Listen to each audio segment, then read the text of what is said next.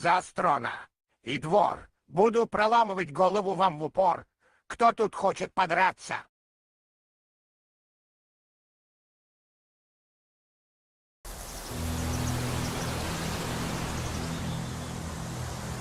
So, where to, Mona? Wherever the stars will guide us.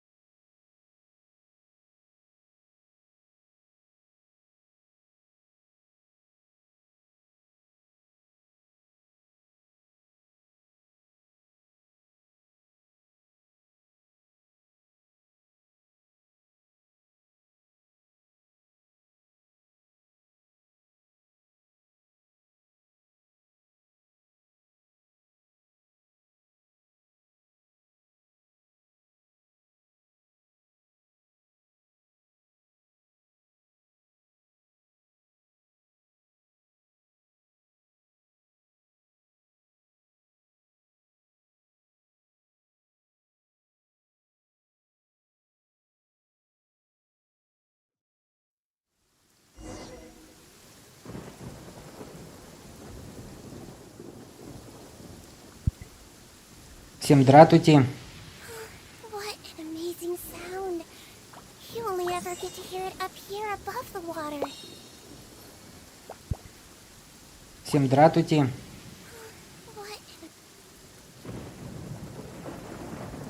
Так, все у нас работает замечательно, поэтому мы не будем тут что-то поправлять или исправлять.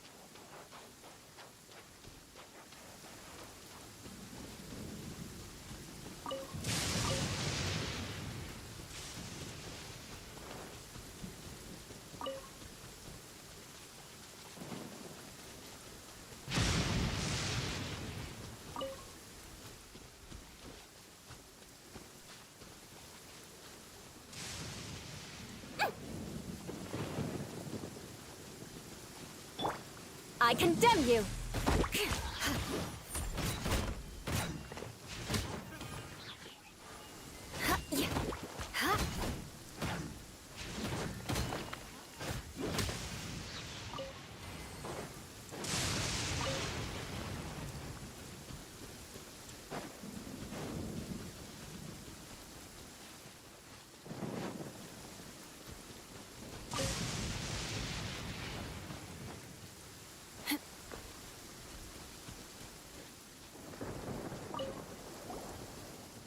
Ну что, готовы повеселиться с крокодиловой пушкой? Еще как, вперед!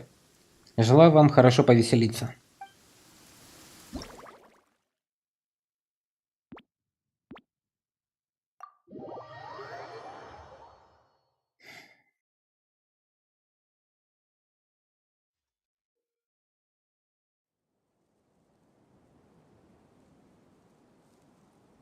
Прочный пухлый шар. Огромный и чрезвычайно прочный шар-мишень, в который требуется попасть несколько раз, чтобы разрушить его. Разрушение принесет много очков. Чем быстрее вы разрушите его, тем больше очков получите. Прочный пухлый шар кратковременно открывает свои уязвимые места. Чтобы парализовать прочный пухлый шар, необходимо разрушить определенное количество уязвимых мест. You want to learn some Favonia's blade work? Alright then, I'll teach you. Oh yes, I'll teach you alright. Mark my words.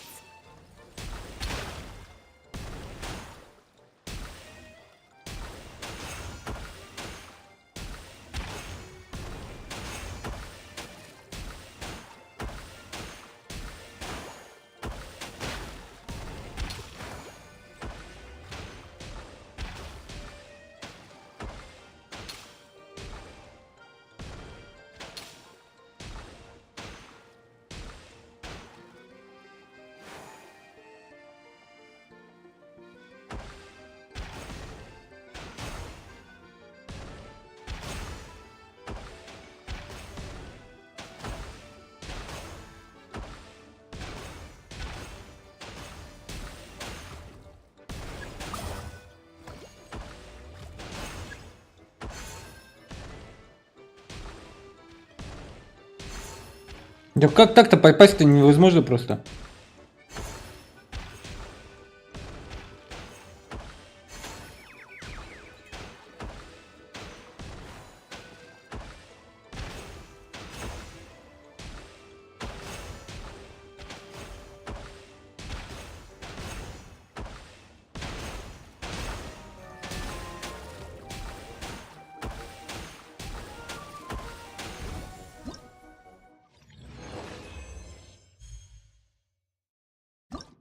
Пухлишары, блин.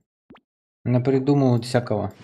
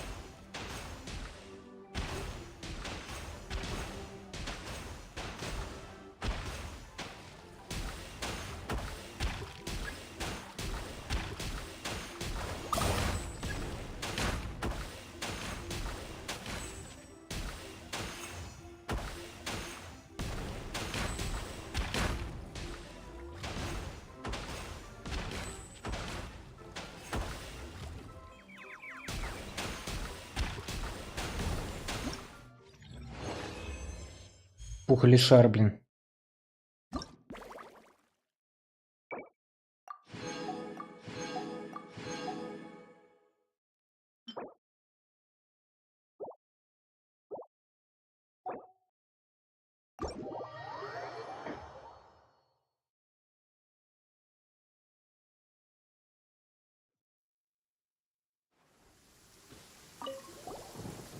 Ну что, вы все сделали? Да. Расскажи о Шатильоне. Точно, ты знакома с господином Шатильоном? Как он поживает? К сожалению, у меня не было возможности встретиться с ним лично. Господин Шатильон скончался задолго до моего рождения. Значит, Шатильон уже... Но я уверен, что он прожил счастливую жизнь. Материалы проекта крокодиловой пушки содержат его записи, полные надежды и уверенности. Прежде пушки служили для борьбы с иноземными врагами, теперь я использую их для устранения печали. Мир дался нам нелегко. Только воспрянув духов и став счастливым, я могу отдать должное тем, кто ушел из жизни. Эти слова господина Шатильона очень меня воодушевили. Я решила пойти по его стопам и возродить проект «Крокодиловая пушка». Если бы господин Шатильон узнал об этом, он был бы очень горд тобой. Ха-ха, тогда ради господина Шатильона и ради того, чтобы оставаться счастливым и воодушевленными, предлагаю продолжить веселье с крокодиловой пушкой.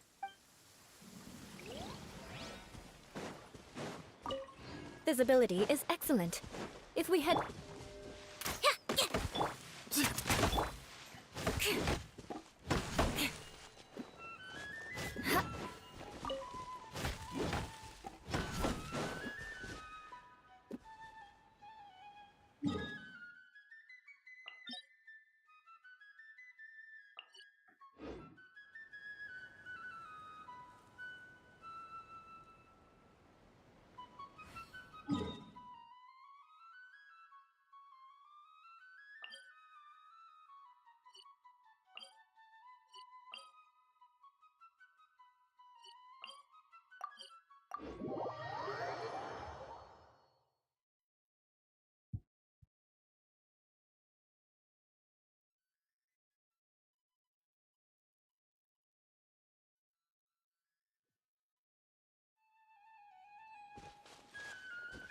More speed.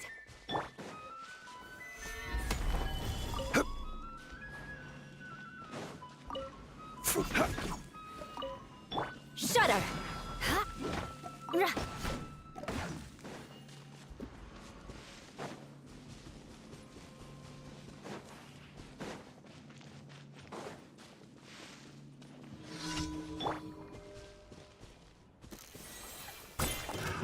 Another test subject. Suffocate!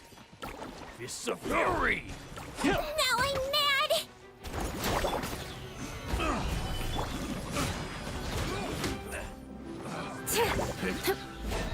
Test subject.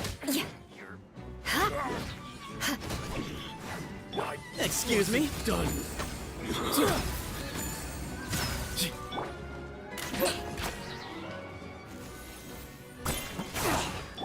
Crush!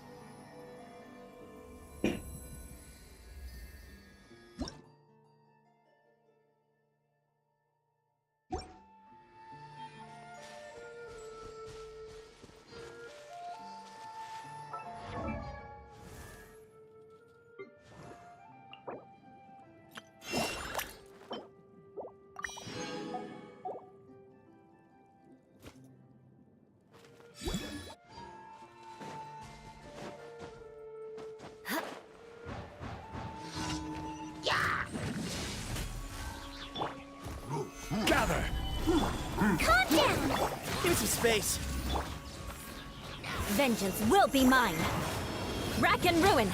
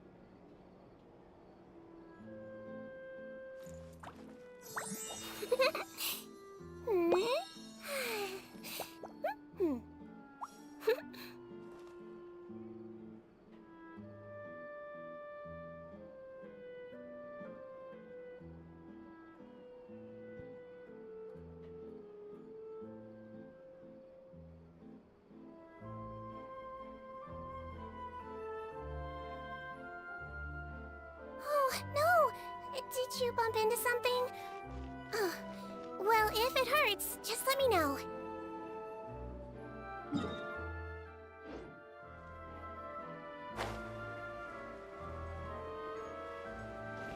Don't slip and fall.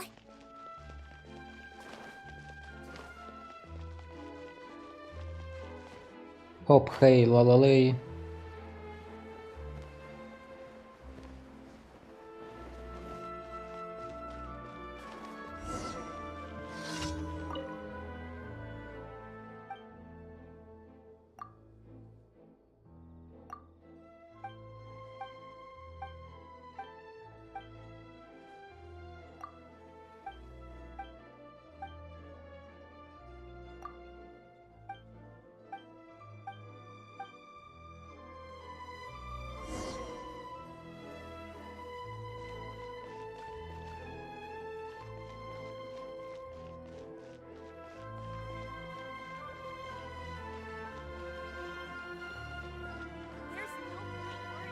Gotta find that balance between flavor and nutrition.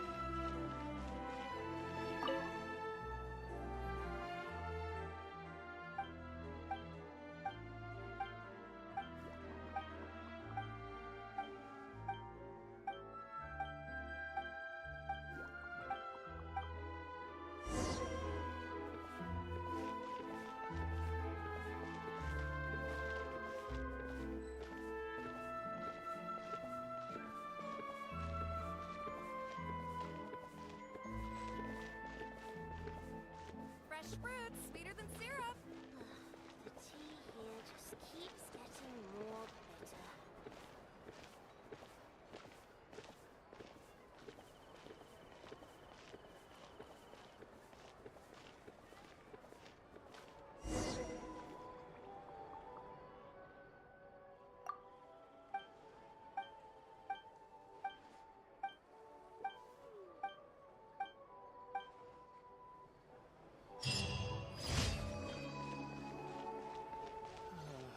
Looks like no more free coffee.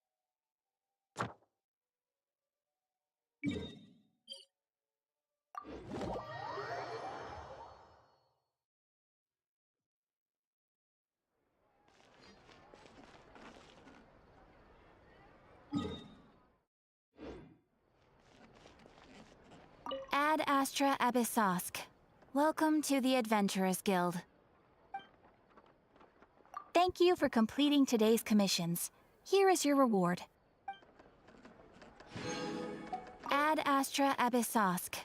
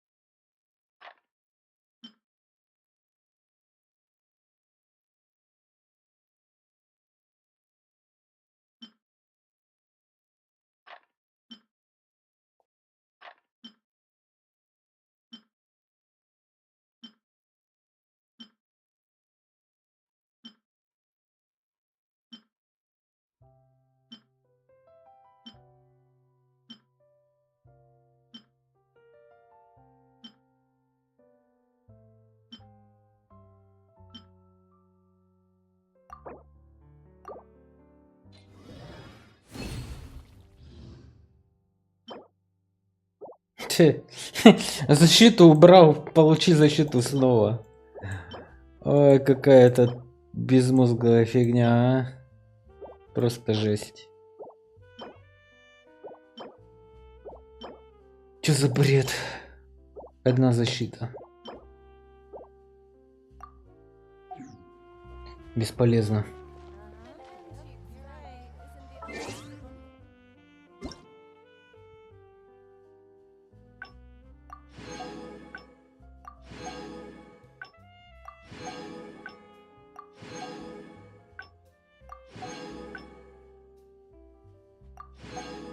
О, у Барбары день рождения. Сегодня на площади я услышала, как маленькая девочка с друзьями что-то напевала. Каково же было мое удивление, когда я понял, что это моя песня. Я подошла к ним, и мы вместе исполнили ее еще раз. А я не подозревал, что моя музыка настолько популярна. Так приятно осознавать, что моя музыка вдохновляет людей. Кстати, а ты чего-нибудь напеваешь, когда у тебя хорошее настроение? Если у тебя есть любимые мелодии, обязательно расскажи о них мне.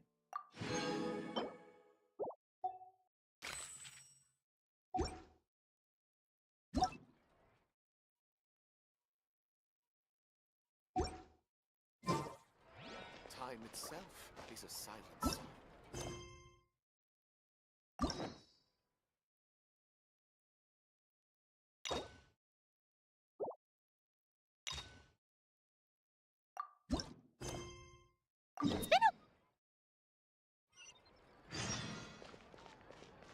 Paimon has so many questions about his true identity.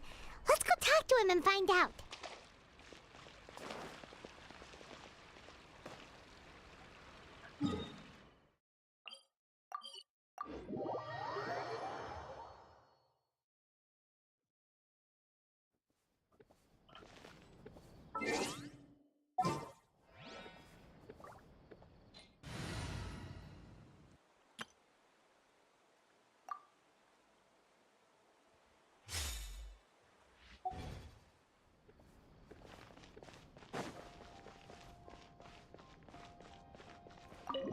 Дворец Мермония.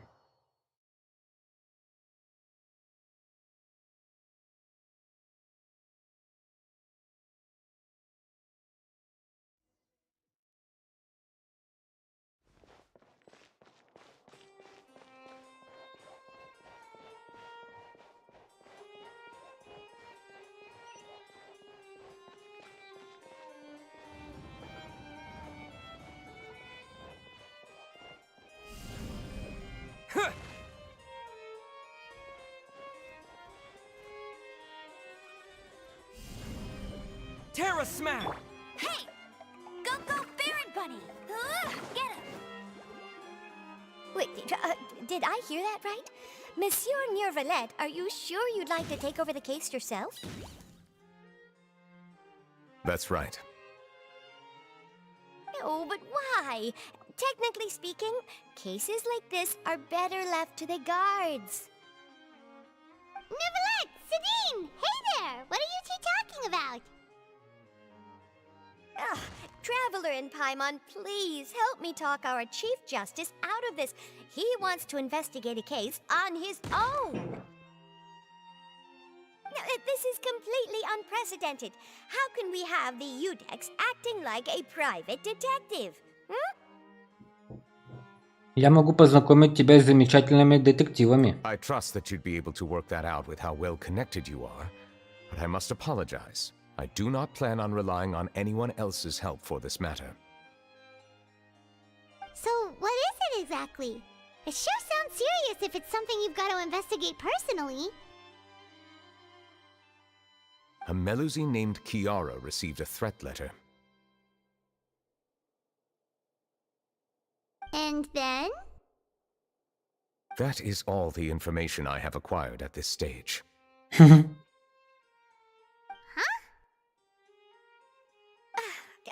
I have no idea why you're so hung up over this. I've checked the schedule in advance, and it seems like there aren't any trials today. So, if you insist, I have no objections. Thank you for understanding. Then I shall return to my post for now. Should anyone visit while you are away, I will be sure to make a record of it. I sincerely hope that you will return soon.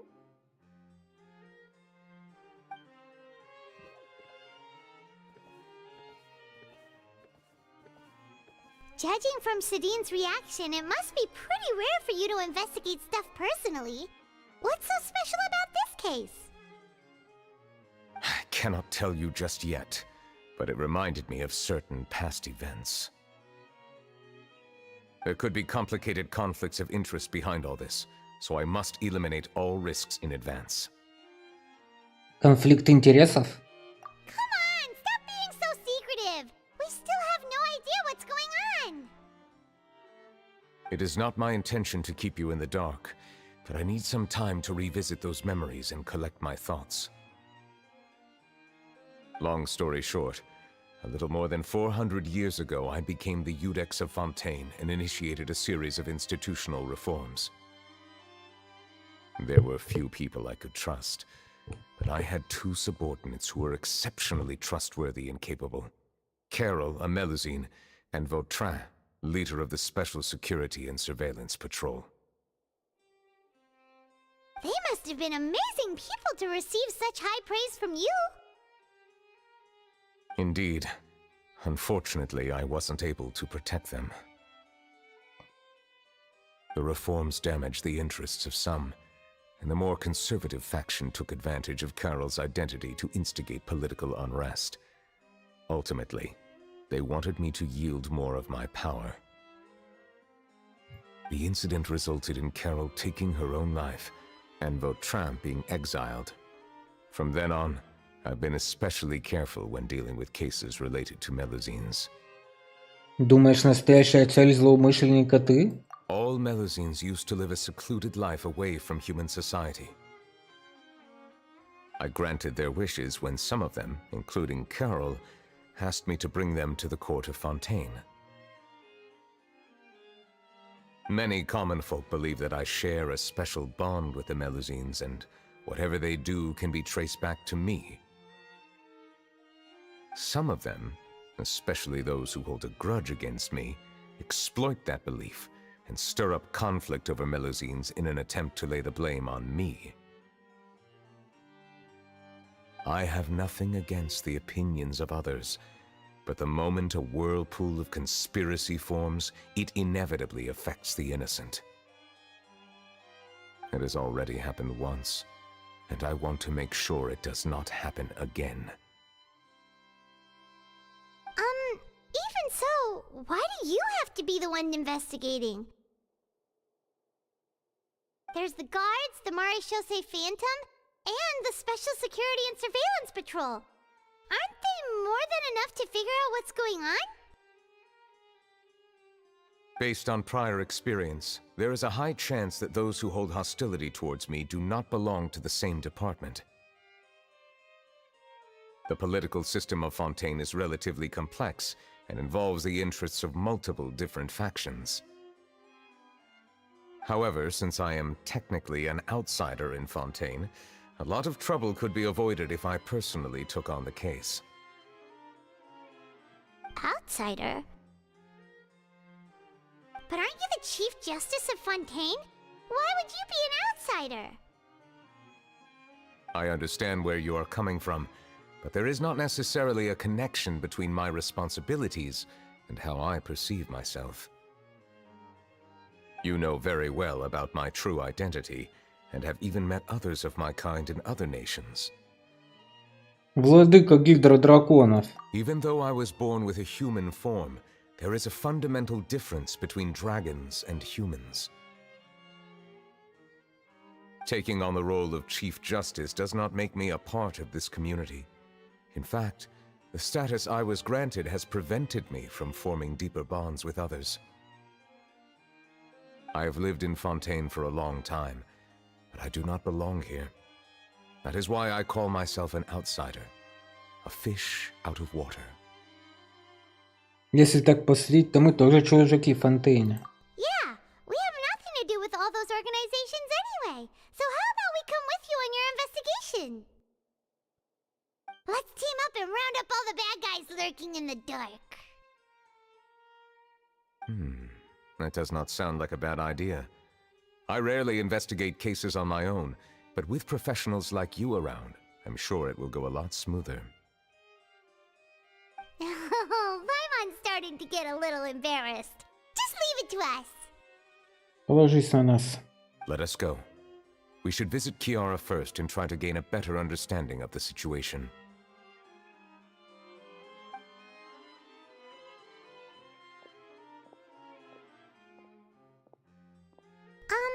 So Neuvillette feels like he doesn't truly belong here in Fontaine, but is that really true? Paimon feels like he has a kinda skewed perspective on a lot of things. Anyway, let's catch up with him first.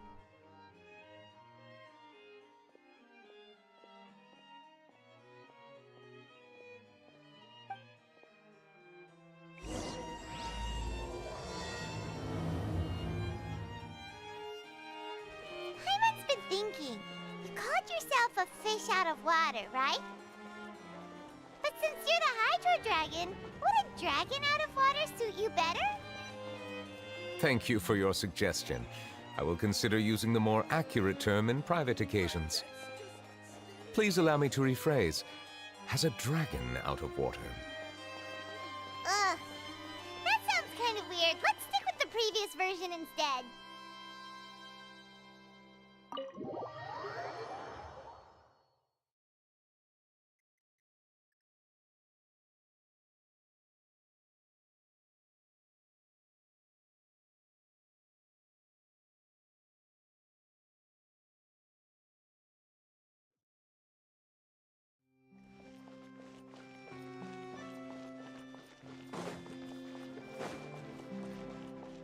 Bet you can't keep up with me.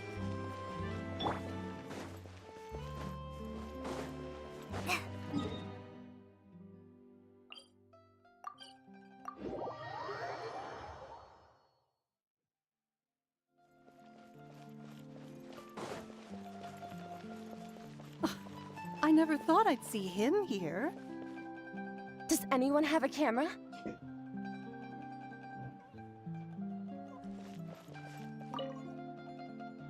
We should have gone up to him and said something.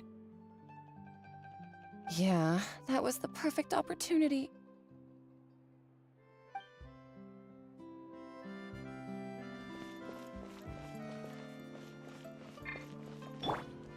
Hey! Go, go, Baron Bunny!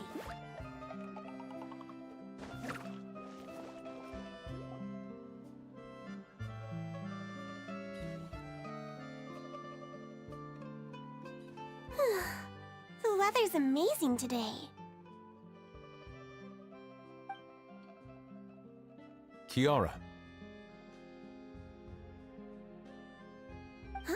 Monsieur Neuvillette! And you are? Oh, I remember. You're the Traveler and Paimon. I've heard about you. Aw, she's adorable! Hey there, it's nice to meet you. Thanks for the compliment. Is there anything I can do for you? I heard from Sidine that you received a threatening letter. A threatening letter? Oh, right! I remember now. The letter fell through the crack in my door as I was heading out this morning. It said something about catching me, so I thought someone wanted to play hide and seek. But Sidine told me it was a threatening letter, and that I could be in danger. But that's not gonna happen with everyone looking after me, right?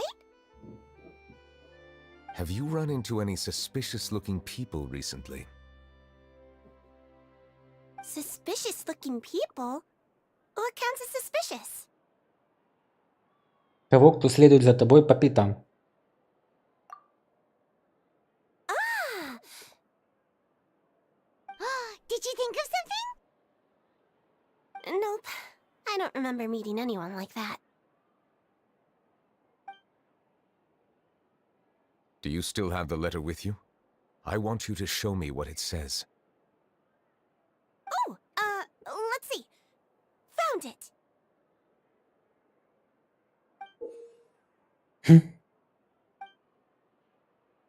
Now then, get lost. If you don't leave the Maréchaussée Phantom, I will come and catch you in person. Don't say I didn't warn you. A simple threat. Neither the handwriting nor the content itself reveals anything about the writer's intentions. Кто-то специально скрывает свою личность. We can't rule out that possibility. Since you can't think of anyone suspicious, I will be heading back to the Palais Mammonia to review some official documents. Kiara, you should come with us. It's safer if you stay close by. Sure! Wait, no. I still have a case to work on. I promised Alof that I'd check on her place later. But you are being watched right now. Going off on your own could be dangerous. And that's where we come in to help. We'll stay with Kiara and make sure she's safe. With us around, anyone scheming to hurt Kiara can forget about it! Thank you, Traveler. Big Sis Paimon. Какая прелесть, сестрица Пайма. Don't worry, your big sis Paimon is super strong! All right, let us go our separate ways for now. Please take care of Kiara. We'll take her to a lost place right away! See you around! So, Kiara, how old are you? Let me think. 1, 2, 10? I can't remember. But I remember coming to the Court of Fontaine with Carol and Neuvillette. That must have been a long time ago. Carol? Didn't Neuvillette mention her just now? That was more than 400 years ago! Why would Paimon be a big sister to you? My memory isn't that good. But Carol told me I could address others based on how I feel about them. Paimon feels a lot more grown up than me, so you're a big sis. Huh, Paimon sees. Hey, Traveler, did you hear that?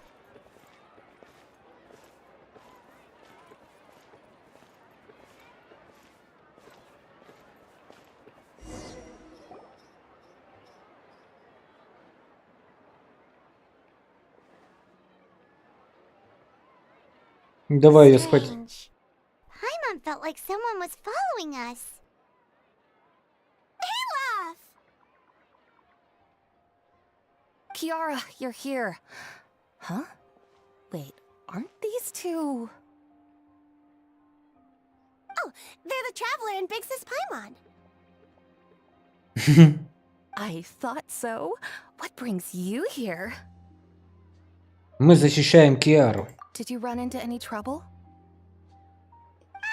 It's not really trouble anymore with us around. May I begin inspecting the store as planned? Of course. Go ahead.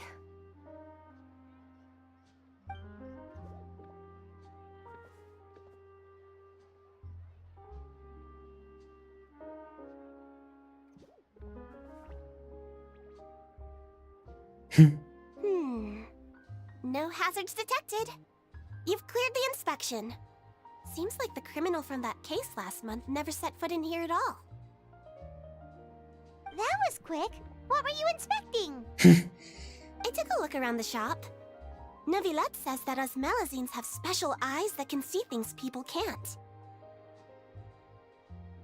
Things like bloodstains. No matter how hard you try to clean them up, we Melazines can see the residual stains for some time. Pretty cool, huh? All right. Now that you're done inspecting, can we have a chat? Hear me out. I'm planning to release an outfit for children next month and wanted to hire you as my model. Is that okay with you? Of course! Is there anything I need to do? Please wait a moment while I take your measurements. The sample should be a perfect fit. Seems like they get along really well. Huh? What are you looking looking at? Мне кажется, там кто-то есть. Is there really someone watching us? Shh! Let's sneak over and take a look.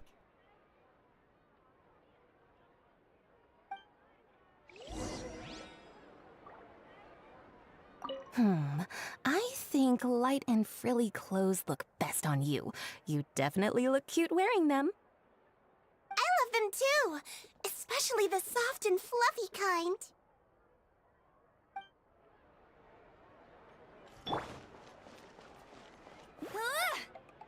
Типа мы ее не видим, да?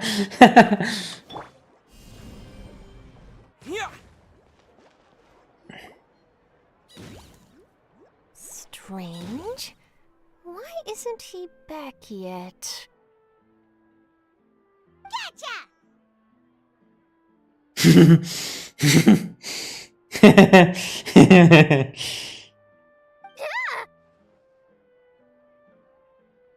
Charlotte, what are you doing here? Oh, wait, don't tell Paimon you're the one who sent Kiara that threatening letter. But you don't seem like the type to...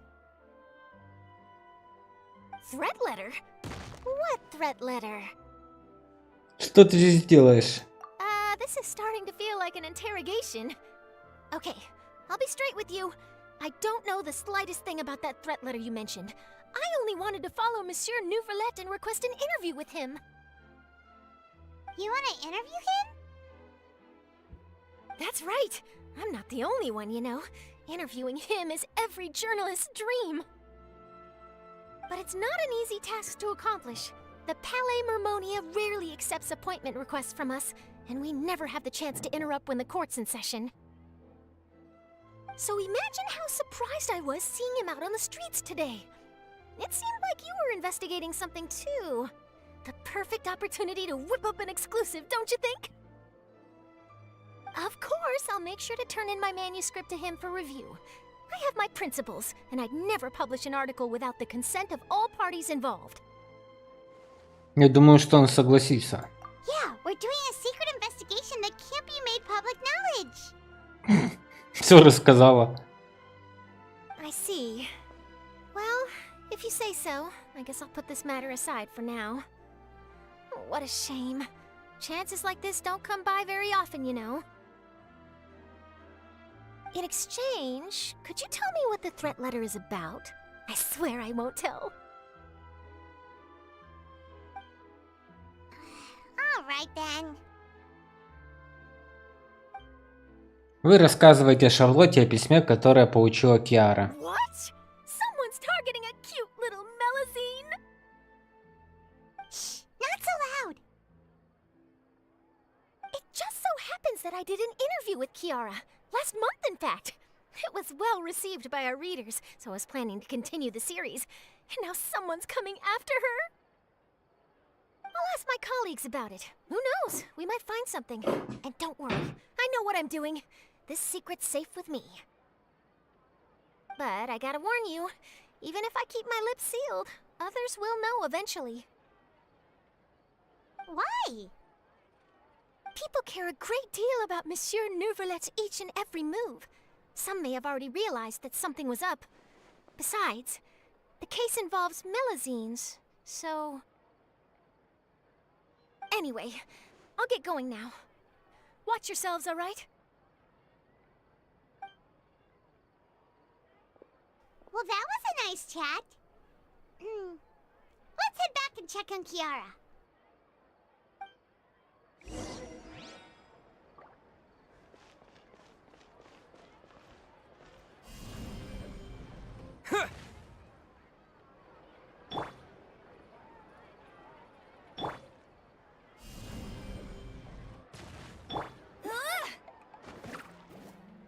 Hey! What do you think? The design looks pretty good, huh? I think it's great! Huh. It's very pretty indeed. Harad! What are you doing here? It seems that you just showed up out of nowhere. As I passed by the Palais Mermonia, I heard that Neuvillette was investigating a case with you. Technically speaking, he and I are under an employer-employee relationship. It didn't feel right to have my employer personally take on such trivial cases. I happen to have some time at the moment, and came to take a look. I sometimes have my clothes custom-made at this boutique, in any case, so we always have a lot to talk about. Ah, Neuvillette sure is lucky to have someone like you. Leave this to me. You should go meet up with Neuvillette. Okay then, we'll leave Kiara in your hands. Come on, let's go find Neuvillette.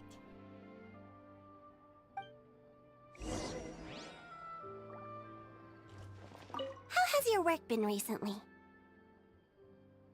Same as usual. My schedule normally isn't too packed, so I have plenty of time for myself. Ooh, then shall we go out to play? How about a beach vacation, like last time? I've even signed up as a volunteer lifeguard. I'm really good at swimming, so I'm sure I can help.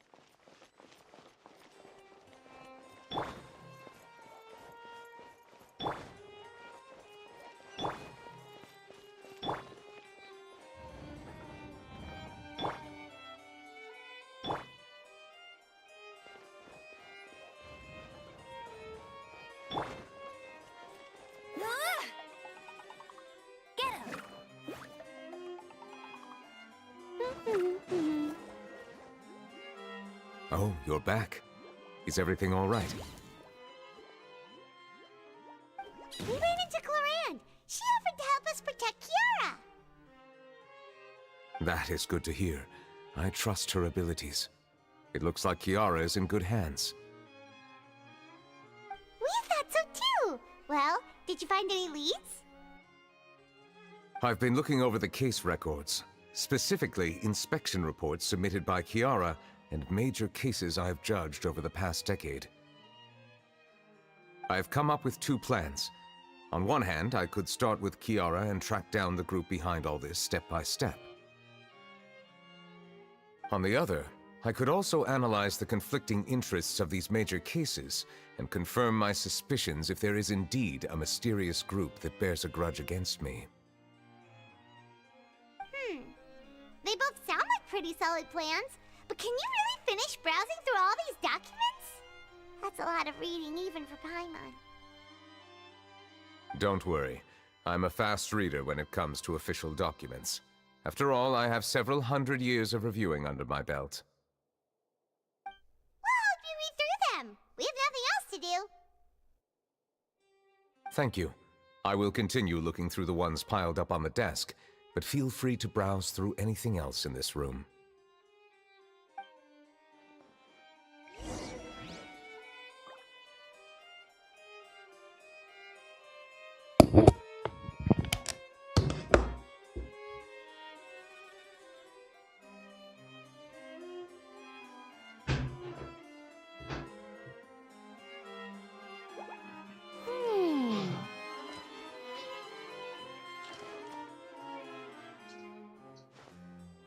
Bă.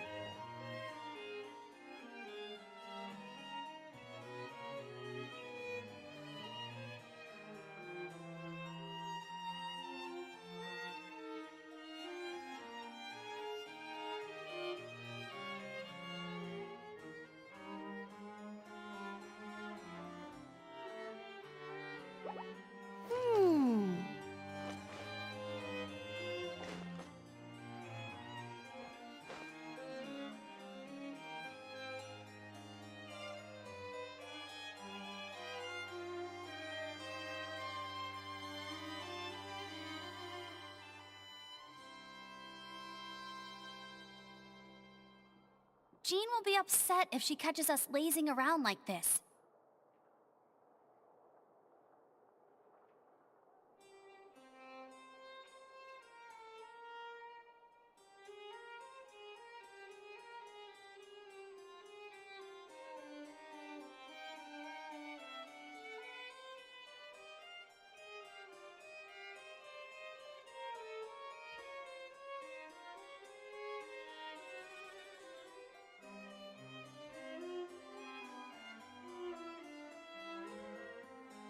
I feel like running.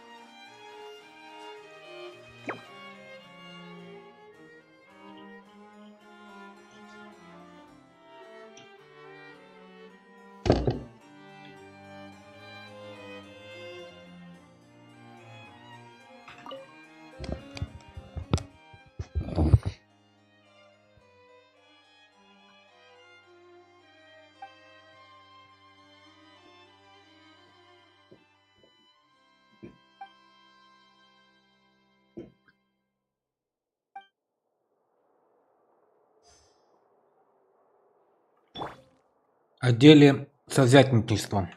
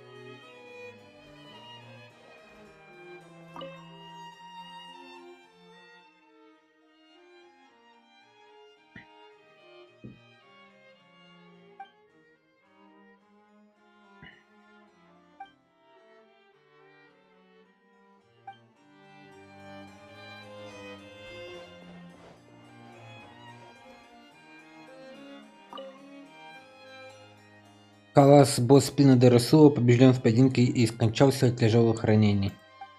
На этом его защита подошла к концу. На протяжении всего процесса подсудимый не высказал никаких возражений. Господин Невлет воздержался от вынесения решения по этому делу.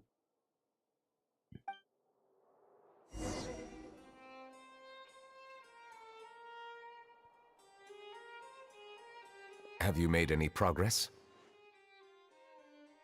We skimmed through some of them, but there wasn't anything useful. Oh, there are so many documents lying around. Just how many cases have you handled? I would love to answer that question, but the truth is I've never made a precise calculation myself.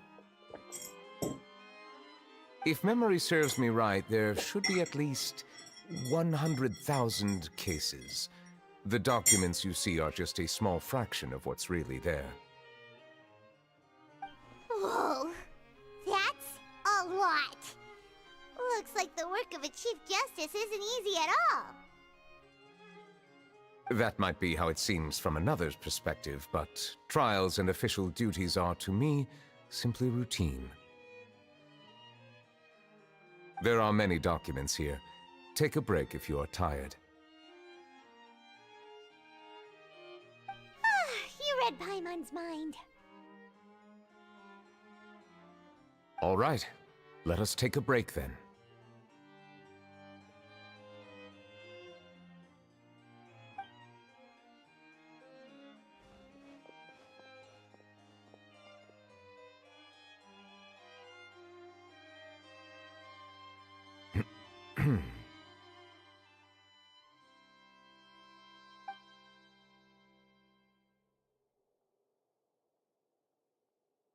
Even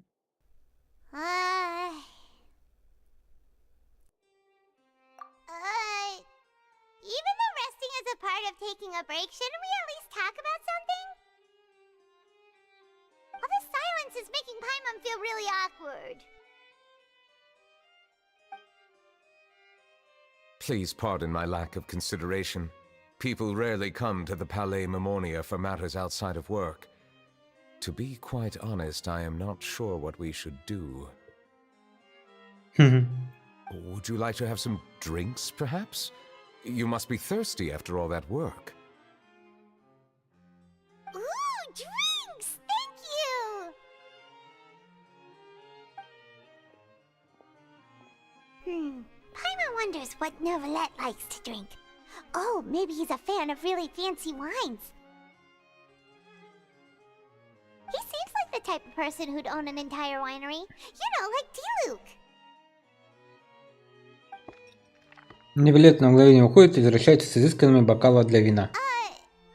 What's inside these glasses? It looks just like water. An astute observation. It is indeed water. So it's just plain old water? What did you think it was? Since you're the Chief Justice and all, Paimon thought you'd prefer something more sophisticated. This water is indeed very special. It would not be an overstatement to call it sophisticated.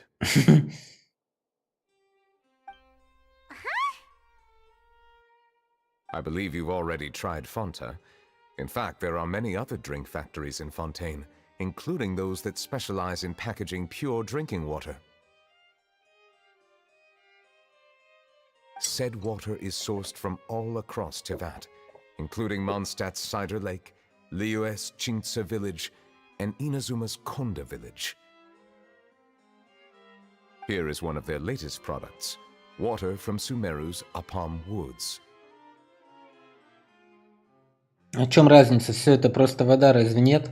If I were to comment on their mouthfeel, the waters of Cider Lake warm the heart. The waters of Chintsa village have a poignant touch, while one might call the waters of Konda village placid. Distinct differences exist between the waters of each area. You will appreciate their intricacies once you taste them carefully. Really? Let Paimon try!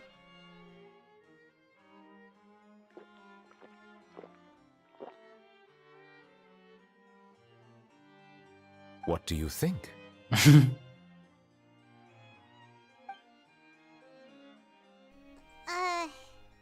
Nope. Paimon couldn't taste any difference at all. Isn't this just normal water? How regrettable. It seems like you still have a long way to go in refining your tastes. Подну просто полюбить. Hey, this doesn't have to do with refining our taste. Paimon's pretty sure most ordinary people can't tell the difference. How did you do it anyway?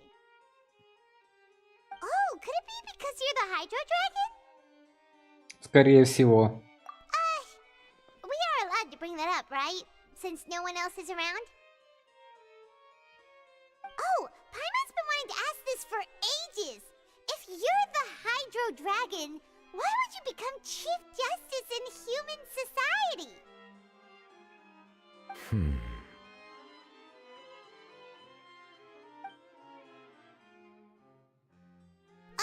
Sorry. Paimon was just curious. You don't have to answer. There's nothing to hide. I was simply organizing my thoughts. I accepted this position because I wanted to seek out answers to questions that have perplexed me. Questions? Are there really things you can't figure out? Many, in fact. But the one question that puzzles me the most concerns my own existence. In essence, I neither know why I was born in this form, nor do I understand where my long life should take me. For a long time, my memory was rather incomplete. With regard to the primordial sea, for example, I used to only be able to vaguely recall its connection to me, but I was unaware of what that connection was exactly. Может ли кто-нибудь ответить на эти вопросы? Perhaps the elemental dragons of other nations may have some form of an answer. However, they are scattered across all of Tevat. Abruptly visiting could very well pose an unpredictable risk. True. Some of them have very unique personalities, too. I have been holding on to these unanswered questions for a long time. But there is one thing I've discovered along the way. My emotions easily resonate with those of others. Even I don't have the slightest idea what they mean. My guess would be that there are at least some similarities between humans and myself. By observing their behavior, perhaps I could one day understand the meaning of my existence. Вот оно как. Have you made any progress then?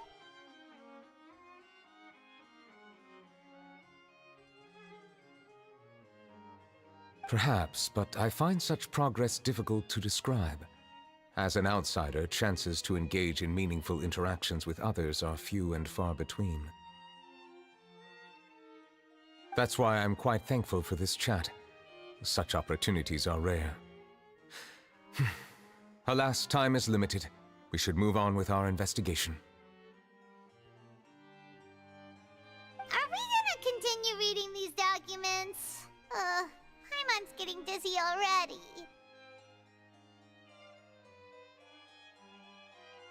I wasn't able to find any leads even after browsing through most of the documents. But while we were on the topic of water a moment ago, another idea came to me. Water? Do you mean... Фонтан Люсин? That's right. The Fountain of Lucine is where all of Fontaine's waters converge. It is the vessel of countless memories and emotions. If there really were an organization attempting to use Melusines against me, they should also hold an intense resentment towards me. Perhaps we'll be able to find some new leads by sensing the hydro element within the fountain. Huh. Why didn't Paimon think of that? Come on, let's go take a look! Perhaps we should go. There shouldn't be too many people near the Fountain of Lucine during the evening.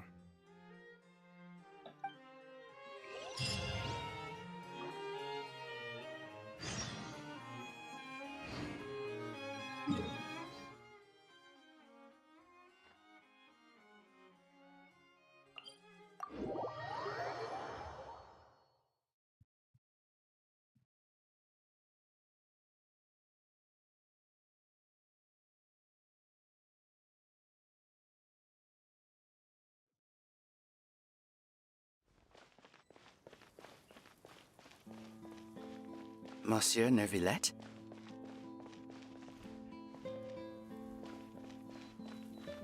Are they headed towards the Fountain of Lucine? Praise the sun!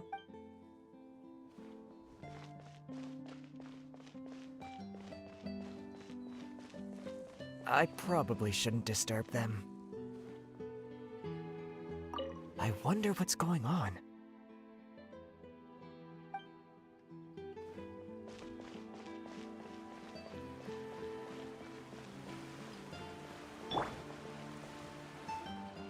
Looks like we got lucky today. There's hardly anyone around. What should we do next? Oh, Traveler, can you still hear the voices from the fountain? Мне надо больше пить воды первозданного моря. Perhaps leave the investigation to me. I need you to take a few steps back and keep a safe distance. A safe distance?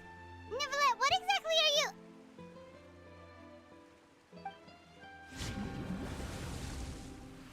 Whoa, it's glowing!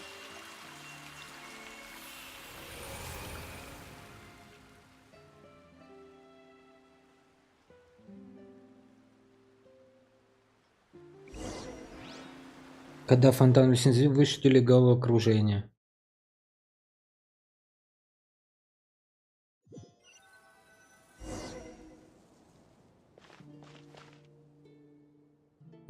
Что это было?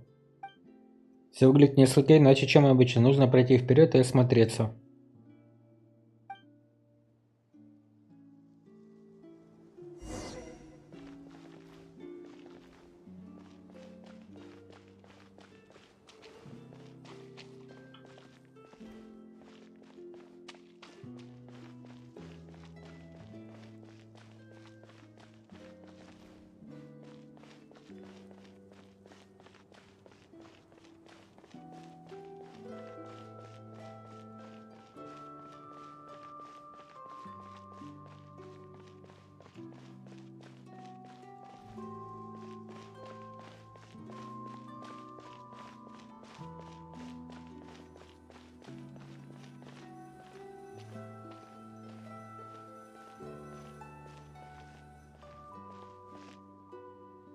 Thank you for bringing us here, Monsieur Neuvillette. The Court of Fontaine is truly incredible. There's so many things I've never seen or heard before. I understand your excitement, but there's no need to thank me. Although I have responded to your wishes, it was not without personal interest. Melusine's special sight make them especially suited for joining the Maréchaussée Phantom. I'm certain you'll become an indispensable part of Fontaine's detective force. I know, but I'm really glad to be of help. Not only can I repay you for your kindness, but also, it feels like my life has become a lot more meaningful. But a meaningful life also comes with its risks. It's definitely the safest to just stay in the village, but I want to see the outside world nonetheless. In truth, I've never really understood the purpose of my existence, or what I'm capable of contributing to this world.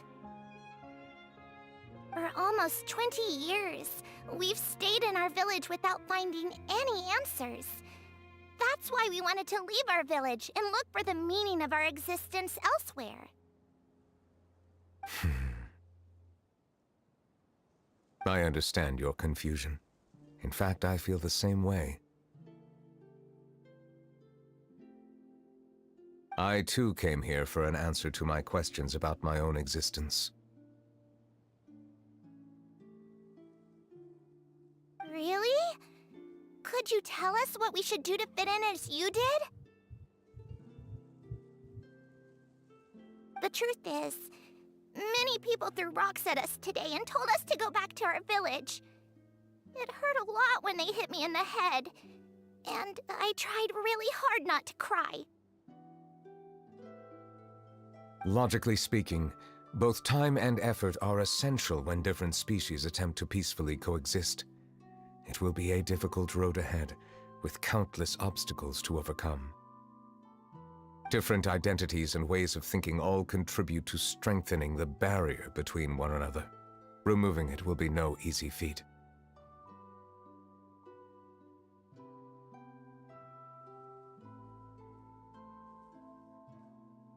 There aren't many suggestions I can share, because just like you, I haven't fully integrated into this society. Despite my social status, I am still an outsider. Oh, I see. Let's all do our best then. I'm confident that we'll find the meaning of our existence one day. I believe in you, but you shouldn't lose sight of the difficulties ahead. If you run into any trouble, I suggest that you inform Vautrin, the captain of the Special Security and Surveillance Patrol. I met in the Palais Marmonia earlier? Yes? Do you have any concerns? That stone-faced human. He didn't even bother to look at me when I tried talking to him. It felt like he wasn't interested in anything but work. He is an earnest man. There will be plenty of opportunities to work together in the future, so please try to get along.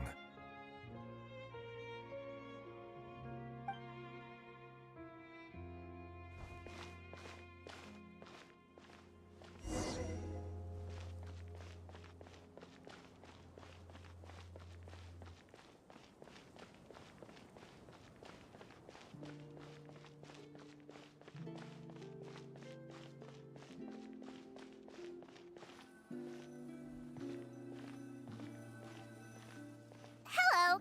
Can I help with anything?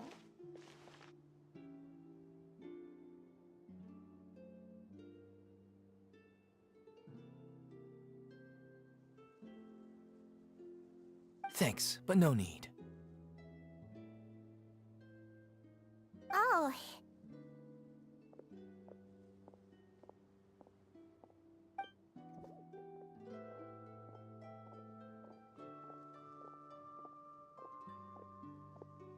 Hello, I'm Carol, a Melazine.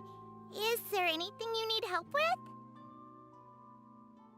Get away from here! I'm calling the guards!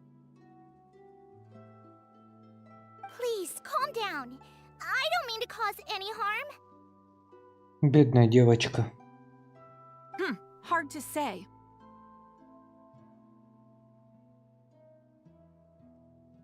Yeah, we should probably stay away from these monsters. Haven't you realized? Strange incidents have been increasing ever since they came. Why should we trust this species from who knows where anyway? I can't believe Nervilet allowed them into the court of Fontaine just like that. Exactly.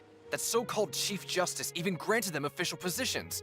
Not only that, but they're now responsible for investigating cases as well. I swear, there's some hidden agenda at play here. Go away! Quit acting innocent! I'm not leaving. I won't let you say bad stuff about him. We joined the Mare Chaussee Phantom and solved lots and lots of cases. We've never done anything wrong. Solving cases? With Nervilet in cahoots with you? You could have fabricated it all, and no one would know! So tell me, how can you guarantee that you Melazines aren't involved in anything that occurred recently?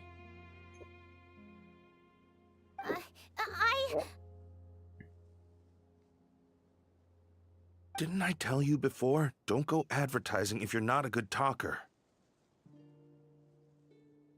Vautrin? Aside from spreading unjustified rumors, if you continue insulting members of the Mare Chaussee Phantom, the Special Security and Surveillance Patrol has every right to subject you to interrogation. There have indeed been an increase in cases recently, perhaps due to the shifting currents of conspiracy, and I understand your concern. However, there's been no evidence pointing towards Melazines being involved.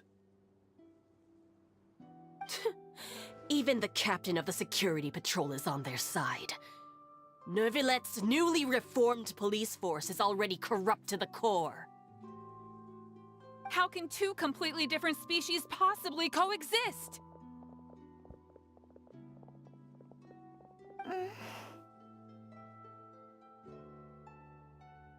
You heard that? Yeah. I don't understand. Why won't anyone believe us?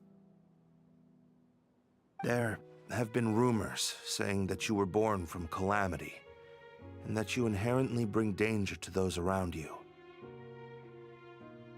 There are countless negative rumors about you floating around in Fontaine. It's near impossible for you to become a part of this society. Best if you give up before it's too late. Monsieur Neuvillette said that we needed to put both time and effort in. I don't know how long it'll take, but I can at least try making my best effort. I still want to try a little harder. Thank you for bailing me out earlier.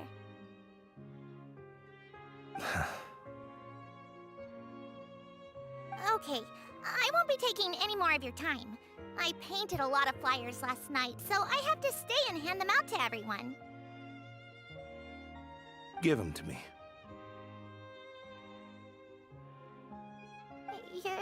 You're not gonna take them away, right?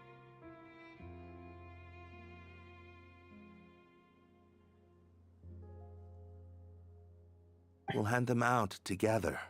The faster we get this done, the sooner we can head back.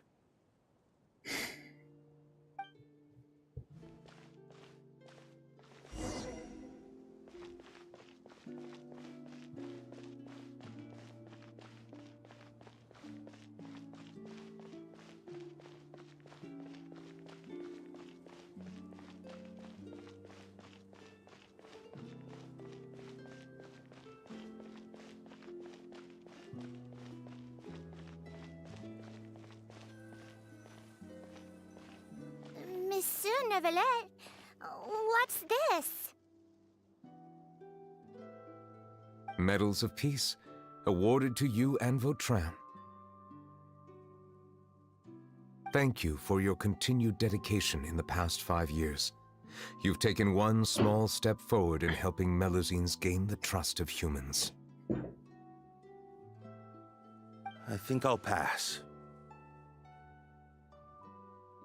Hey, don't say that! We wouldn't have made it this far without you! It won't be long before Melusines begin living peacefully with the humans. Just the thought of it makes me happy. Don't keep your hopes up. We've barely scratched the surface. There's still a long way to go before that dream of yours comes true.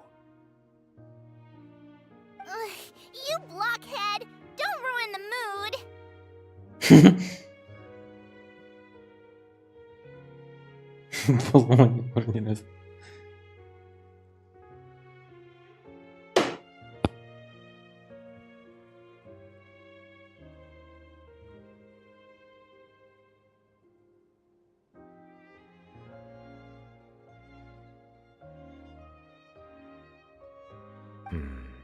Vautrin brings up a good point. The trust humans have placed in you is still very fragile. Any small incident could undermine the hard work you've put in. Please be on your guard for the next few days. Yes, sir. Okay, got it!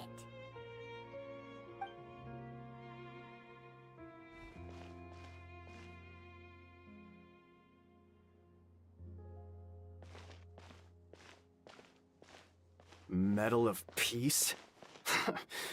Peace isn't going to give us back what's rightfully ours.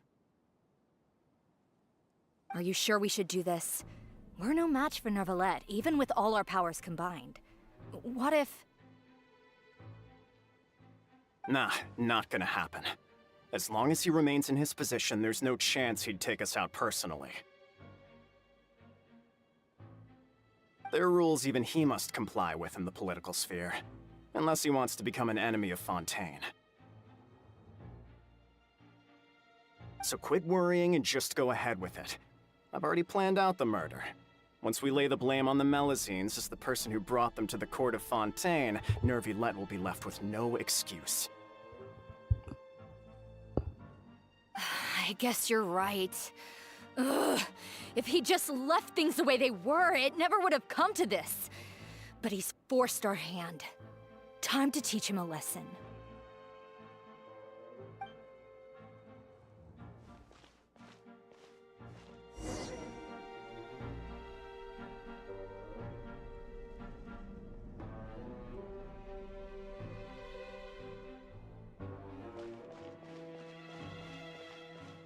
Turn the murderer in!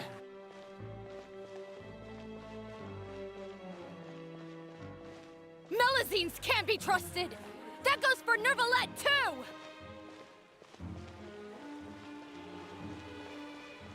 Peaceful coexistence? What a joke. Get out of the court of Fontaine and don't ever come back!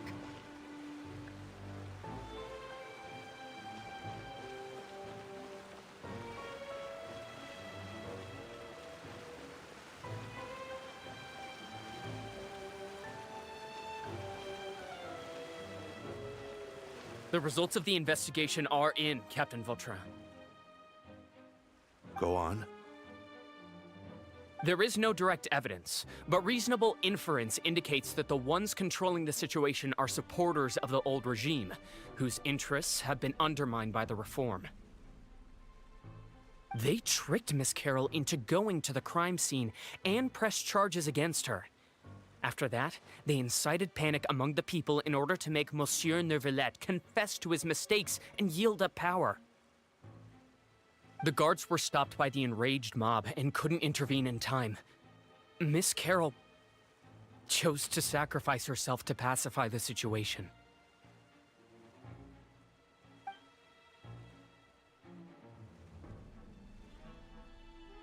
And she called me a blockhead. A little investigation would have cleared things up. Why didn't she wait until we'd established the truth? She didn't have to prove her innocence like that.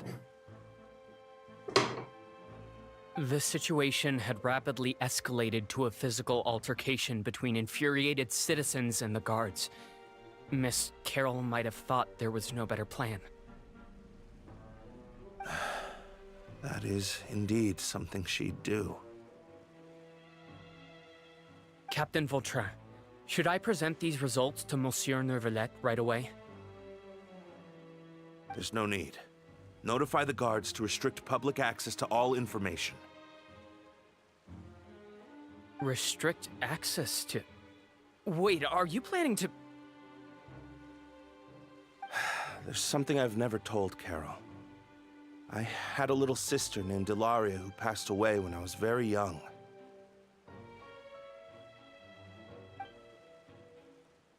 She's just like Carol in every possible way. Innocent, kind, always believing the best of people. People like her are the most vulnerable to deception and betrayal. From the moment I met Carol, I knew that she'd be easily manipulated by others. I kept a cold demeanor and tried lecturing her into giving up. Looks like she was unfazed by that.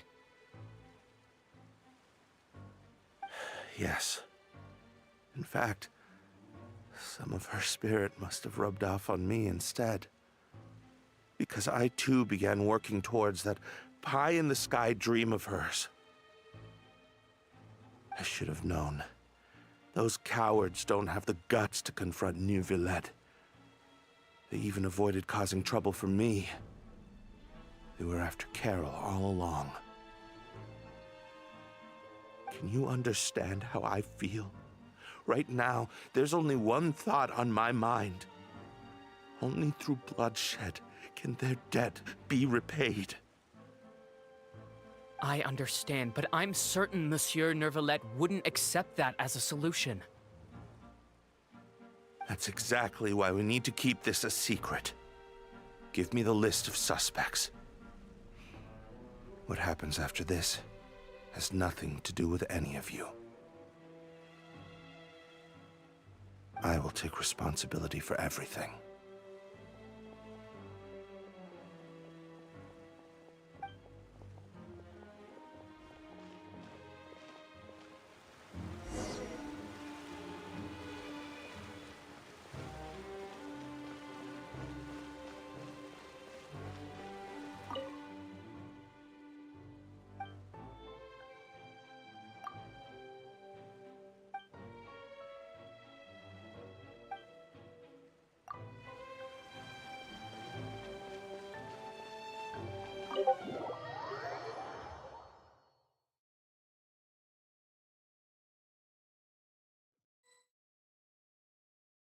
Did you know? They're hearing a major case today, and the criminal is Captain Vautrin of the Special Security and Surveillance Patrol.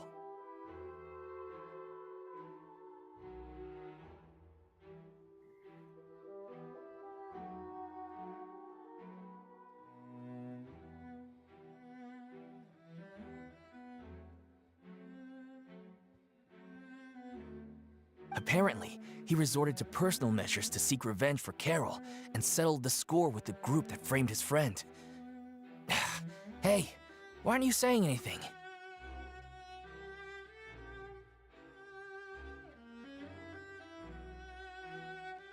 I'm thinking... we should try our best to bail him out when the trial commences. Bail him out? Why? Shh, keep it down! Haven't you realized? Both Vautrin and Carol are Nervilette's most trusted subordinates. After everything that happened to Carol, Nervilette's guaranteed to do everything he can to keep Vautrin around. Besides, now that the old regime has been uprooted, Nervilette's status is secure as can be. As long as we redirect public opinion, Nervilette will be able to give Vautrin a reprieve. The benefits are endless.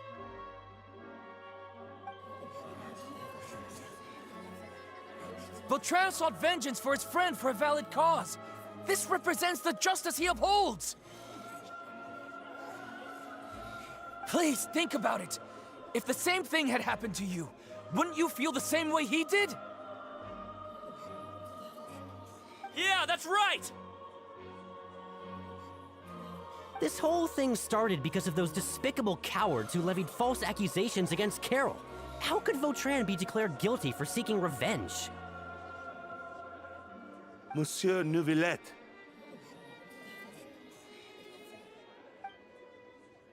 Mr. Vautrin is innocent! He's innocent!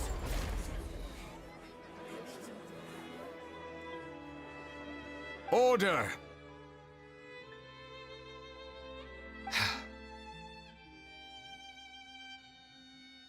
I acknowledge your arguments. Vautrin, your revenge could be seen as a form of justice. I understand your decision, which is why I cannot help but feel regret and even grief about the judgment I must now impose. Personal justice does not equate to justice as defined by the law. To execute your plan for revenge, you abused your authority and conducted informal executions. Your actions have thus violated the law. Therefore, you will be declared guilty. What? That can't be! Monsieur Nervilette, please give this a little more thought. He has done so much for Fontaine. Vautrin, my friend, is there anything else you want to say? Neuvillette. What have I done to deserve this? I've closely followed every one of your orders. Can't you see? Everyone in this room believes that I'm innocent. Why can't you just let me off? Is this what justice means to you? Answer me, Neuvillette! Order. Since there have been no further objections, the Oratrice will now deliver the final verdict regarding the charges against Mr. Vautrin.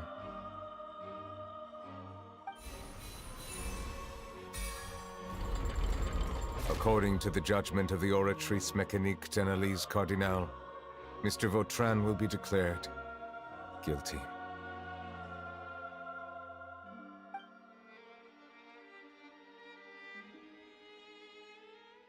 Goodbye, Monsieur Neuvillette.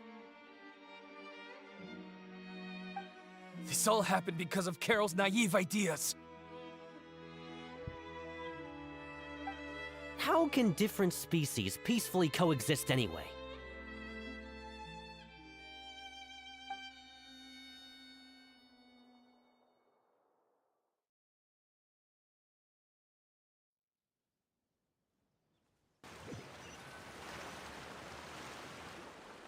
Hey, stop spacing out!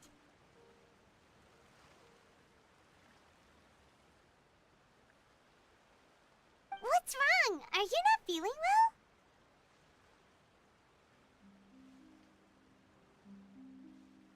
Что это было? Apologies, it seems like my memories got the better of me.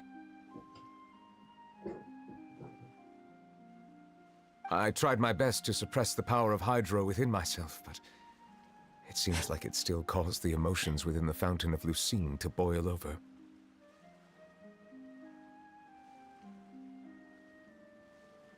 Due to my negligence, the overflow of emotions and memories must have affected you as well. Are you all right? Да. Wow. The Hydro Dragon is more powerful than Paimon thought. Anyways, the last time we came here, the Traveler only heard voices from the Fountain of Lucine. No emotions boiling over or anything. It is as you said. This might be because I am different. It is not only the fountain. I can sense emotions from all waters in Fontaine. Rivers, lakes, and even the rain. That sounds awesome! But I rarely ever do anything like this. Emotions carried by water are always chaotic and disconnected.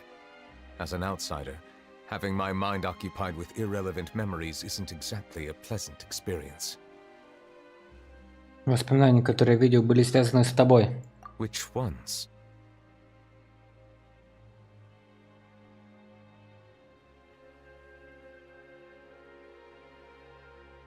До того момента, как ты признал Ватрина виновным. It's fine. I prefer not to speak of those memories. That does not mean I am deliberately hiding them. It was a coincidence, but perhaps it is a good thing that you saw everything in that form. You should now understand why I believe there to be a conspiracy behind all this. These two cases are much too similar. I felt like I needed to do something. Paimon's starting to lose track of what you're saying. Don't leave Paimon out of the conversation. Paimon wants to help too. Then let us get back to the point. While I was investigating the fountain, I discovered something strange. I did not sense too much hatred towards me within its accumulated emotions. I don't know what caused this to happen, but it seems like there won't be a shortcut to finding the organization that may be pulling the strings here. However, I did find some resentment directed towards Kiara. If I remember correctly, it seemed to be related to a smuggling case. Oh! Didn't we read about that in one of the documents? You've read about it. In that case, the resentment should have come from that incident.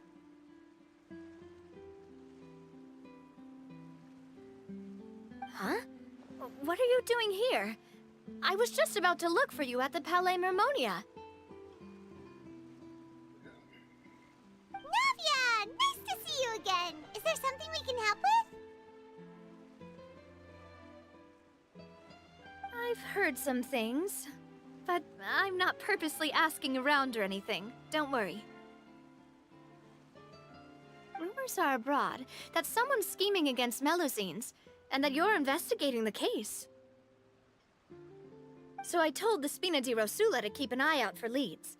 We've had unfamiliar faces showing themselves at the Fleuve Cendre lately. Maybe you'll find the suspects among them.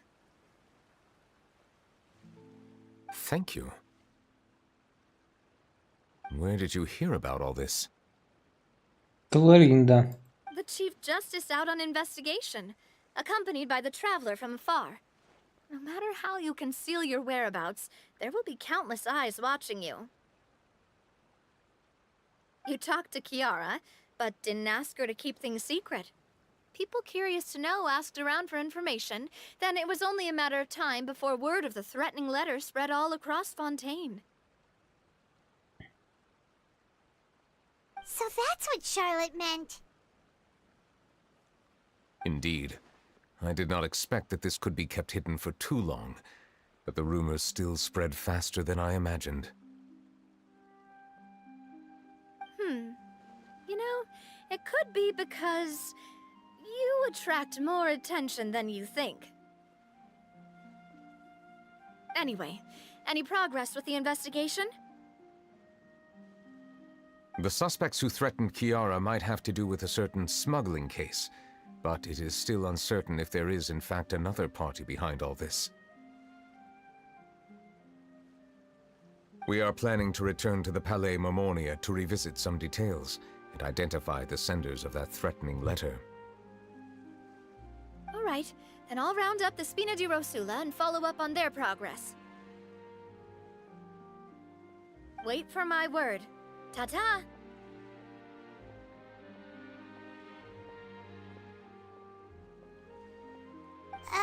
Neverlet, do you think there'll be any problems now that the word is out?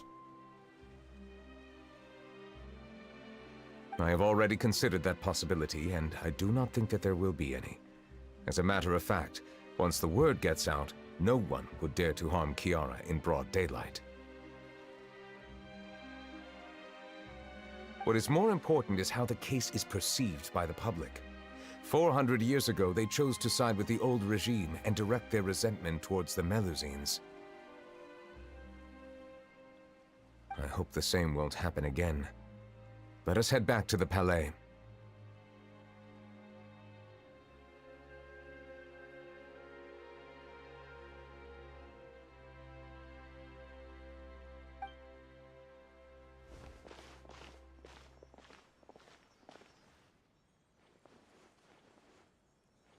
Strange. What are these people doing out on the streets so late at night? Did something happen? Let's take a look around.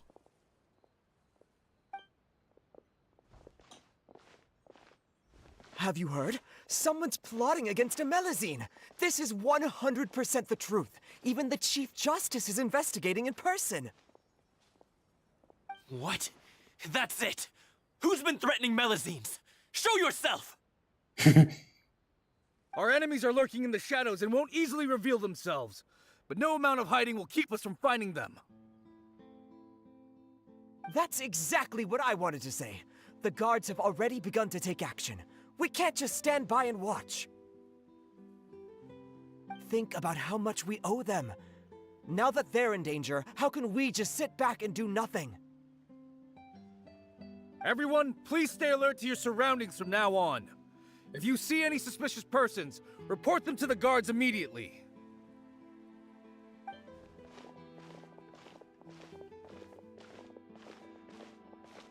It feels like you've been following me this whole time. Did something happen? We were informed that. Nope. We just finished our shifts and happened to be strolling by. Have you had dinner yet? Why don't we check out the new items at the dessert shop together? This isn't a good time to be out and about. Come on, don't act tough. I bet you're hungry too. All right, let's go buy a cake or something. You shouldn't ever skip meals, especially if you have another shift scheduled for later.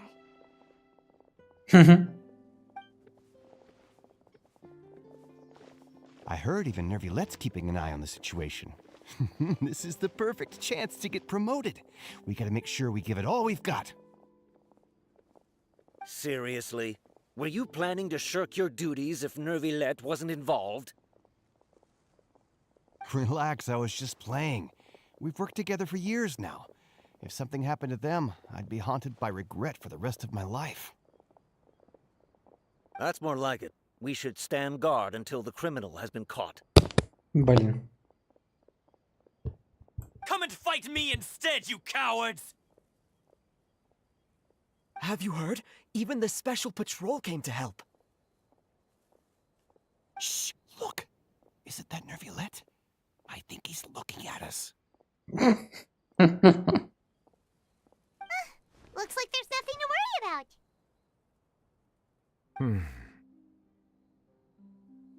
This is truly wonderful. So, wanna go over and say hi? No, I should stay where I am. My appearance could give rise to unnecessary commotion.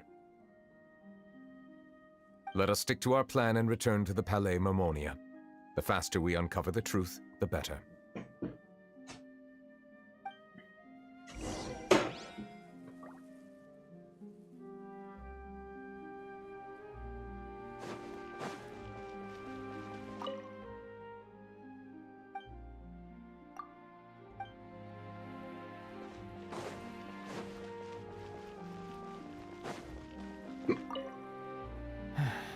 All this reminds me of a rumor I've heard. What rumor? I've heard that the emblem on our hats didn't always look like this. A long time ago, Melazines weren't a part of the design. The police emblem only included the scales symbolizing the law. The emblem was redesigned later on to commemorate a Melazine's sacrifice. Вот это интересно. That must have been a long time ago. Terra Smash!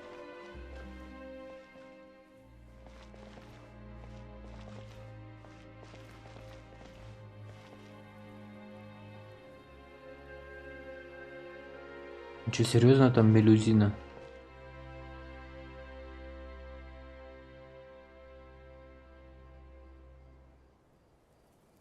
Ну да, вроде похоже с двух сторон. Нифига.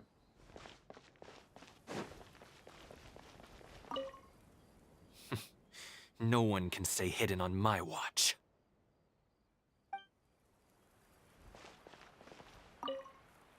I must keep the Melazine safe. I just can't sit back and watch. Ha! I must keep the Melazine safe. I just can't sit back and watch.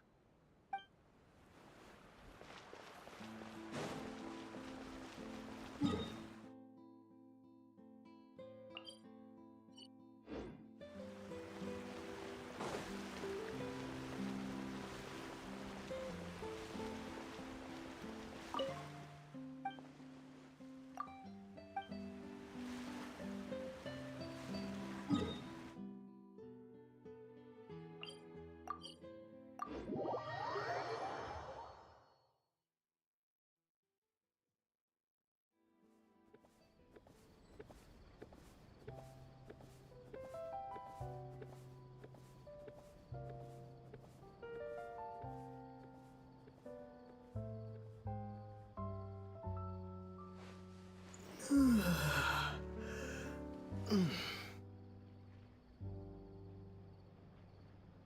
have to keep an eye on the deployment of guards at all times.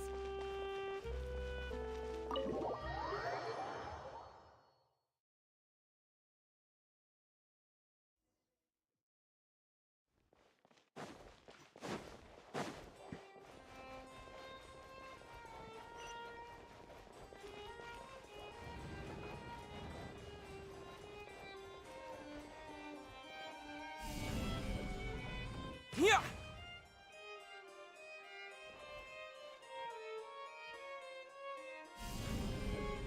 Terra Smash!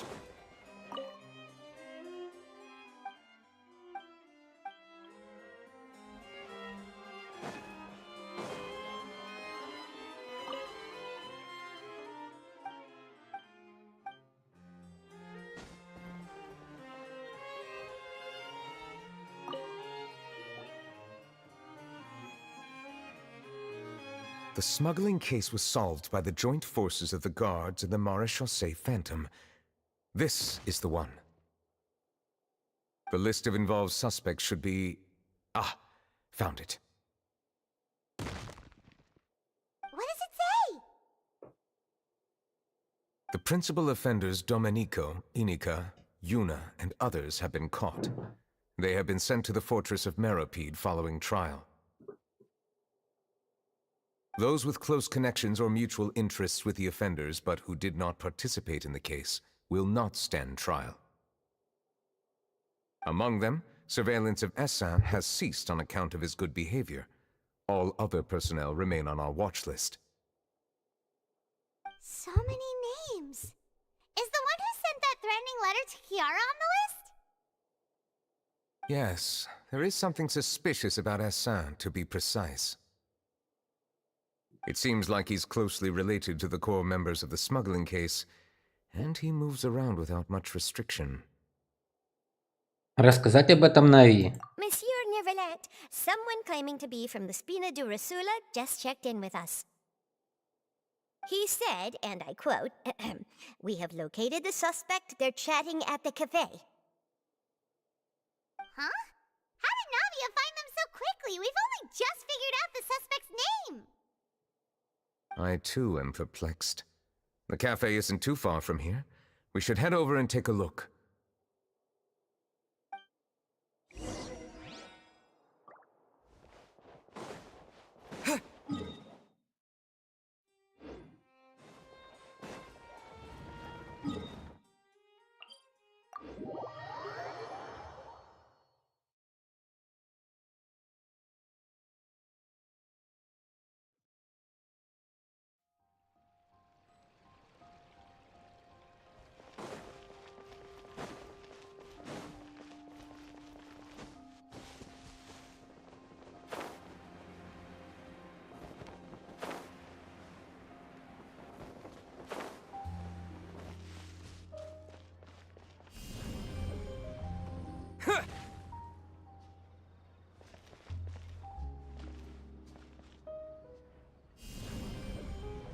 Yeah. Hey! Go, go, Baron Bunny!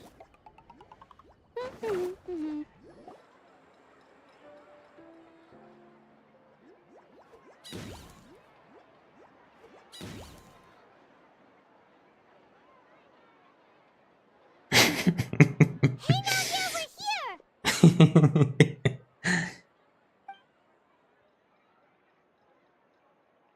Whoa. Check out all these people! Hey there, are you Navia's friends too? These are the people who have had recent dealings at the Marechaussee Phantom. They're usually hidden in the Fleuve Cendre, but I sent for someone to invite them over. Invite them over? Exactly. Now, I heard there's great coffee here, and so I asked them if they'd like to come and have some. Yeah, it's our pleasure to be guests of the Spina di Rosula. I've wanted to have a meetup like this for ages. Something feels off. But, oh well. Let's get back to business. Is there anyone called Essan here? Yes, that's me.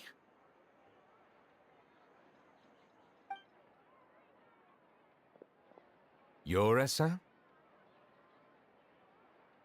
Yes, yes, Monsieur Nervillet.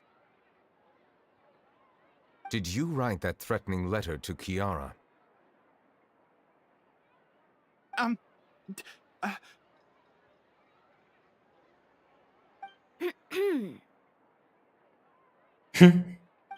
did, but I was just following orders.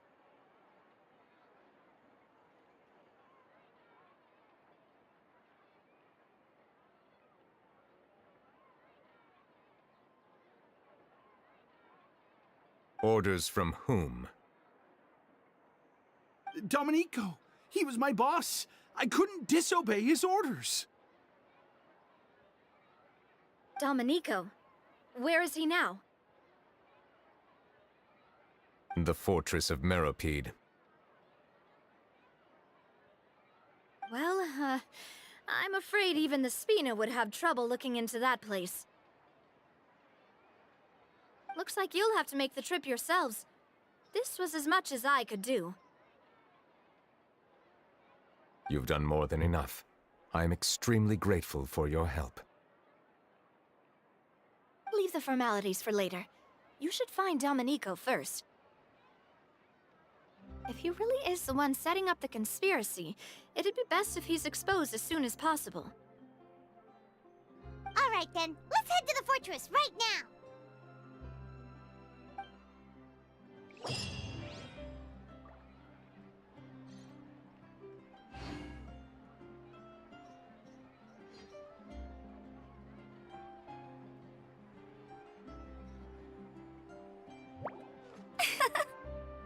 Hmm.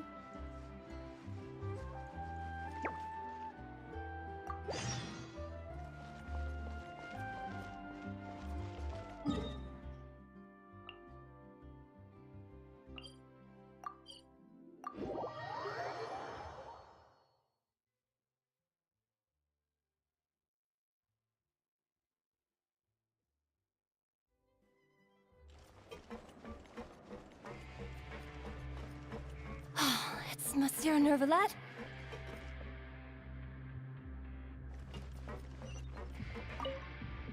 Am I seeing things?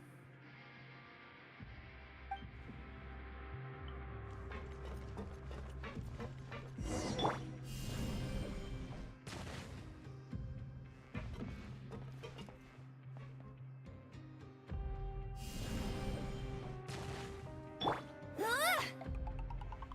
Go, Baron Bunny! Hey! Get him!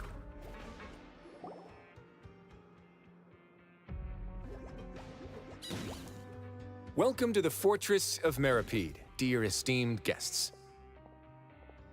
We're back! Oh, and a greeting from none other than the Duke himself! Guess we made a name for ourselves at this place. This isn't anything new. I figured you had important matters to discuss when the two of you, not to mention the Chief Justice, showed up. Let's assume we've gone through the pleasantries and cut right to the chase. Вы рассказываете Ризли в письме с угрозами, которые получила Киара. I do remember a thing or two about Domenico. He once attempted to round up the other inmates and instigate a protest. Who does this guy think he is?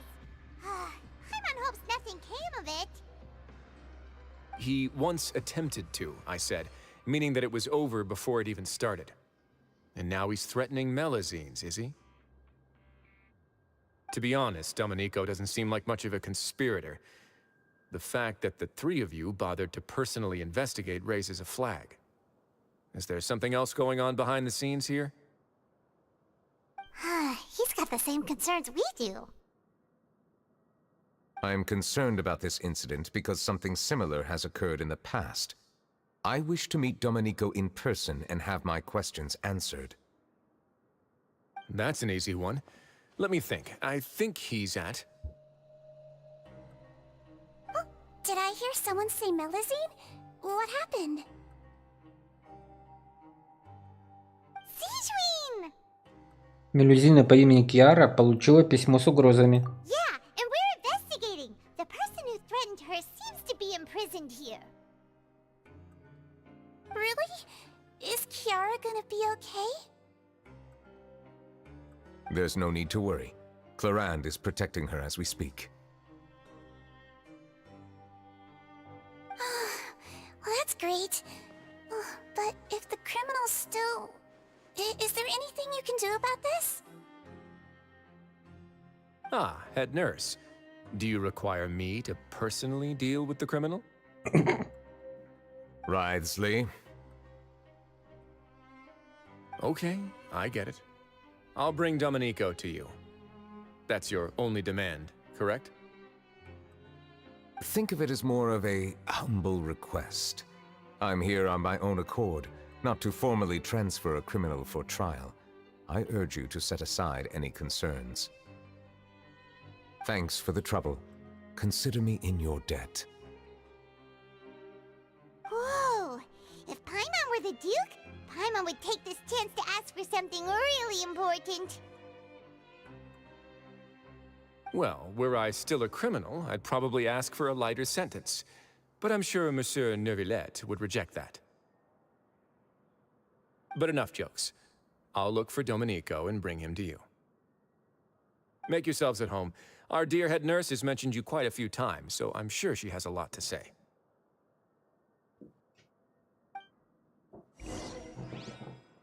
Please come with me to the infirmary. Ah, and watch your step. There's some pretty dark areas, so make sure you don't trip over anything.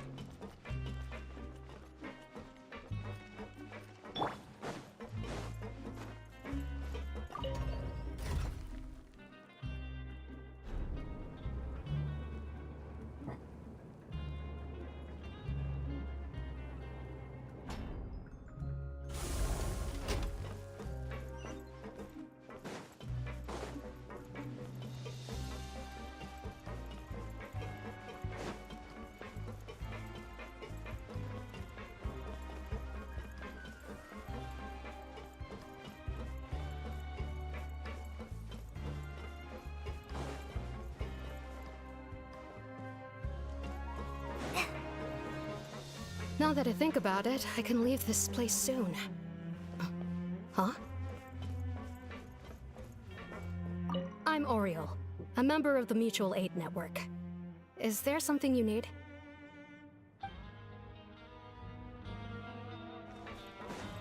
Did Nervilette just walk by? I must have been mistaken.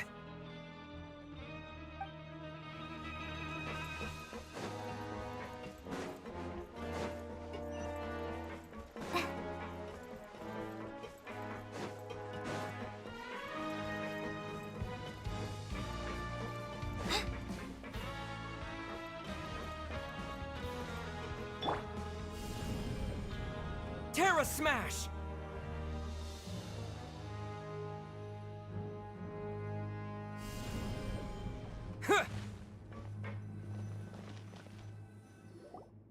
Please rest here for a moment.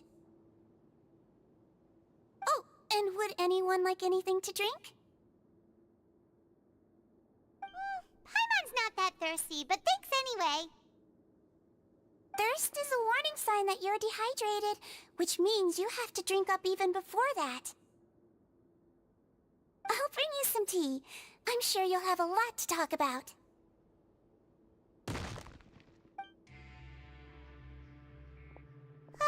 Typical Sejuin. Concerned about everyone's health as always. Why aren't you two saying anything? Те преступники, мимо которых мы проходили. You noticed them too. The badges they wore on their chests looked quite familiar. Familiar? Paimon didn't even realize they were wearing them. But if both of you say so, let's go ask them about it. Если будешь здесь разгуливать, это вызовет переполох. That's not a bad idea. I will stay here and wait for news from you.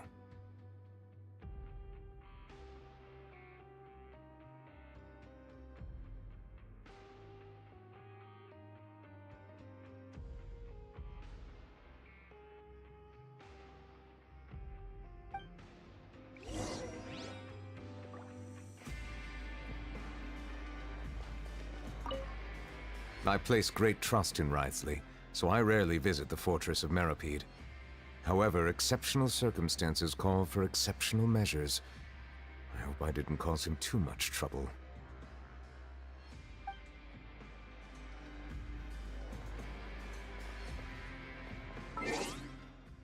Вот и кодички, коды подлетели.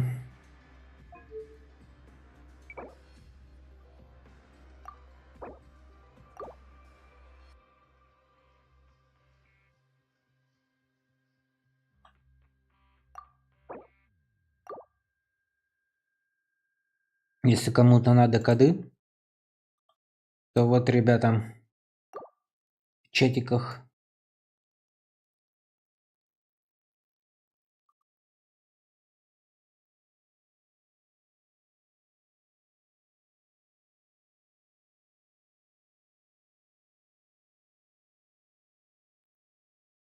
Если вдруг кому-то надо. Кодики.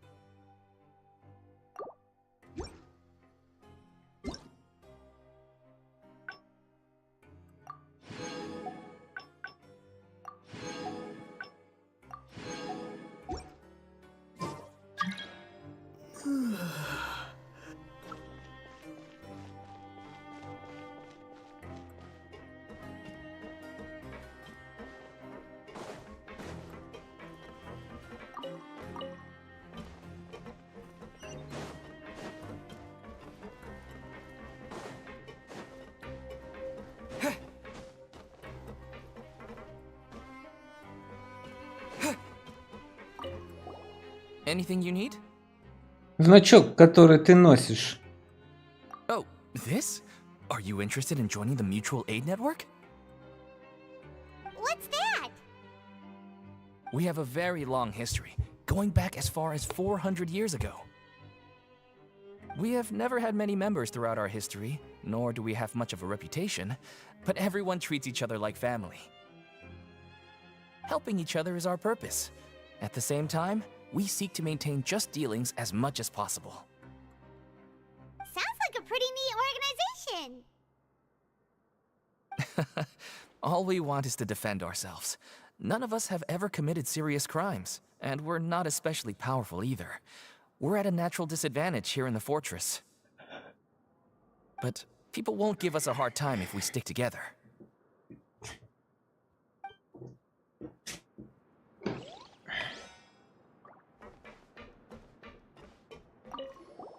Interested in joining the mutual aid network? If you'd like to learn more, here's our flyer. Помогайте друг другу. Делайте все возможное ради торжества справедливости. Не ропщите на справедливый суд. Выше перечислены 3 главных принципа группы. Присоединиться к группе может любой желающий. Членство бесплатное. Групповые мероприятия обязательно для участия не предусмотрены. Группа взаимопомощи призывает своих участников выполнять любую посильную работу, включая помимо прочего добровольную уборку, занятия спортом, обучение и самообучение. Мы надеемся, что все члены группы взаимопомощи за время своего пребывания в крепости Меропит трезво оценят совершенные ими преступления. Помогайте друг другу, поддерживайте друг друга. Вместе встречайте новое будущее. Our slogan may have evolved over the centuries, but our goal has remained unchanged. Here, this book is for you. You're welcome to come and sign up anytime.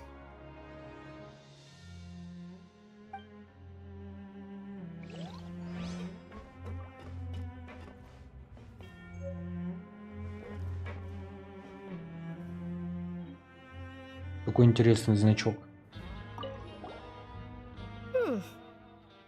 You two look kind of familiar. Значок, который ты носишь. It's the symbol of the mutual aid network designed by our first president.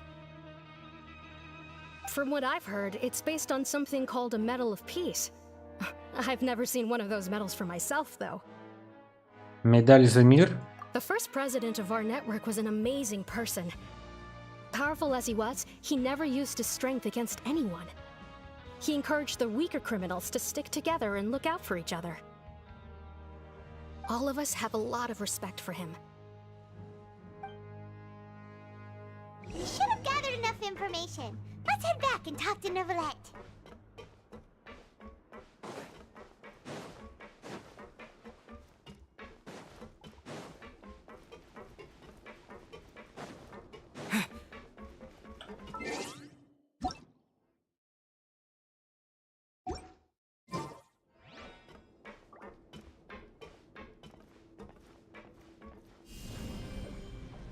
Yeah.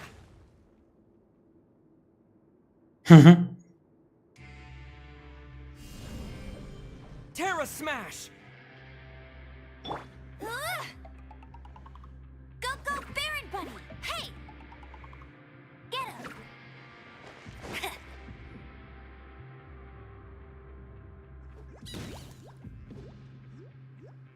Did you manage to gather any intel?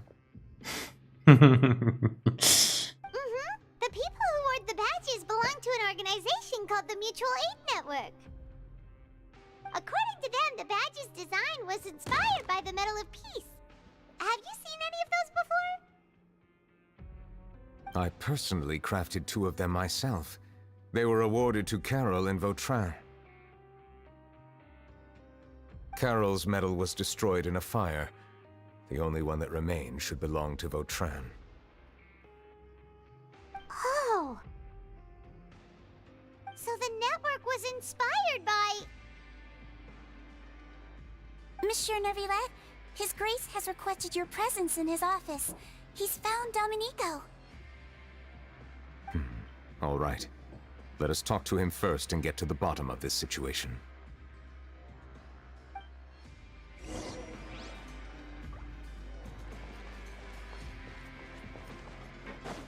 I'll race you there.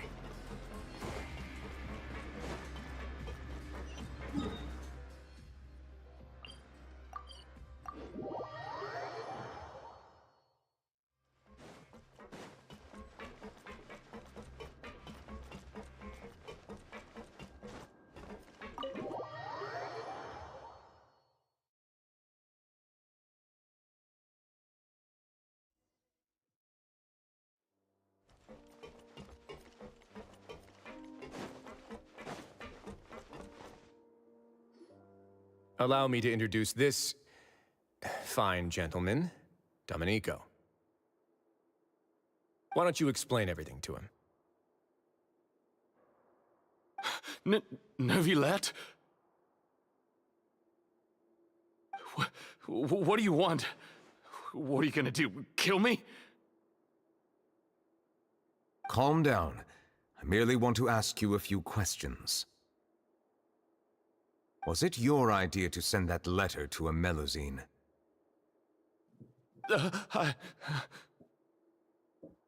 Hassan has already confessed, so there really isn't any need to keep hiding.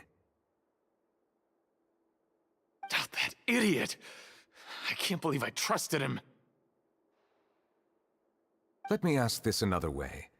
It was your idea to send that letter, correct? Yes. Who is pulling your strings? What? You're not trying to frame me for something I haven't done, are you?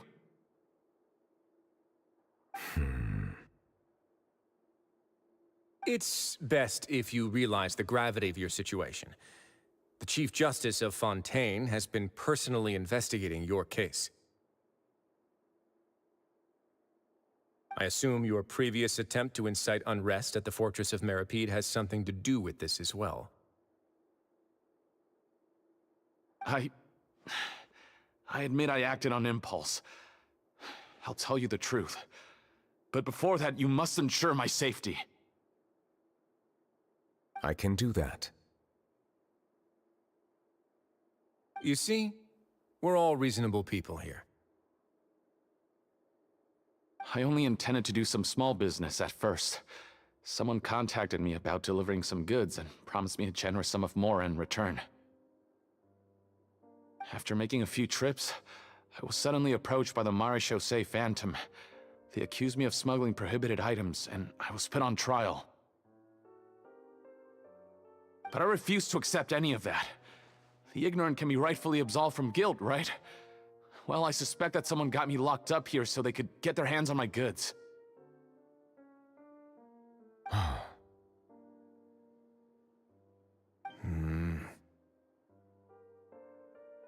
And then you decided to take revenge on the Melusines? Over that? Незнание, кстати, не является оправданием. My initial target was Neuvillette. Everyone in the Fortress of Meripede was declared guilty by him after all. So they must more or less hold a grudge against him, right? If I could get them to strike back... But for some reason, no one wanted to team up with me. That mutual aid network in particular. What did those nobodies even gain from trying to challenge me? Seriously. In the end, I had to redirect my focus onto Melazines to salvage things. I recall that Kiara was the one who confiscated my goods for inspection, so I asked one of the more approachable guards to send a letter, claiming that I meant to contact my family. But the letter was in fact addressed to Essa. I requested that he write a threat letter to Kiara and force it to resign from the Maréchaussée Phantom. Am I to assume that the claims you've made are your own thoughts? Have you been in contact with any suspicious people recently? No. Is it true that all members involved in the smuggling scandal have been caught? Yes. And that's all I know.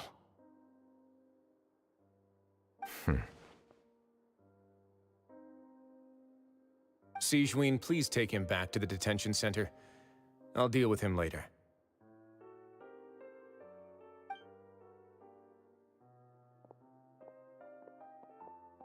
So, Monsieur Neuvillette, you were concerned that there might be a shadowy faction looking to capitalize on the delicate situation with the Melazines to stir up greater chaos?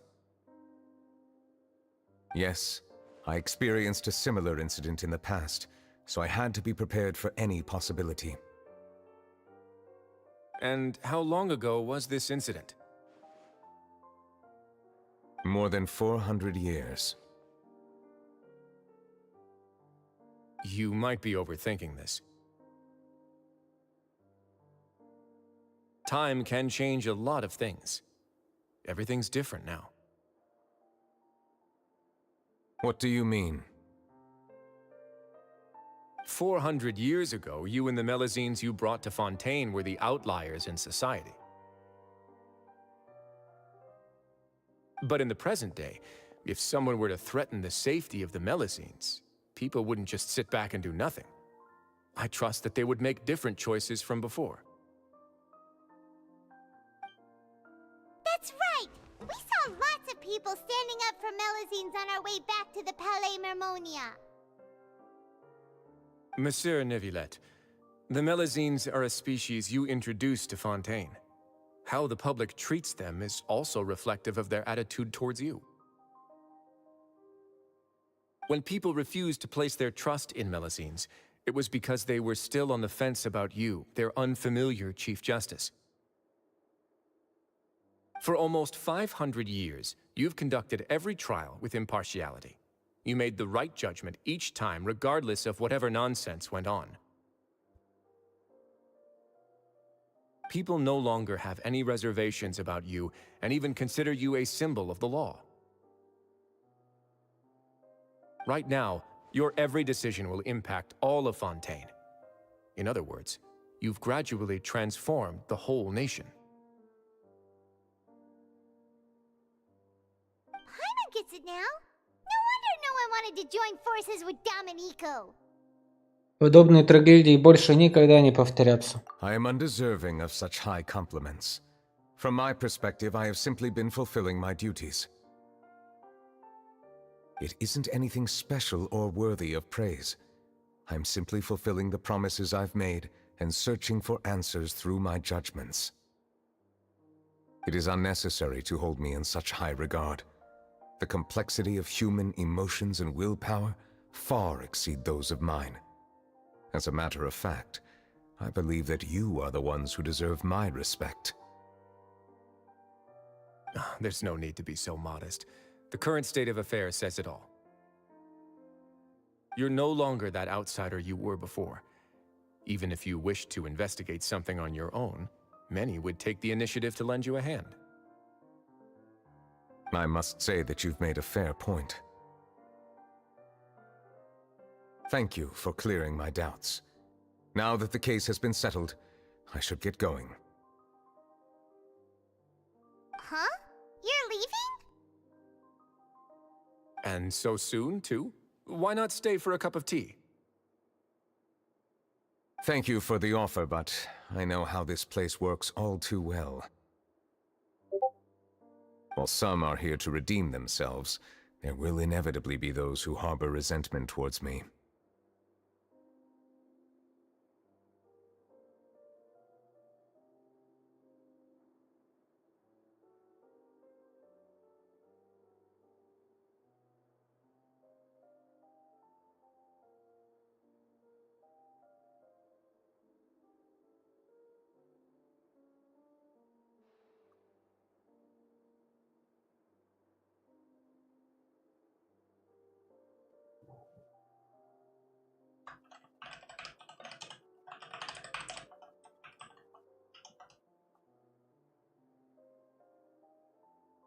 The less time I spend here, the better. My presence could very well result in an unwanted disturbance.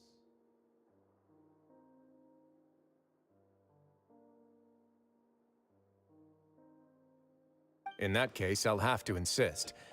I still have 2 more things to say. Please, go ahead. The first is about the guard who helped Domenico send that letter. Ah, I know of what you speak. The guard was indeed deployed from the Palais Memoria's staff. However, as I mentioned earlier, I visited today on personal business. Therefore, I leave that matter in your hands. Well, that makes things a lot easier. Ты ведь не собираешься? Hey now, don't let your imagination run wild. Those from up there have a tendency to sympathize with others. However, down here, such thoughts will put you at high risk. I'll have a chat with the guard and remind him to take precautions in the future. I see no issues with that. Great! That's one thing out of the way. What's the other thing you wanted to say? The other thing was born from my own sense of curiosity. Now, I've heard that you investigated the mutual aid network. Is that right? Yep. Nevertheless thought their badges looked familiar. I noticed the small gang as well when I first took over the Fortress of Meripede. They were not great in number, but every member always made sure to stand up for what was right.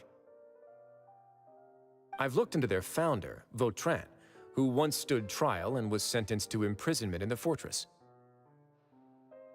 According to existing documentation, Vautrin remained disciplined throughout his imprisonment. He had never once engaged in physical or verbal aggression. In other words, how he presented himself in prison was very different from his behavior in court. What? Разве он не испытывал ненависти к Невилету? During his trial, I could sense that his feelings were complicated. He appeared to be full of resentment, and I believe he had every right to feel that way. Perhaps he had been putting on an act. An act? Neuvillette and Vautrin had a close relationship as superior and subordinate. Vautrin must have known that the Chief Justice would make an impartial judgment. Thus, the more resentment he displayed, the clearer it would be to those present that you were upholding justice. And to those who had been sitting on the fence, Vautrin's act was a very meaningful one.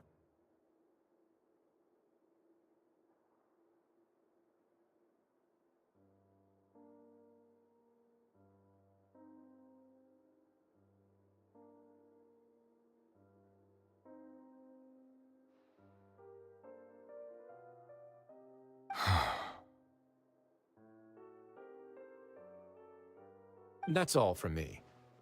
Does anyone else have anything to say? Now's your chance.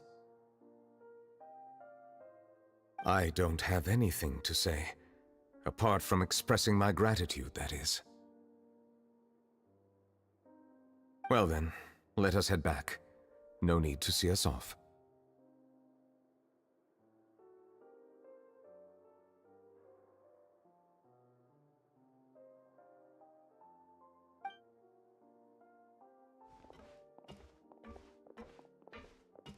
Please, take care.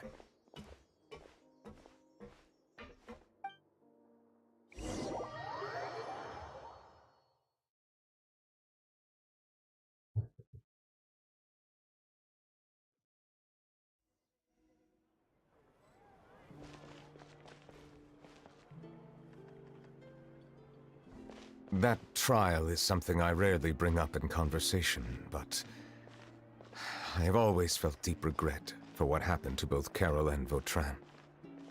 The words he spoke in court often replay in my mind, as if urging me on to do something. But Risley said he never resented you, right? Isn't that a good thing? I believe I now understand what he wanted to tell me. I feel conflicted about those words. How should I describe it? Surprise, relief, fear, and regret. But this blend of emotions has led me to finally understand some things. I would like to hear your thoughts too. What do you think of me? О чем мы о нем думаем, я не знаю. With everything Risley said.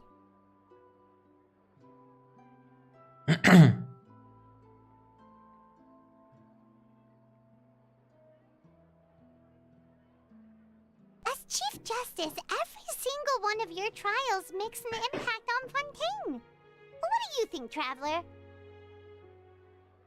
Hey, any comments?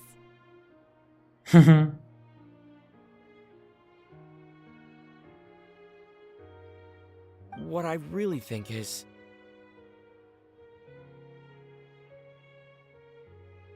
every trial you've ever judged has left its impression on you. And that's what makes you who you are today. Невилет, владыка Гидра Драконов, по-прежнему считает себя чужаком из-за своей принадлежности. Но с тех пор прошло так много времени. Возможно, границы между ними и людьми давно стерлись. That is indeed a reasonable assumption.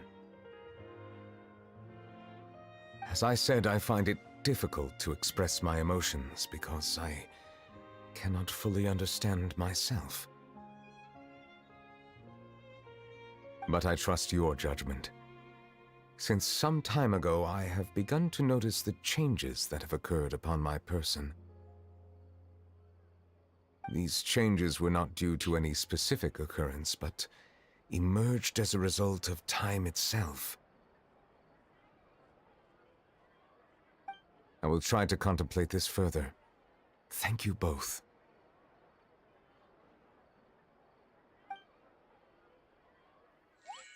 О, ролик.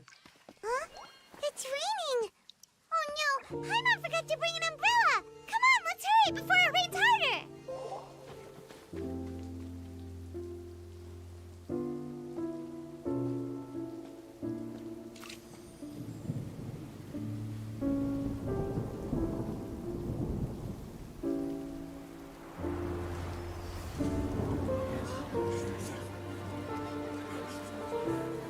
It's raining again? I've had enough of this weather. There go my travel plans. Did you read the news this morning? Quick, put away everything on the clothesline. When is this rain going to stop? Hydro Dragon, don't cry!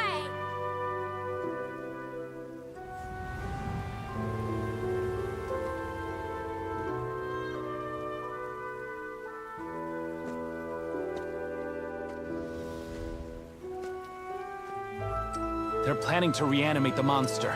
We have to report this to the Chief Justice.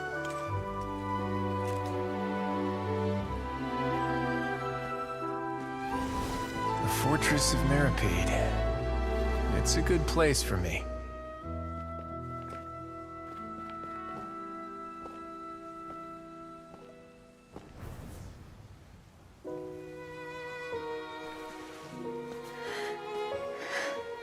He owes me so many answers. Nervillette? You could say he's the real symbol of Fontaine's justice. Watch him closely. He could be trouble.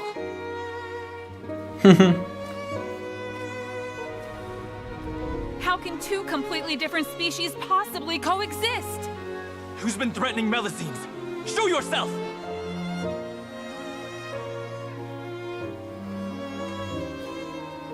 You will see much in the human world, from the delightful to the depressing. And one day, when you have dwelt among humanity long enough, you will be placed to bring judgment over all as a spokesperson for Fontaine's past. Good morning, Monsieur Neuvillette! The rainy season's almost over! The skies are supposed to clear in a few days! I hope you find time to enjoy the sunny days ahead.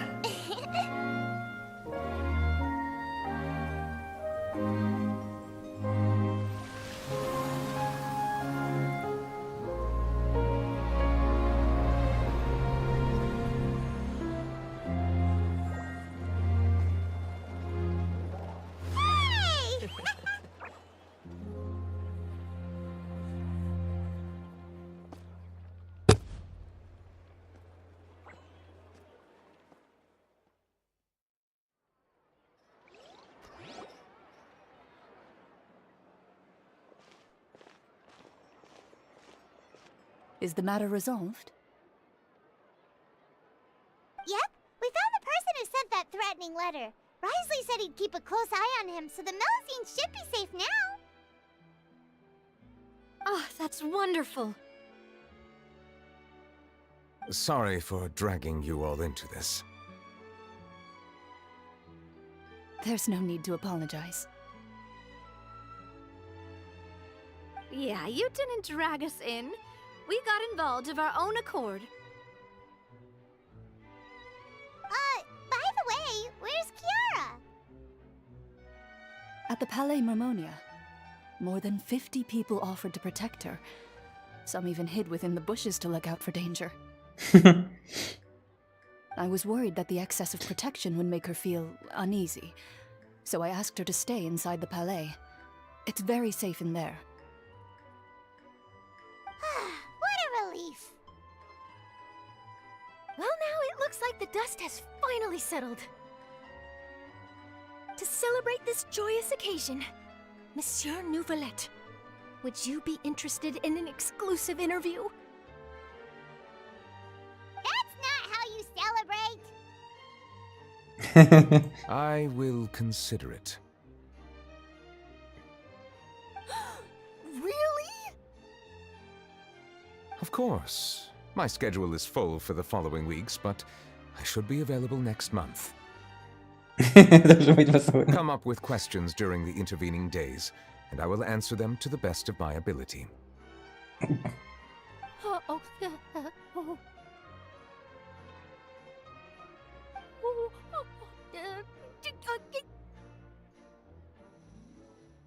Yes! Thank you so much, Monsieur! Now, if you'll excuse me, I must head back to the Palais and issue a communiqué to publicize our investigation results. I hope it will assuage the concerns of all.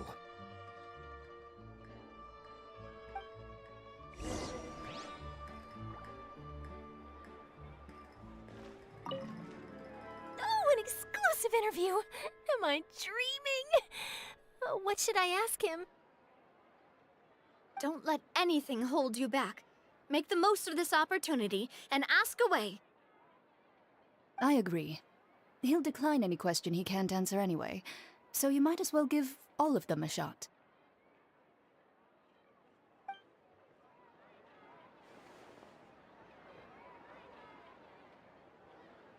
Oh, an exclusive interview! Don't let any... I agree.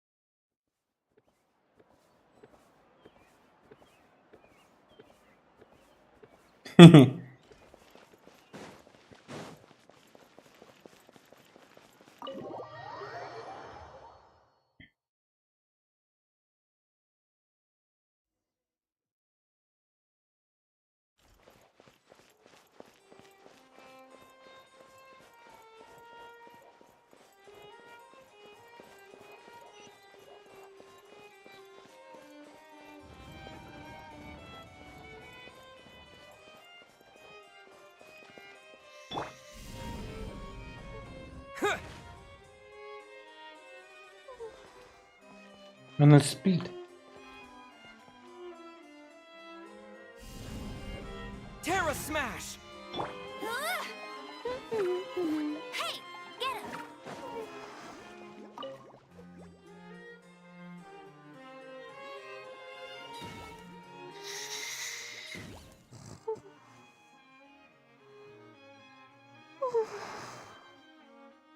Kiara?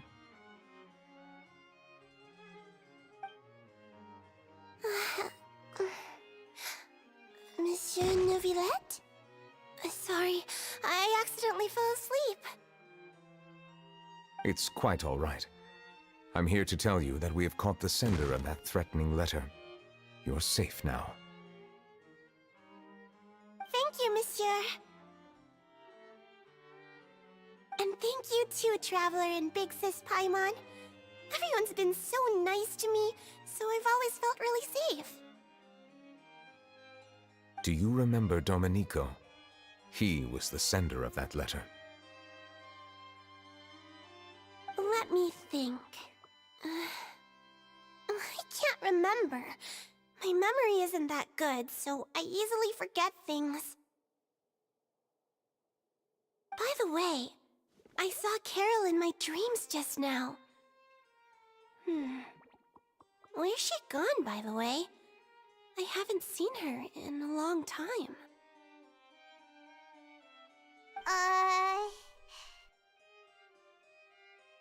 In my dream, she looked really happy. She held my hand and said, "Kiara, our dreams have finally come true." I can't remember what our dreams were anymore, and I don't know why. But I felt really happy too. I can sense your joy. It is indeed a delightful moment.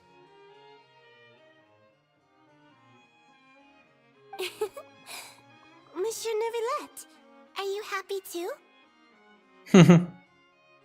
Oh, I almost forgot. Am I allowed to go out now? I promised to model for Alov. Of course. Off you go. See you next time, Monsieur, Traveler, and Big Sis Paimon. See you next time. See you next time, дорогая.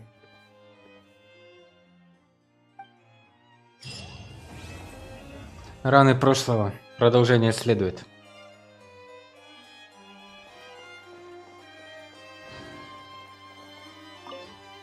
I once thought that time was of no consequence to me. Distance yourself from others and stay focused on your work. A few years or a few hundred, it's all the same. But after all this, I've realized that perhaps this way of thinking is fundamentally flawed. The passing of time has its own consequences. The answer that I've been searching for amongst all those lives, perhaps it's life itself.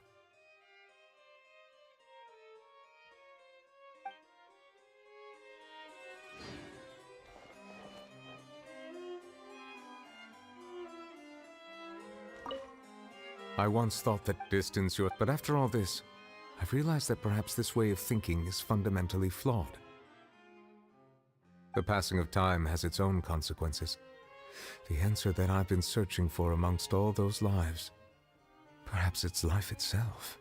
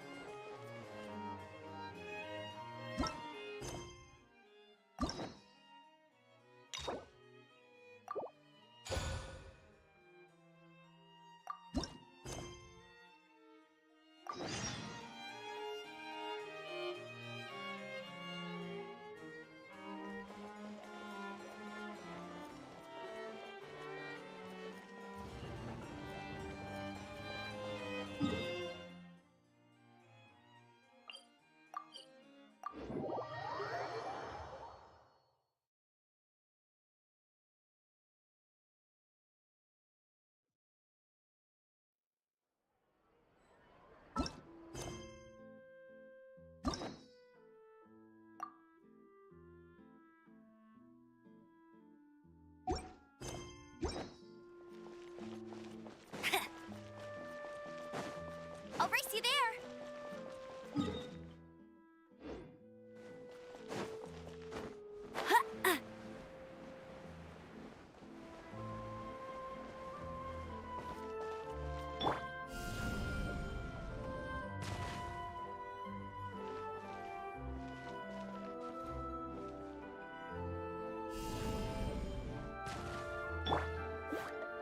Go, Baron Buddy!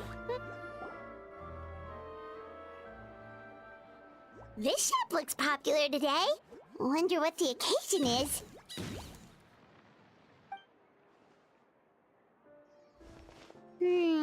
Butterfly Dew Cosmetics now on sale.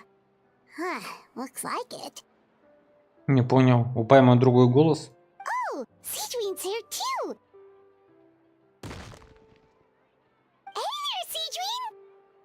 Вот так совпадение. Hello there, Traveler and Paimon.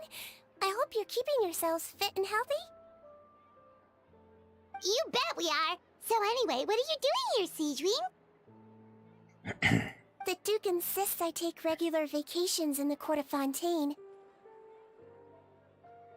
This one just so happened to coincide with a promotion for a new skincare product, so I came over to take a look.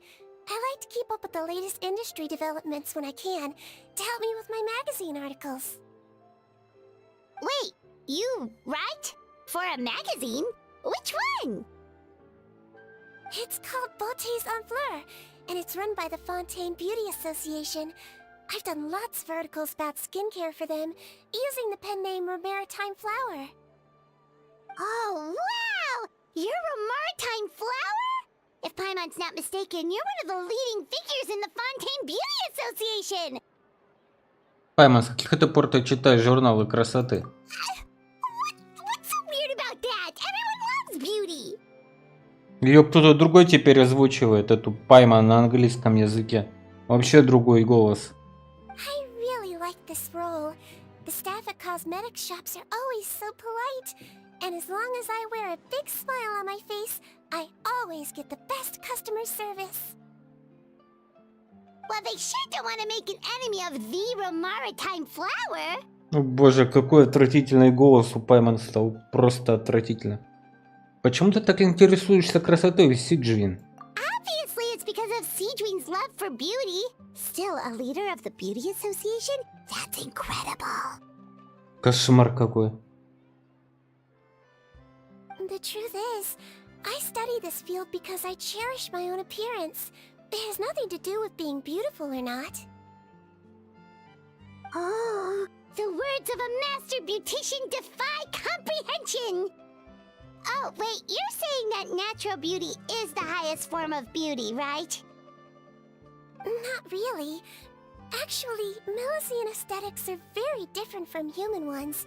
We don't view humans based on their appearance.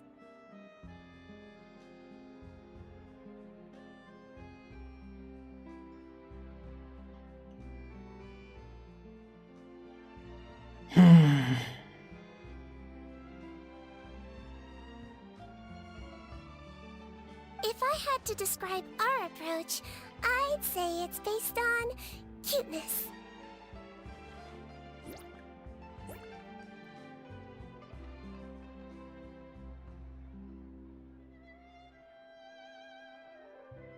Oh, really? Yep. Still, I really value my current appearance, and in the process of taking care of it, I've ended up learning quite a lot about skincare and stuff. It turns out, my knowledge and experience is pretty popular with beauty product lovers. It came as a big surprise to me, though. Oh, Paimon gets it now. But speaking of your appearance, how come you look human anyway? Are you like only half Melusine?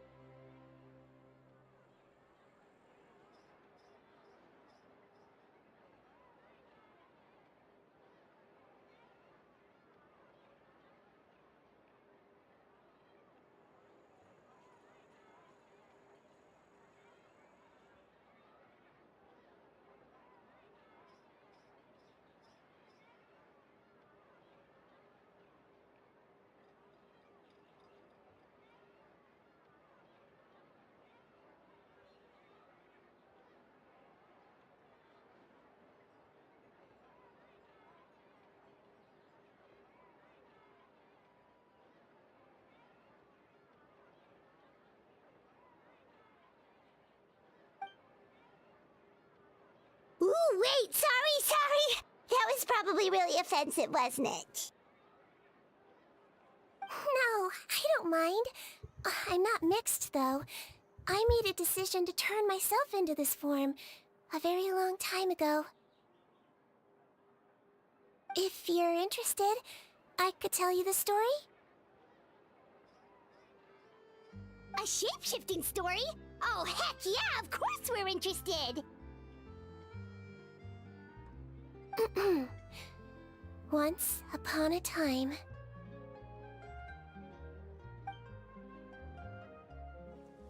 Long ago, humans rejected Melazines, and Melazines feared humans.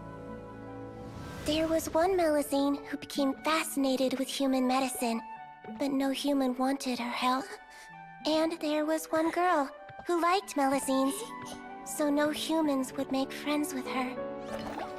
So, the Melazine became the girl's friend, and the girl became the Melazine's patient. Your checkup's all done. You're still in perfect health. Thank you, Dr. Melazine. In this game of doctor and patient, a friendship was born.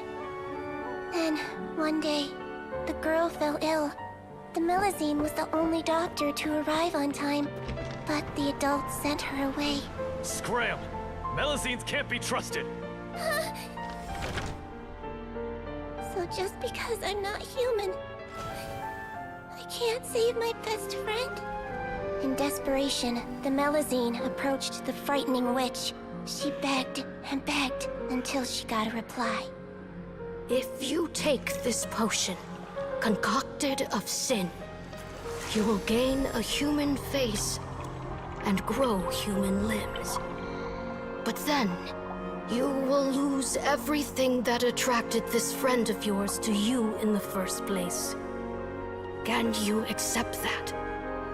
The Melazine did not hesitate for very long.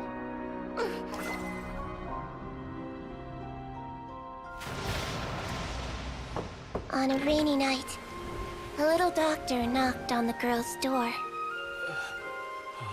The doctor wore a hood and raincoat, maybe to protect her from the rain, but maybe also to hide a secret.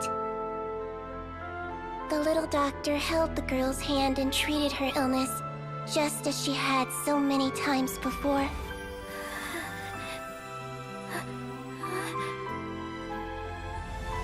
Dawn came, and the little girl's condition improved.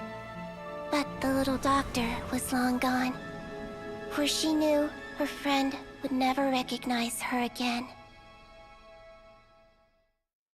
Ну что было дальше? Since then, I've lived my life in human form. Most people who know me just think I was born this way. Капец. Ooh. A witch? A potion? Why does this sound like a fairy tale? Trust me, it's a true story. Must be the way you told it then. It just sounds so...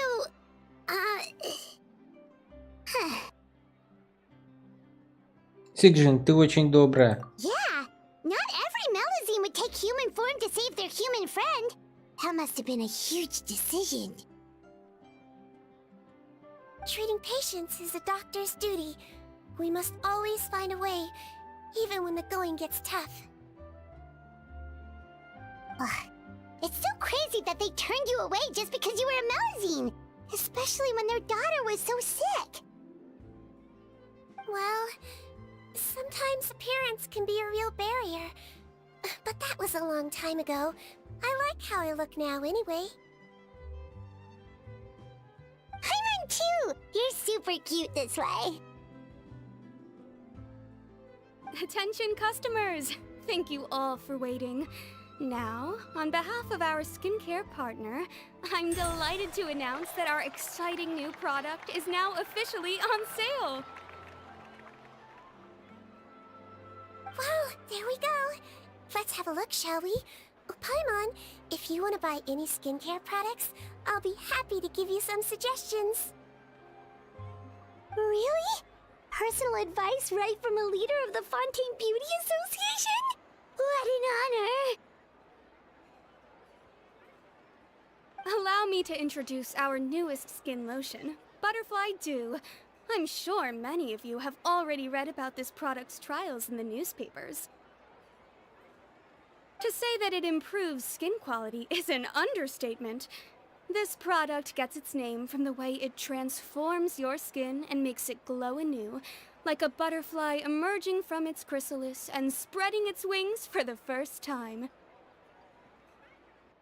We are thrilled to have the inventor of this fantastic product with us here today. Please welcome Mr. Rawat, a researcher from the Fontaine Research Institute. Now, without further ado, I'll hand over to Mr. Rawat to tell you all about what Butterfly Dew can do for you. Thank you. Hello, everyone. I'm Rawat, and I developed Butterfly Dew. Wow, what a looker.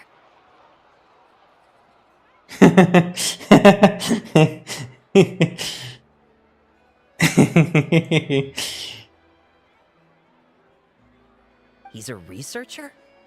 Wow, he's really challenging the stereotype. It seems that everyone is surprised by my entrance. Or should I say, my appearance. I'm well aware that researchers are generally better known for their brains than their dashing good looks. In that regard, I do believe I break the mold somewhat. Of course, appearance is a skin-deep way of defining a person. And yet one's appearance can be a very real set of shackles, holding a person back in their life. It can rob a young person of their self-confidence when applying for a job, dissuade a young lady from approaching the one she loves. Our actions are at the mercy of our appearance, and we slowly become the very person that the outside world sees us as.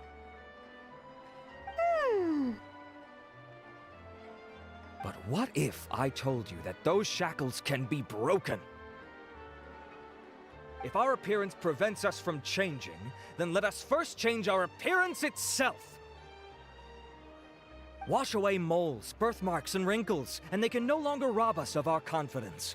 Replace them with luster and radiance, and we shall never again hang our heads in shame. That is why Butterfly Dew exists. Its mission is to allow us to shed our pupae, undergo a complete metamorphosis, and embrace a new life.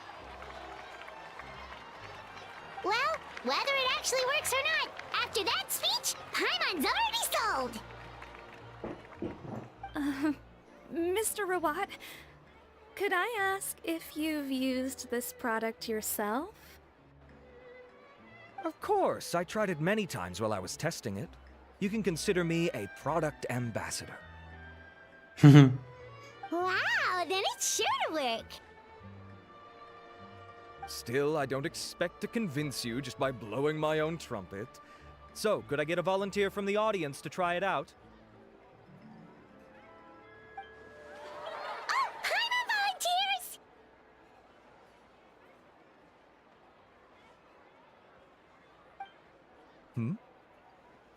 Oh!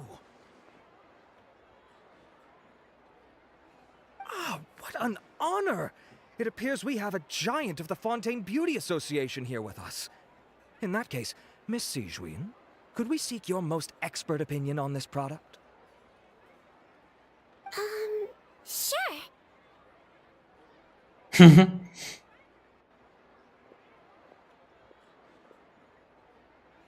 Wow, is that Romaritime flower? They say she's the pickiest user of skincare products in all of Fontaine. Here you go.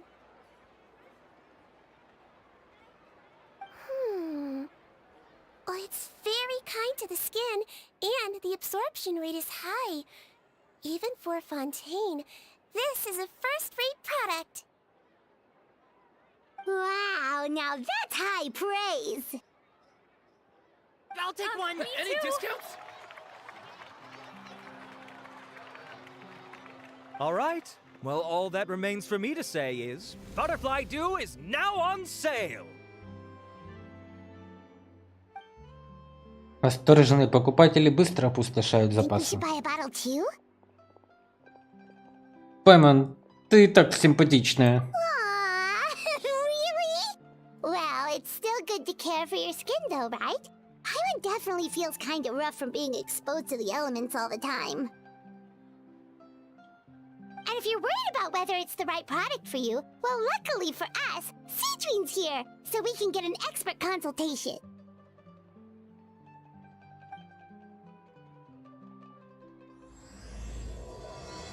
Тепло лжи.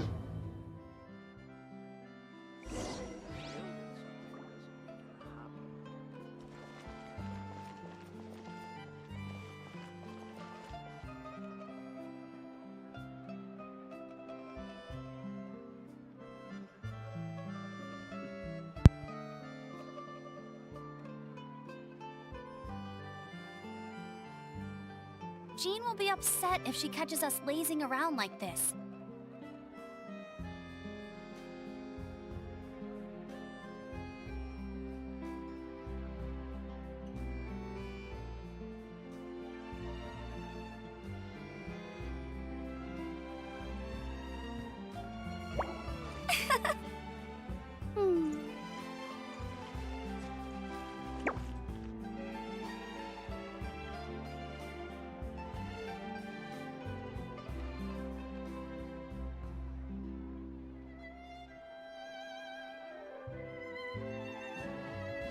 Hey, there's something strange over there. Come on, let's take a look.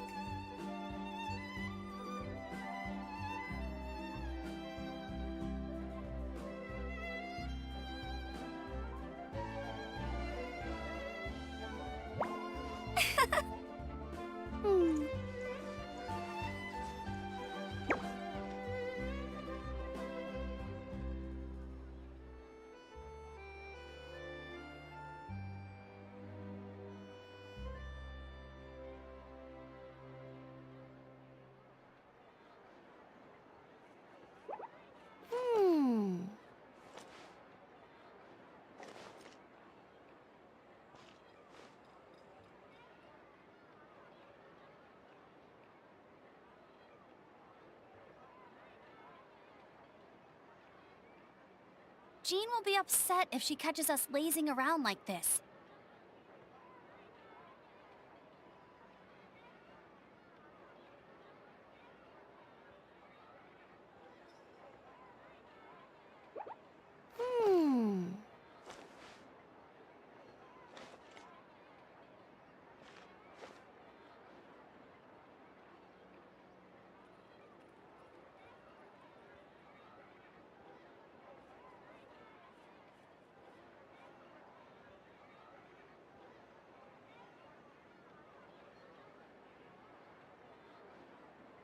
Hey, there's something strange over there.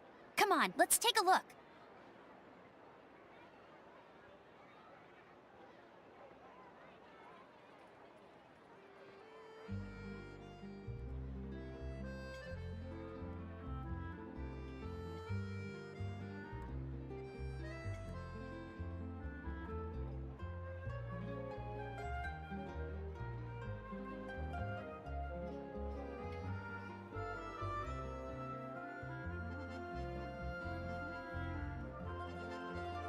I feel like running.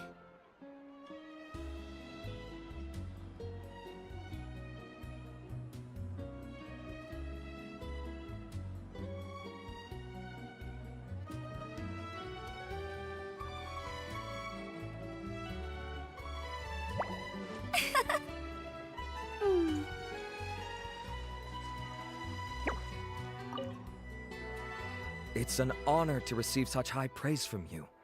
To be honest, I was also hoping you might be able to point out some flaws in the product so I can keep improving it. With most skincare products, the pros and cons only become apparent with long-term use. Yet, this one has instant benefits, improving skin quality without any obvious side effects. It's one of a kind. Don't worry though, I plan to keep using it, and I'll publish regular reviews in Beauté Sans Fleur. You can read my thoughts there. All you need to do is subscribe. Oh, I was hoping for a more casual conversation, but you are a beauty association leader after all. I understand if you want to keep this professional. Cedrine? Oh, excuse us, Miss Beauty Expert. But do you think this product is a good choice for me and him? Wait, are you the renowned traveler? That's right, and by his side, the equally famous Paimon. Well, I don't normally handle customer questions personally, but since it's the traveler asking, allow me to make an exception. Butterfly Dew is made for all skin types, so no matter who you are, you can rest assured that it will be kind to your skin. If anything, it might be marginally more effective on Fontainian's skin, but other than that, it works the same on everyone.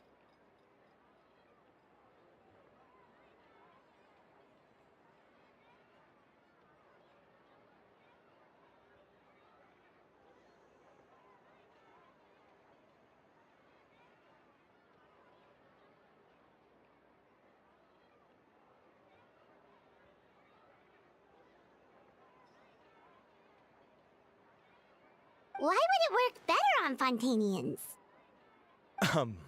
In the interests of protecting my trade secrets, I'm afraid I can't answer that, Miss Paimon. Alright then. How about a friend discount? Save yourself the trouble. I'd be greatly honored to have both of you use my product. Here, take 2 bottles for free.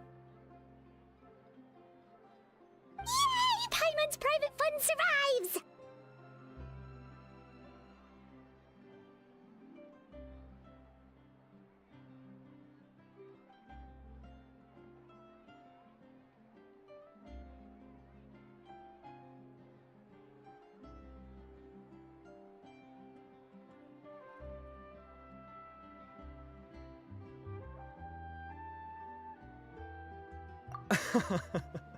I can see why you might think that, but please don't misunderstand.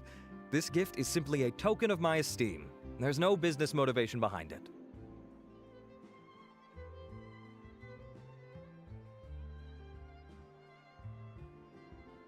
To me, finding new customers for Butterfly Dew is about meeting kindred spirits, fellow admirers of physical beauty.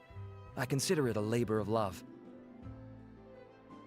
Admirers of physical beauty? Eesh, that's embarrassing to say out loud. It sounds so shallow. It's nothing to be ashamed of, Miss Paimon. Most people claim to desire inner virtue, but it's still physical appearance that turns their heads. This is a fact of life. It's only natural for people to desire to become beautiful, and that's exactly what inspired me to choose this research direction in the first place. You're right. Everyone loves beauty, don't they? Look at the time. My apologies, but I have other things to attend to. I'll leave you with these 2 bottles of Butterfly Dew, and I look forward to seeing you again. Paimon, I'd say there's no need for you and the Traveler to use this product for now. Why? Is there a problem with it? The quality is fine. I just think there's room for improvement. I think I could add some ingredients to the mix to make it more effective. Really? Then why didn't you tell Rawat about that? Researchers are a very special breed of human. You can point out their flaws to their face and they won't mind very much. But if you tell them that someone else could do a better job, ooh, now that'll make them really upset. If I'd mentioned it, he probably wouldn't have given you those 2 bottles for free. Fair enough, that makes sense. If you're interested in the more effective version, I can write up a list of ingredients for you. Just come get me once you've gathered them. When you say more effective, you mean it'll make Paimon even prettier? Ooh, how can we say no? As for me, it's probably time I got back to the Fortress of Maripede. I mustn't leave the infirmary unattended for too long. Alright, see you there then!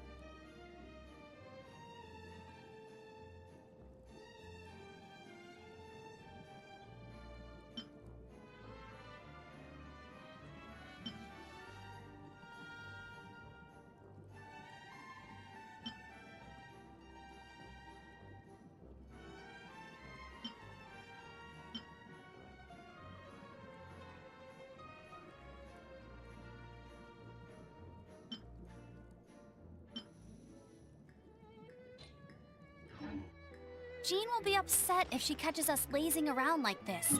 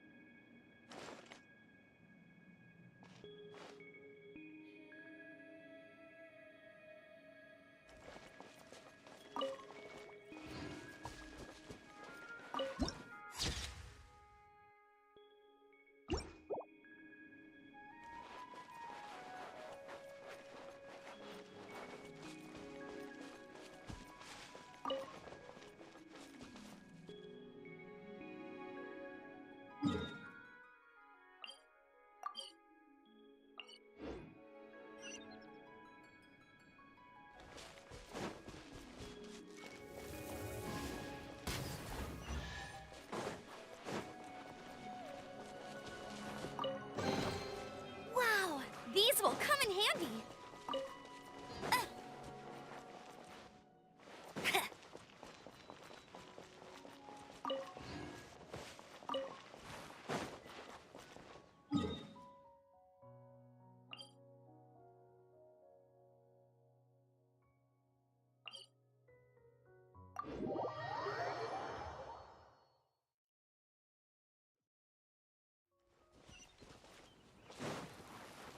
Just up ahead, Traveler. The ingredients for siege wing should be nearby.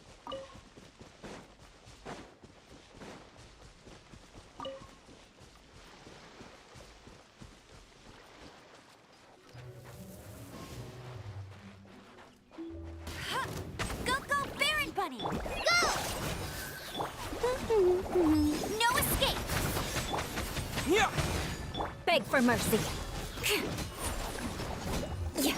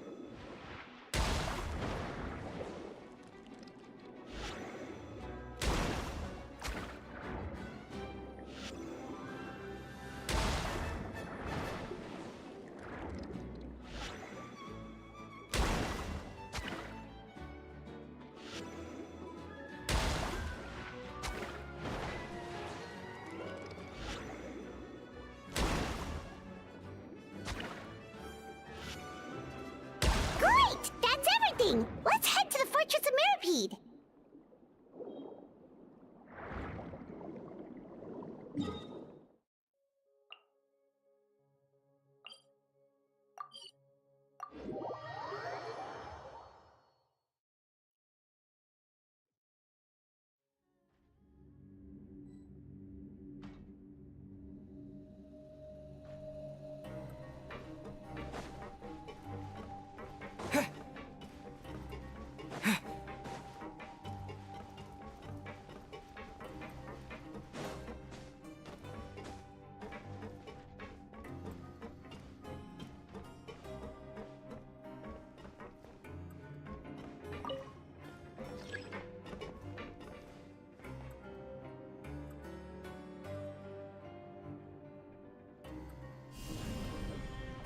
Terra Smash!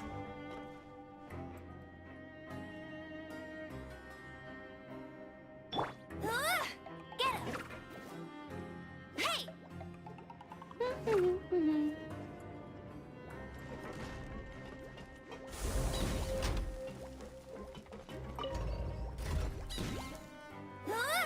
go, Baron Bunny!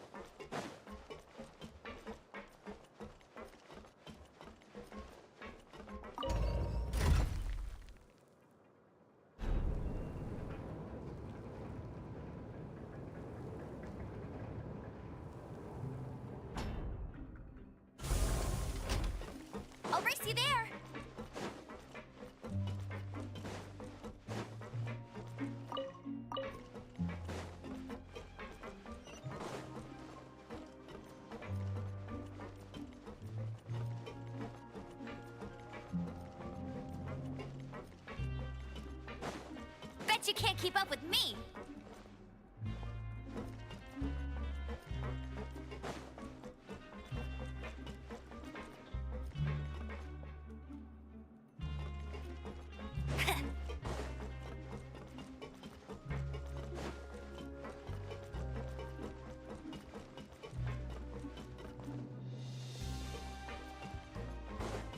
I'll race you there! Whoa, the infirmary is packed! Please, you have to believe me. I saw it with my own eyes last night. Another me! He looked exactly like me. Got it? Okay. I've written down everything you told me. Now, I have a few tests to run. Take a deep breath, and don't worry. It's nothing to be nervous about. First, which finger am I holding up? Your index finger, but I'm telling you, my mental state is fine. I'm not crazy. Very good. Now, on to the next. Hey there!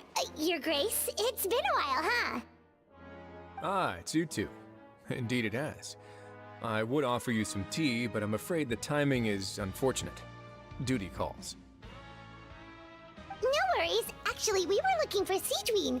Do you, know what all of this is about?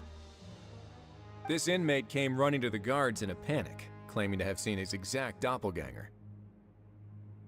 A doppelganger? Doesn't that just mean someone else kinda looks like him?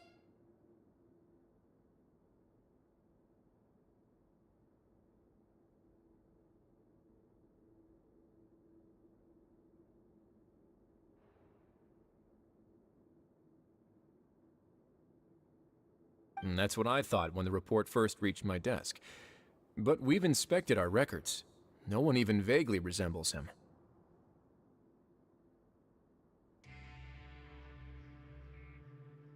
Considering how certain he is of what he saw, I can only surmise that he's having some mental issues. So I brought him for a medical evaluation. All right, very good. Take a sip of water and rest for a bit.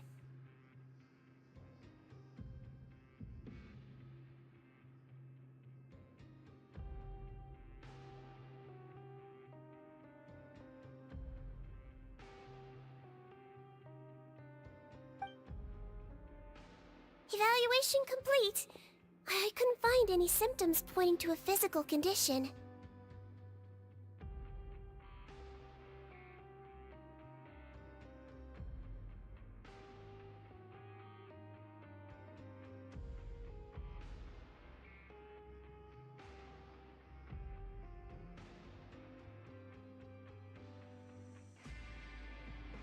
I see. So do you still believe there's more likely to be an issue with his mind than his body?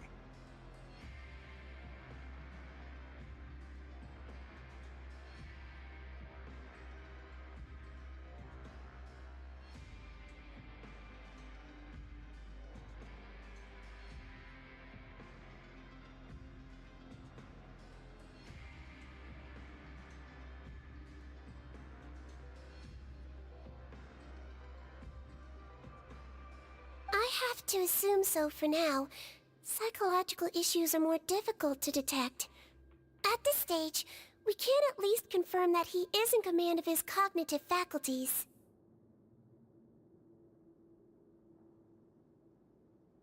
The rumor mill will go crazy if word of this gets out. Guards, take him to the ward for a period of observation.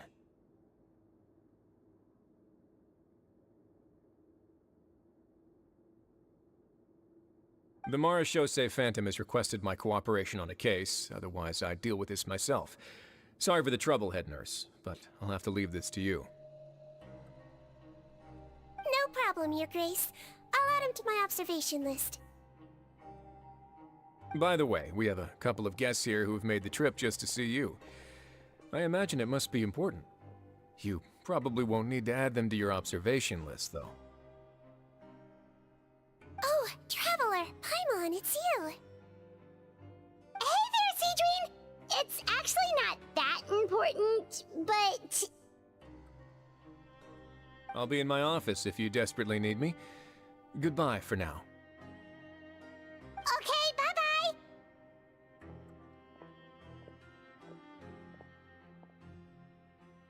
So, Seedween. Would you mind waiting for just a moment? I have another patient to see. Just find an empty bed and take a seat. I won't be long. Oh, sure! Stweam, we've brought him. And he seems to have taken a turn for the worse again. Okay, don't panic. Let's start by sitting him down here. Paimon had no idea how busy it can get for Seedween. Maybe now's not the time to ask for her help with skincare. Спокойствие, Пайман. Сиджин обещала нам. Посмотрим, можем ли мы ей чем-то помочь. Good point. Besides, it might actually be interesting to observe her at work. Well, this could hurt, so I suggest you take a deep breath first.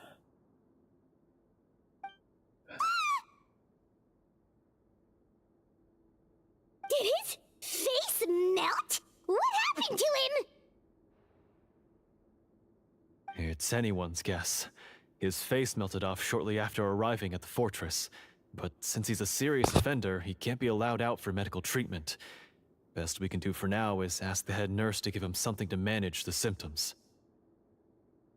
Oh, this is gonna be awkward. We still need to bring him to the Marechaussee Phantom for questioning. What if he scares them half to death? Will that be our fault? The Marechaussee Phantom? Does this have something to do with the case Risley's dealing with?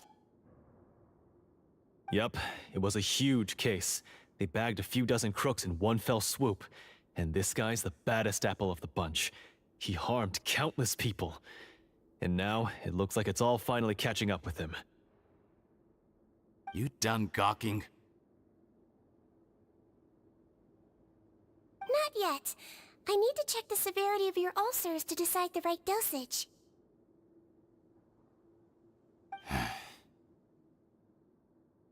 Don't worry. We Melusines have a very different sense of aesthetics from humans. To me, he just looked like a little kitty with slightly scruffy fur. But still just as cute. Don't patronize me. Do I look like a kid to you? Just give me the meds and let me out of here. I already missed my cell. Hey, lose the attitude. You dare talk back to our head nurse like that again? Your days are numbered. Oh, it's fine. Okay, I'm going to apply the medication now. Tell me if it hurts, alright? Look how nice Seedween's being. And he still talks to her like that? What a nasty piece of work. Can I leave now? Wow, not a peep. What a brave little guy. Thank you, Stweam. And I apologize for the trouble. So, Traveler, Paimon, did you bring the ingredients? We did, but we don't want to interfere or anything. You're busy saving lives here. Oh, don't be silly. I agreed to it, didn't I? Just hand me the ingredients, and I'll make some time to whip it into the improved version for you. Take a rest here if you want. Or, if you're not tired, I hear they're holding a new pancreation tournament in the administration area.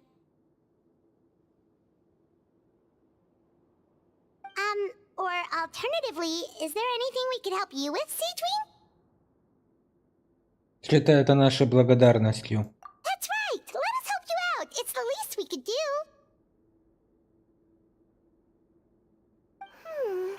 Good point. Kind-hearted humans start to develop guilt if they accept free help from others. Don't worry. I'll take a look at my schedule. I'm sure I can find something to treat this condition. I gotta warn you, though. It'll be tiring work. So I suggest you take a break first, then come back and see me when you're ready.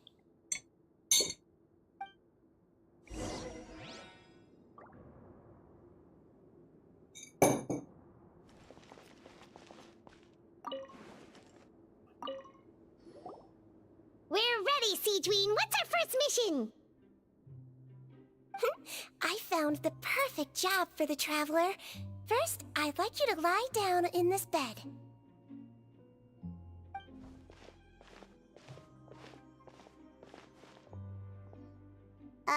What for? Овощ такой. I need you to pretend to be sick. What? Oh, is it that difficult? I thought you did a pretty good job last time. Oh, so you knew. I sure did. He was way more interesting than the usual malingering inmates, and you played along very well, Paimon. I observed you two for quite a while after that. Well, this is awkward. But why do you need us to do it again now? No time to explain. My next patient will be here any second. Oh, please, just do as I say. You can, pretend like you've got a nasty headache, and throw in some dry heaving for good measure. Okay.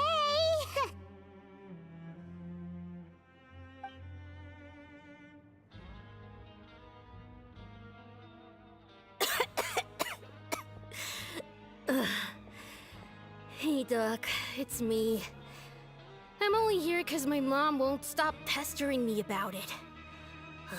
So annoying. Well, your mother has enough on her plate with a busy job. Well, the last thing she needs is to worry about you being sick as well. I know! I shouldn't treat the place like a playground, shouldn't go swimming in the lower levels where we join up with the sea, because it'll give me a cold and distract her from her work. I thought I'd be able to have some fun here at the fortress for a few days, but it's always, don't do this, and don't do that. Alright, sit yourself down and I'll take your temperature. Your fever still hasn't gone down. Well, here's your medicine. 1 cup for starters, and we'll see if it helps. But Doc, it's so bitter. Do I really have to drink it? I mean, I'll be fine, right? I've got an uncle who caught a cold. His fever went away on its own after a couple days. Can't you just write me a note saying I'm on the mend? I just need something to keep my mom off my case.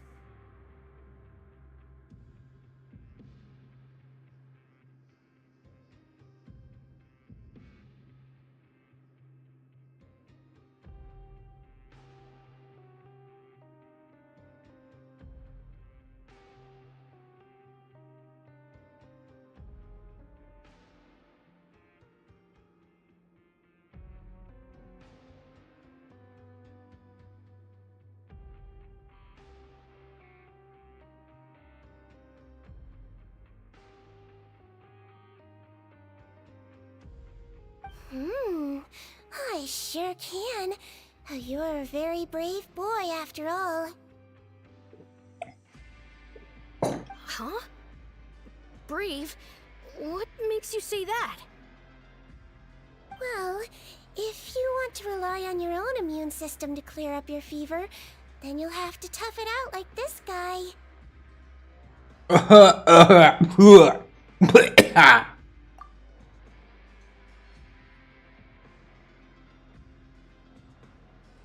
Hang in there, traveler! Are you gonna puke? Paimon can get you a paper bag! Huh? As long as you're tough enough to get through the nausea and dizziness caused by the high fever, you'll be right as rain after just a few days' rest.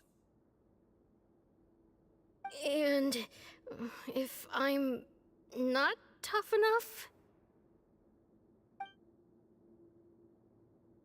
Hey! Wake up! Wake up! Вот это клоуны. Put it this way. At least you'll never have to see the doctor again, right? I think maybe I'll take that medicine after all, if that's okay. Oh, of course. Here, it's still warm. It's so bitter. All done. Great job, you two. That kid really doesn't know what's good for him. His mother's a guard here. She's been working back-to-back shifts lately, but unfortunately his father's away on a business trip right now. She had no choice but to bring her son here for the time being.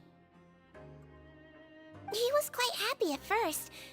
He seemed to think that the Fortress of Meripede would be all fun and games. So you made us put on that act just to scare a kid into taking his medicine? That's a pretty sneaky trick. Seems like there's a whole side to Stweam we never knew about. It's a technique I learned from my teacher. Oh, you had a teacher? Was she a Melazine doctor too? She was human. She passed away a long time ago. Oh, sorry. No, it's fine. I really liked my teacher, so it's always nice when I get to talk about her with other people. She was a traveling doctor, and since she didn't have a clinic, she'd go out and visit her patients wherever they were. Dealing with the badly behaved ones was her specialty. She used to say, if you can scare the little brats into taking their medicine, you won't have to hear them wailing and screeching when their condition gets worse. Huh, she sounds like a pretty strict teacher. Strict? Well, that's not how my teacher saw it. She thought of herself as terrifying to kids. Strange way for a doctor to describe themselves. Now Paimon's curious to know what she looked like. As it happens, I actually have a picture of her. Серьезная женщина. Oh, wow, yeah, okay, that'll terrify the kids. Yep. All the children she treated thought she was a witch. Why does it almost sound like you're envious of her? Oh, because I am. If she was here, all the children would take their medicine without any need for tricks. A doctor who looks like a witch. True, they wouldn't dare try anything funny with her around. Oh, me, on the other hand, it's hopeless. Children aren't afraid of me at all. That's actually a good thing, you know? Oh, my next patient should be arriving now. Would you mind lending me a hand again?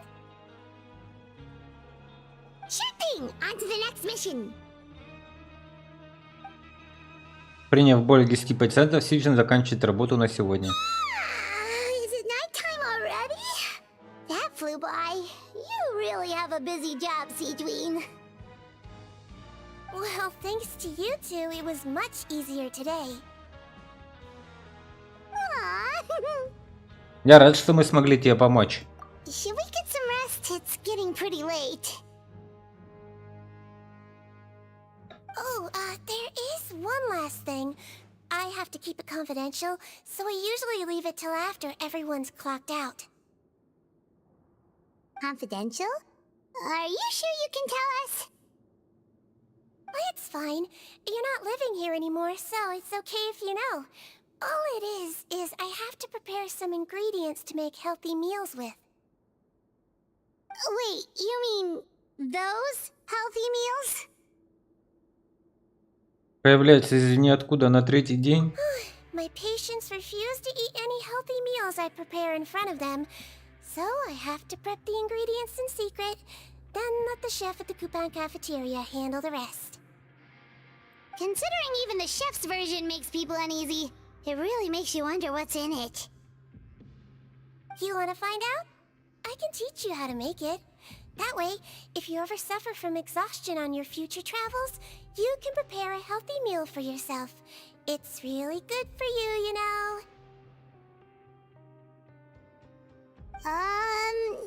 Sure? Guess we can help out one more time.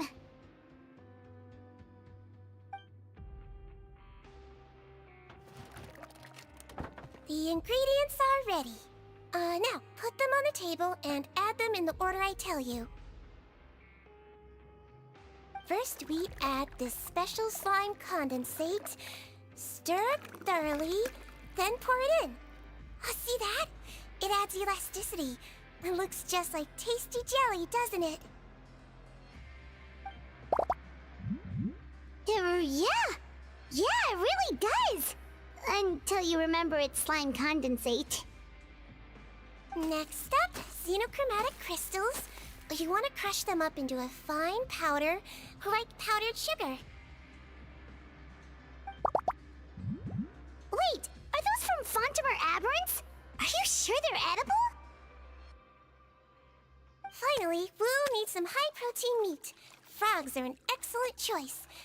You just need to clean their innards, and then you're left with some lovely, tender meat.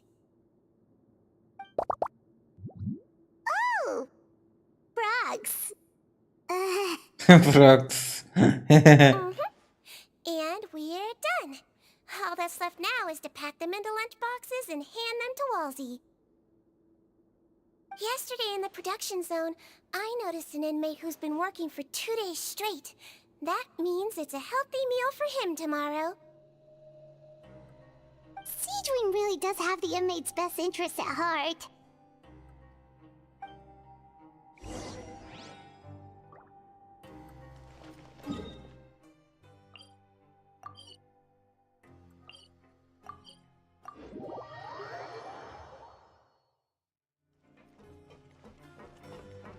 I'll race you there. Ah, head nurse. Got some extras for me? Just the one today. The serial number's on the lid. Sounds good. I'll make sure it gets delivered. Sounds like they're talking in code. Thanks for your help. Oh, it's no trouble at all. I only wish I could do more. You work so hard for all our sakes. Ты денно и A ночью. little sleep if it been helping you out. That won't do. If you reduce your sleeping hours any further, your health will start to suffer. All right. Nurse's orders. I'll do as I'm told. But you take care of yourself too.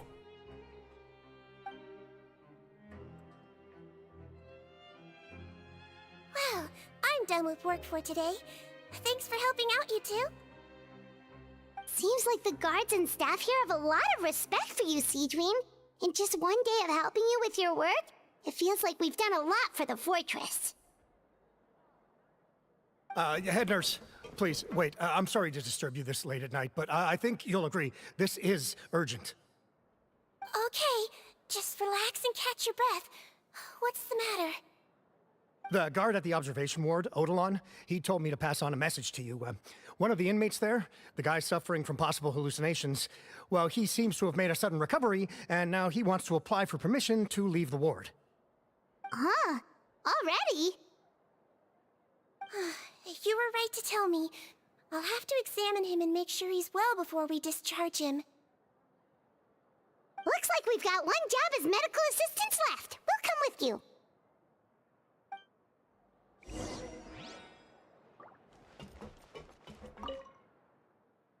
Я за бесплатным питанием.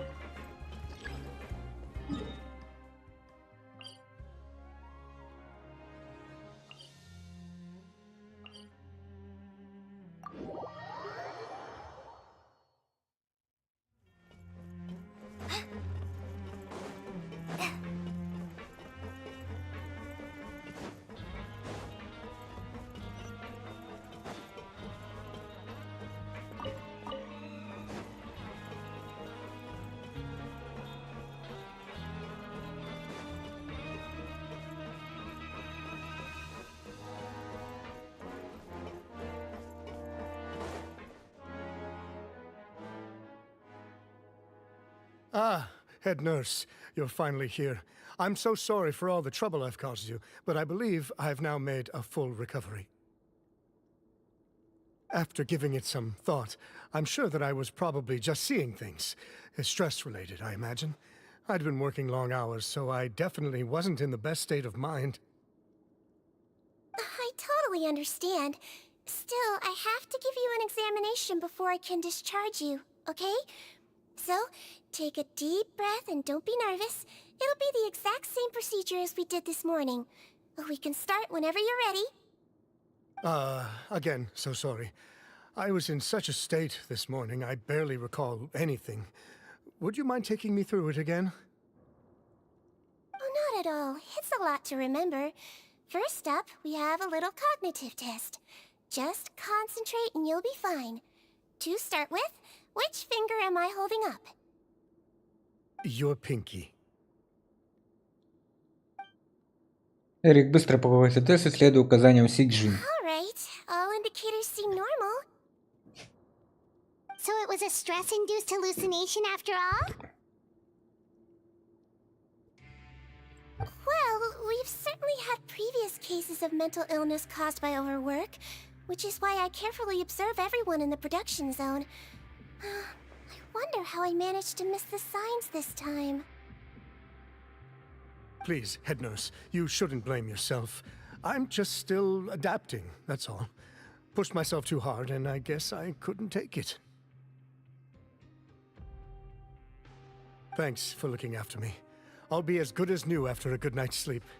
And if you can give me the okay, I know I'll sleep better back in my good old dorm. It can be difficult to relax in an unfamiliar environment. Alright then, you can leave the ward. I suggest you take 2 days off to focus on your recovery. I'll take you off the observation list for now, so you're officially discharged. Great. I can't thank you enough, head nurse. Mr. Odilon, could you escort him back? Of course. I'm on guard duty in the administrative area tonight, so nothing will go wrong. You have my word.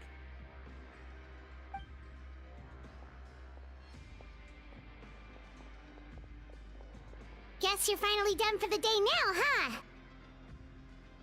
Yep. But I still haven't gotten around to making that improved lotion for you yet.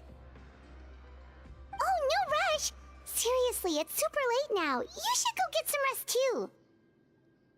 Well, tomorrow it is then. Good night, Traveler. Good night, Paimon. Hope you sleep well. Oh, don't you worry! We will! After a productive day of work, we're both gonna sleep like a log. Спокойной ночи, Си-Джин. Yeah, sleep tight, Seedream. See you tomorrow!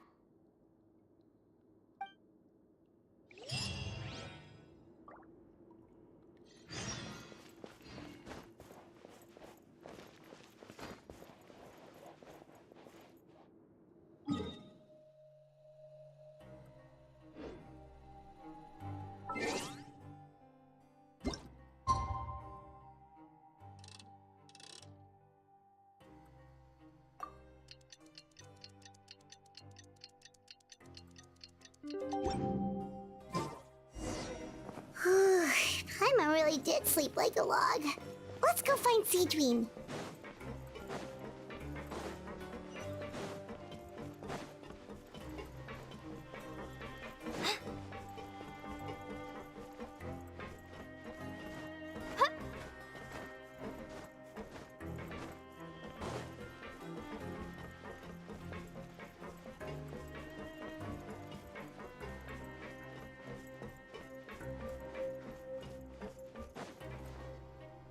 Whoa!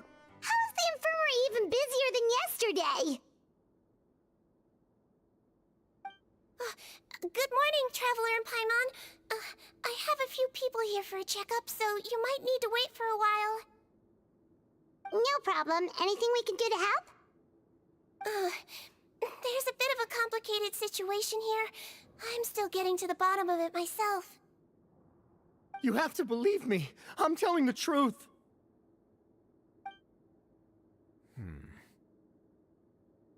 Опять двойника нашли. You're in a medical facility. Keep it down. Please, listen to me. I'm not Gascon. I'm Uy. You're a horrible liar, you know that? We get all your mugshots with the arrest warrants. It's clear as day that you're Gascon. You mean because of the way I look? I don't know what happened. I just woke up like this. Then you guys dragged me in here for an interrogation. I brought you here to figure out what's going on.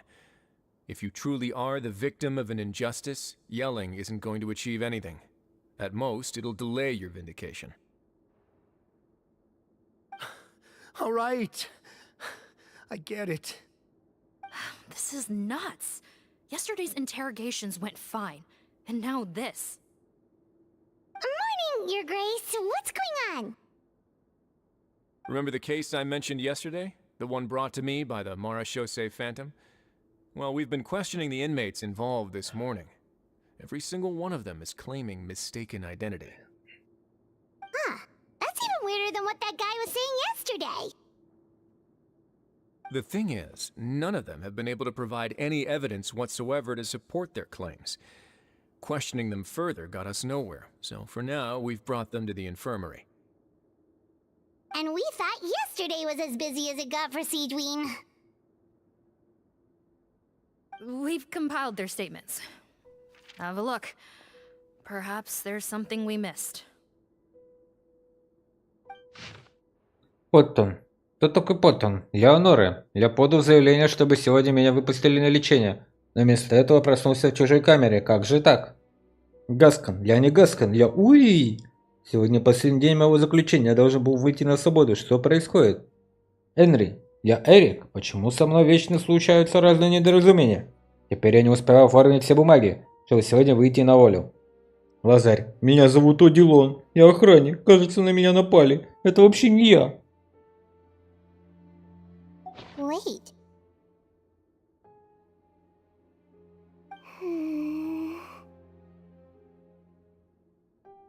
Release?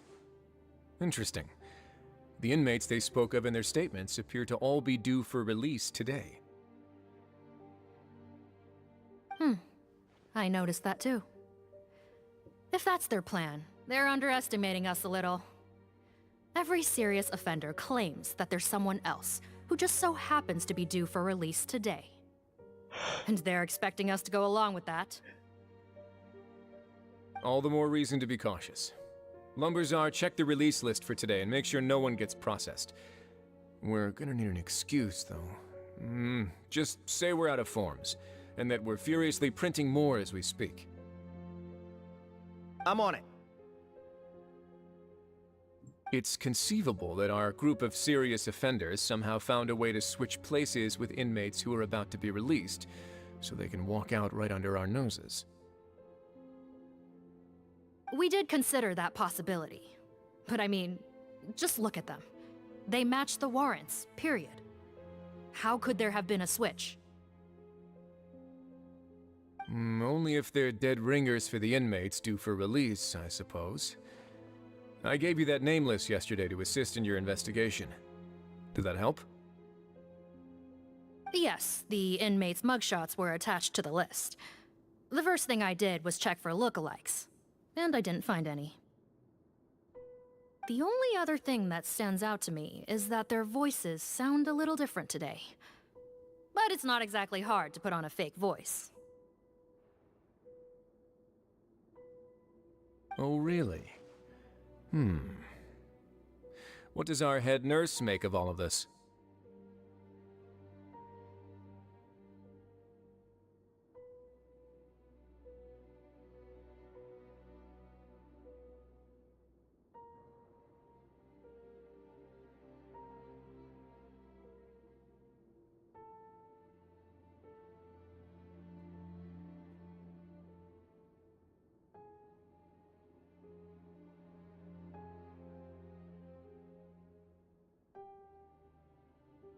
Give me a moment. I think I have a way to confirm whether there's been a switch.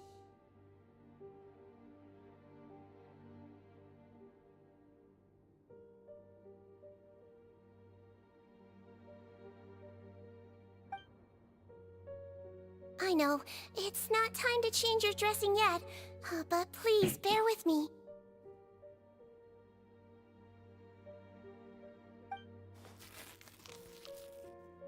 Huh? Isn't that the guy from yesterday? This should be Honore. He has very severe facial ulcers, which require an operation in the hospital at the Court of Fontaine.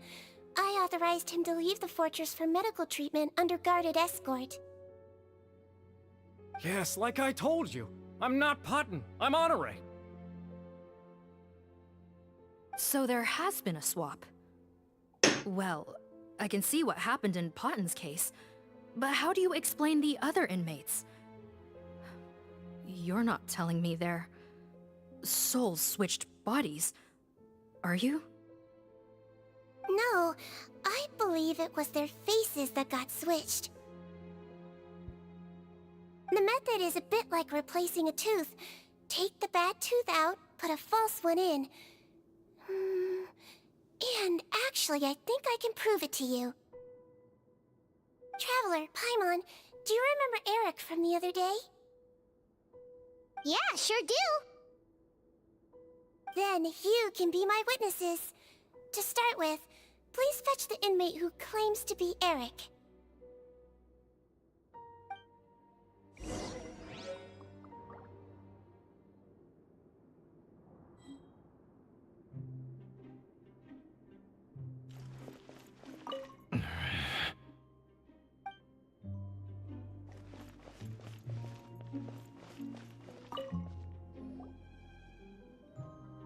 So, you're Eric? Yes, head nurse. It's me. You do believe me, right? I need to do another examination on you. Same procedure as yesterday. All right. It's the cognition test first, right?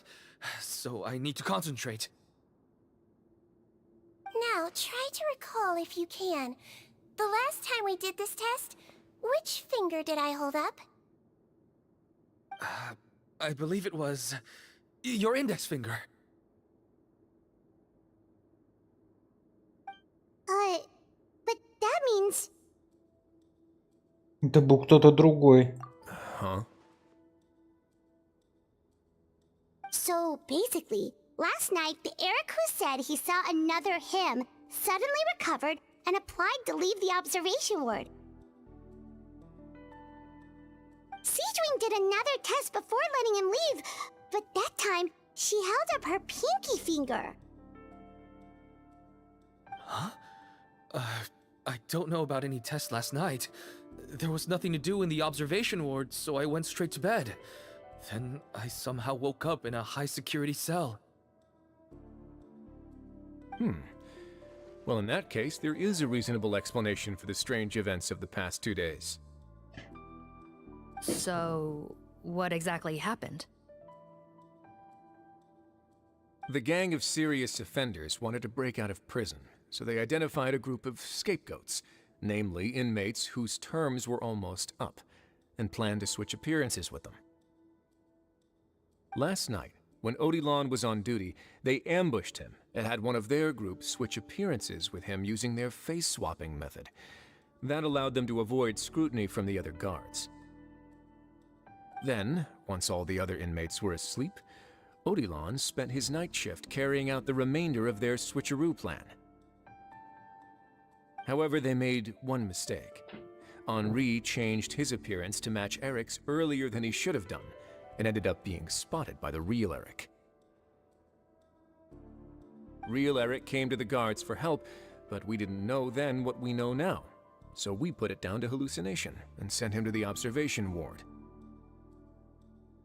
However, since one of the gang members was posing as a guard, they simply changed real Eric's appearance and had their Eric take his place, muddying the waters even further. Right, because I put Eric on the observation list by then, and no inmates on that list can be processed for departure until I've discharged them. Hence why the imposters had to pull that little stunt to get fake Eric off the list. Yeah, it all makes sense now! The Duke cracked the case! Well, I can't fault the reasoning. But I'm afraid that we ruled out the possibility of face switching very early on in this process. Criminals altering their facial appearance to commit crimes is nothing new. In fact, one of the explicit duties of the Melusines in the Marechaussee Phantom is to identify criminals in disguise. We carefully examined all the suspects, and there is no evidence that any means of disguise were used in this case. Huh. Well then, how do we explain all this? So far, it seems more likely that the gang stole documentation belonging to the inmates due for release, and are using that to commit identity fraud. Actually, there is a potion that can completely change someone's appearance. If they use that, even a Melusine wouldn't be able to detect it. A shape-shifting potion? Forgive me, head nurse, but this is the first time I'm hearing about it. If such a potion truly existed, it would jeopardize our entire investigative process at the Marechaussee Phantom. Are you certain of this? Yes, I am. But... Please, trust me in my professional opinion as an experienced clinician. At the same time, without any solid evidence, it's pure speculation. If we can round up all the inmates suspected of switching places, then have a little talk with both sides, we might just get our answer. Yep, let's do that. Okay. Well, it was our negligence that meant we had to come and conduct these post-internment interrogations. And I know it's put you out. We'll do it your way. Your Grace, bad news. I paused the releases like you asked, but we were too late. A bunch of people already got processed 2 hours ago. I checked the list, and sure enough, it's all the people who gave statements. 2 hours ago? That's before today's interrogations began. They had this all planned out. So there really was a switch after all. They really pulled the wool over our eyes on this one. We should be able to catch up with them if we leave now, right? Not if that potion is real. They can just switch faces again after leaving the fortress. And if the Marechaussee's Melusines can't even spot them, we wouldn't know where to start searching. Yikes! So we're at a complete dead end!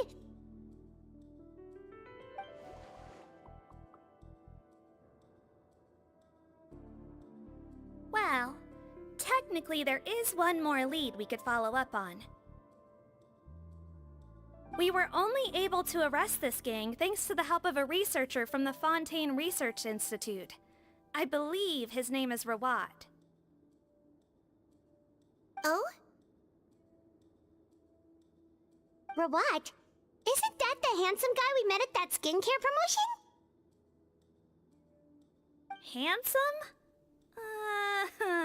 Maybe from a human point of view. I just remember that he specialized in potions. One of the crimes this gang is charged with is the manufacture and sale of illicit drugs.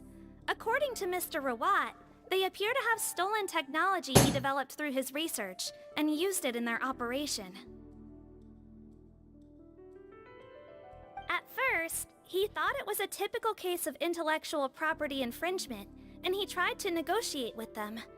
But once he discovered their criminal operation, he reported them to the authorities. Thanks to his report, we were able to swoop in and arrest them all in one go. What a hero! Bet that took courage on his part. No doubt. This is worth following up on. As the one who snitched on them, it's highly likely that Rawat will be targeted by the escapees. That aside, since he's negotiated with them in person before, there's a chance he'll have some additional information for us. Understood, Your Grace. My team and I will head to the Fontaine Research Institute right away. In the meantime, please keep an eye on the face switch victims for us. Of course. Miss Morgan, I'd like to come along and help you catch these criminals. Huh? Why's that? Well, I'm the one who discharged the fake Eric last night, so I feel partly responsible. Don't say that, head nurse. Your focus was on the inmates' health, and rightly so. We can't ask you to help with arresting criminals. That's our duty. I also have a more personal reason. Cotton is a patient of mine, and if I don't get a new batch of medicine to him in time, his condition will get much worse. Look, head nurse, I completely understand where you're coming from. But arresting criminals is dangerous business. And if anything happened to you, none of us can afford to take on that responsibility.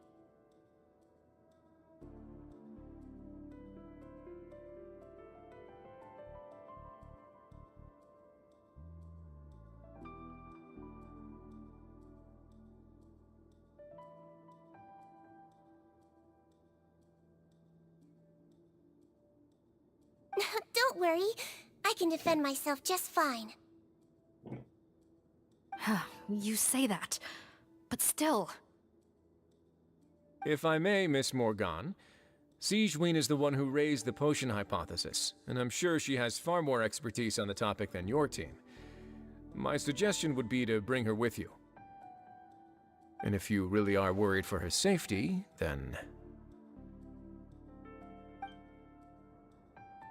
Мы с Паймен пойдем с вами. Ah, there you go, right on cue. Knew I could count on you. Okay. Well, since this plan has the Duke's blessing, far be it from me to refuse. We should head off immediately. Time is of the essence.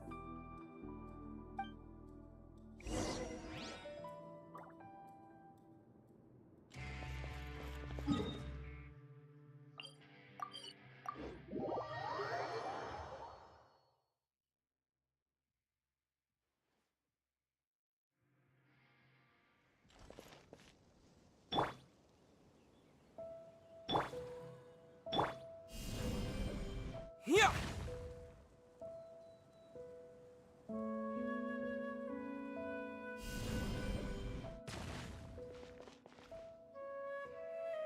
Greetings.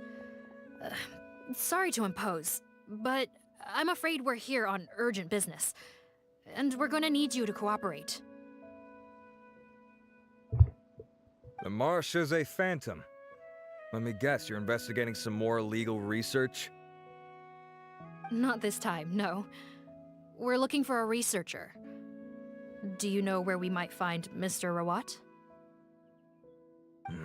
Rawat. Oh yeah, Mr. Handsome, right? He actually doesn't work on site here very often. There's a handful of researchers in the nearby area who know him pretty well, though. You can see what they know. Just a handful? Paimon figured he'd be the most popular guy around. Well, I guess you could say he's popular, at least on a superficial level. He's blessed with good looks, so he tends to make a good first impression on people. But in all his time here at the Fontaine Research Institute, I don't think he's ever had a single deep conversation about his research with his peers. That's no way to make real friends around here.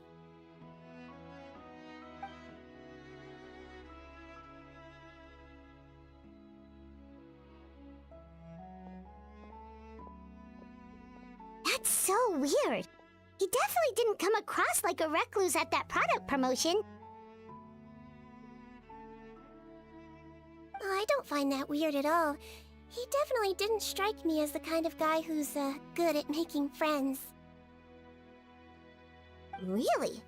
Paimon couldn't tell. Must be a Melusine perception thing. Okay, we should talk with his acquaintances. But we also need to check the Research Institute for any clues. Let's split up. It'll save us some time. Sure thing. We'll go ask around among the other researchers with Stweam. I'm suddenly kind of curious to know what everyone really thinks of him.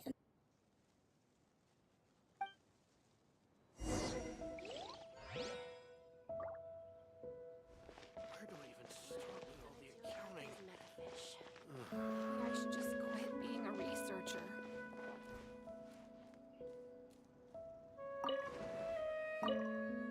Как это здорово не заниматься исследованиями. До свидания.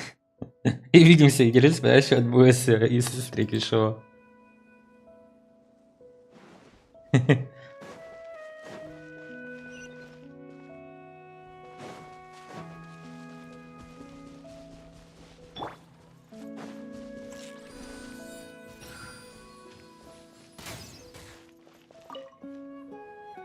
Hey there, are you in Teep?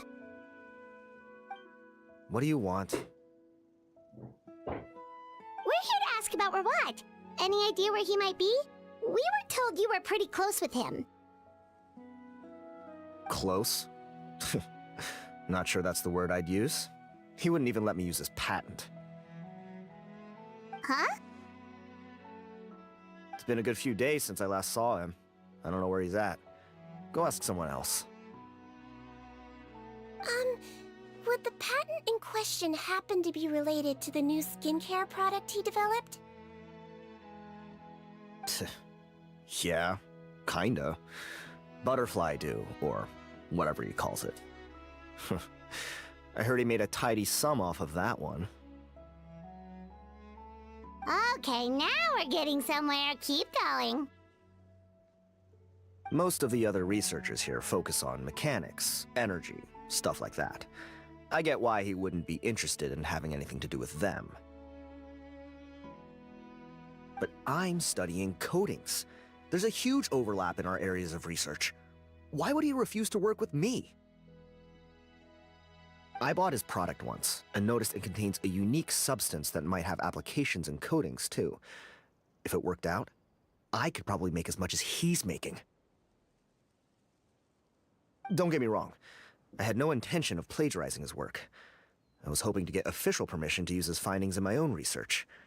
Followed the proper procedure. It was all above board. I would have had to pay him a license fee and everything. But despite that, he turned me down not once, not twice, but 3 times. It's like he's vehemently opposed to the idea of anyone else making the kind of money he does. Huh, so is Rawat antisocial, or is this guy just jealous? Возможно, и то, и другое. Well, it doesn't look like we're gonna get any info about Rawat's whereabouts from him. Let's go! Wait, 1 second. Mr. Antibes, next time you go shopping, you should buy some Buell fruits.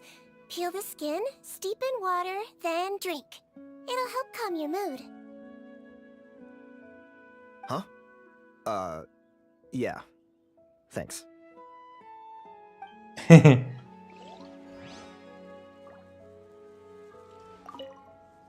Gonna have to cut this chat short. I have a patent application to write.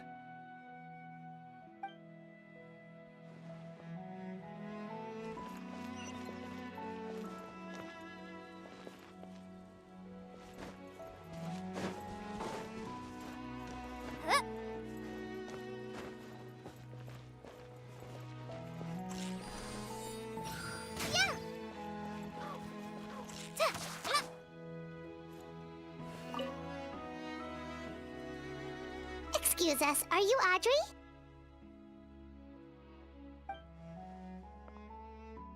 That's me. What is it? Are you close friends with Rawat? We're trying to find out where he is. Close friends? You mean because I told him I had feelings for him once?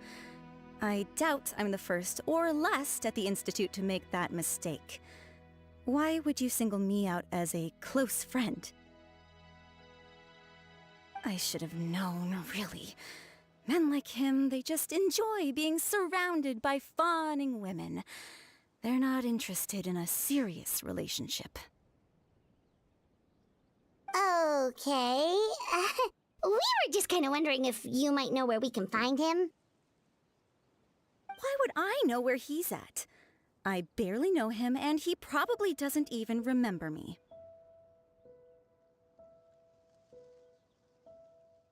Ugh, this is getting annoying. Shall we go ask someone else?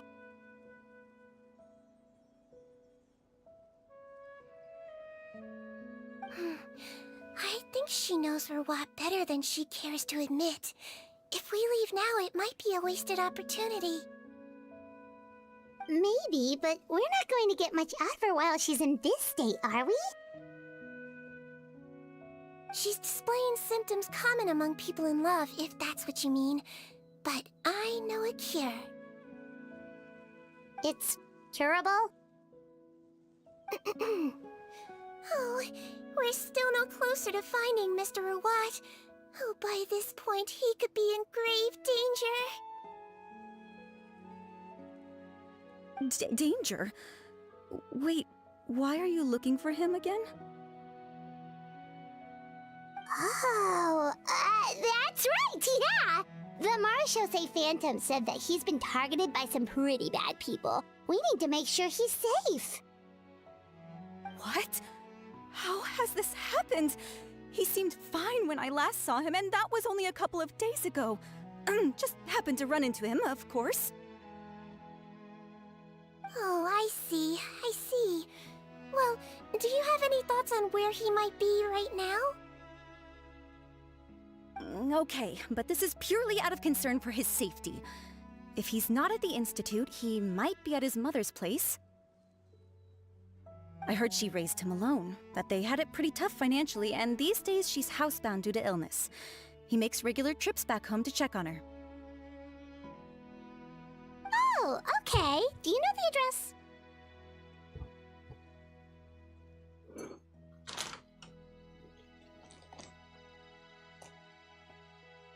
Nope, sorry. I only found out the thing about his mother because it came up in conversation once. I was just trying to find out more about him, you know, so I could get to know him better. When I told him I had a crush on him, I offered to help him take care of his mother. And yeah, maybe that was a stupid idea, but did he really have to yell at me for it? It's like, fine, I can take no for an answer, but what's with the temper tantrum?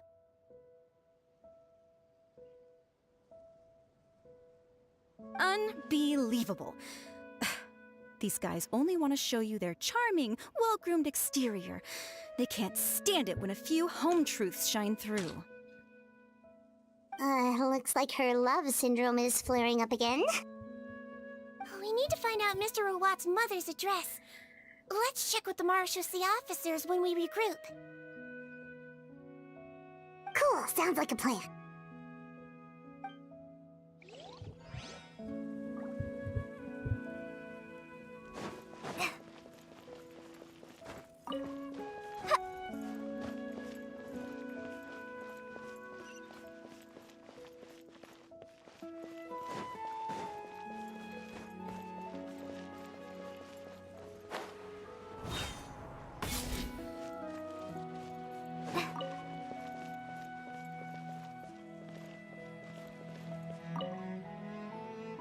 Sorry to bother you, sir, but are you Bertram? Who's asking? А кто спрашивает?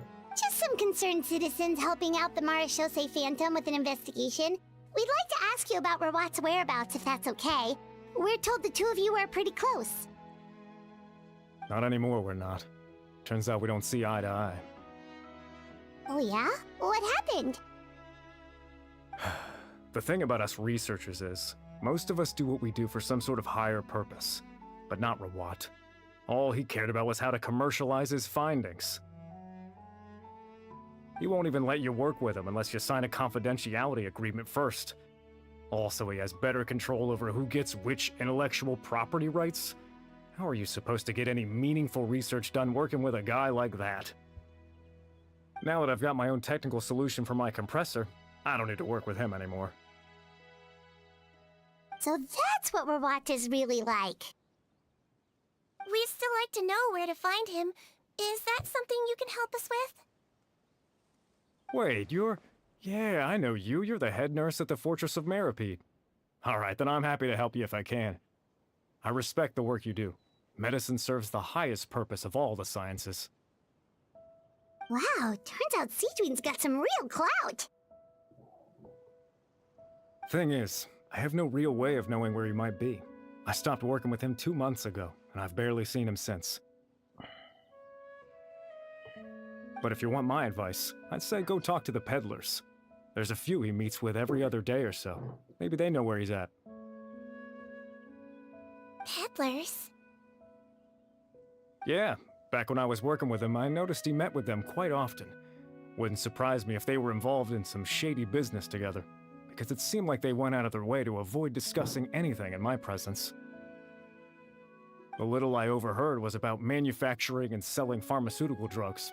Like I said, he's all about the money. Drugs? Doesn't he work with skincare products? Do those count as drugs? Who knows? I never cared to find out. He's the morgue rubber, not me. Thank you. You've given us plenty to work with. Welcome. Goodbye, and may we both reach new heights in our scientific endeavors. Well, that's all 3 researchers. Let's head back to the meetup point. If my research project works out, the development of underwater spaces should become much easier.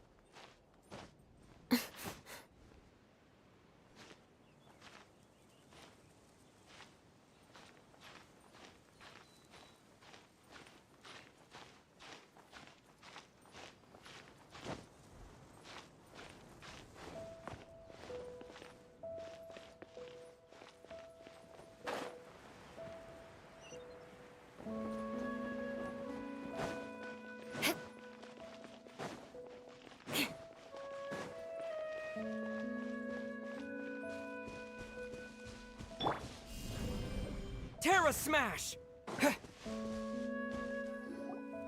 You know, Paimon started out thinking Rawat was a handsome researcher with a friendly and cheerful personality. It's such a surprise to learn that his peers have a different impression of him. So, what's your view of him now, Paimon? A handsome researcher whose difficult upbringing turned him into a profit chaser with a chip on his shoulder? So your thoughts about his appearance haven't changed at all? Well, his looks are kind of a big deal. At least in Paimon's opinion. How did such a handsome guy end up being so antisocial? Even with his difficult family background, it just doesn't make any sense. You can't judge a person solely based on their appearance. Head nurse. Traveler. I assume you've spoken with the researchers. What did you find out? Вы обменивались собранной информацией. Bertram mentioned Rawat's involvement with some pharmaceutical merchants. Do you know if he's registered any pharmaceutical brands? Since he was a whistleblower on such a huge case, I ran a background check on him. I don't remember there being any brands under his name. How strange. If he was so focused on commercializing his research and averse to sharing his technology with others, why wouldn't he have registered his own brands? Maybe he and his business partners needed to avoid public scrutiny? You think he may have colluded with the gang?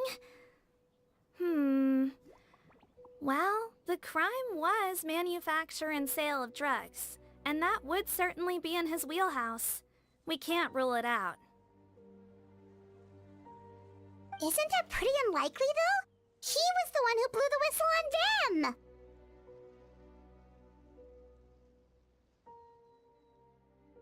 Most children who come to me with tooth decay have suffered pain for a long time already, but they'll still try to hide the fact that they eat too many sweets. Grown-ups and children aren't so different in that regard. If you say so. I saw him when he came to make his report, and I certainly didn't get the feeling that he was the type to collude with criminals. Perhaps it's more likely that they were coercing him. You mentioned that he comes from a poor family. So, it's possible that the criminals approached him, asking for academic support, luring him in with the promise of riches. By the time he discovered who they really were, he was in too deep. They had leverage on him, so he was forced to keep working for them. I've seen it happen many times before. That does make a lot of sense. It would definitely explain why he was so unwilling to cooperate with his fellow researchers. No wonder he's so unsociable. He must be on edge all the time with a gang of crooks breathing down his neck. In that case, the situation could be worse than we thought. If Rawat was working with the escaped inmates, they're sure to know more about his whereabouts than us. Oh, there's a good chance they'll get to him before we do.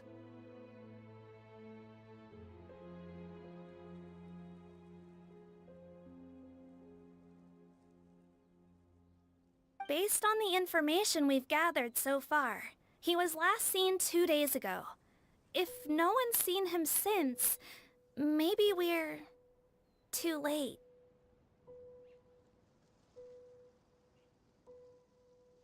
"2 days ago? So he went missing right after that product promotion.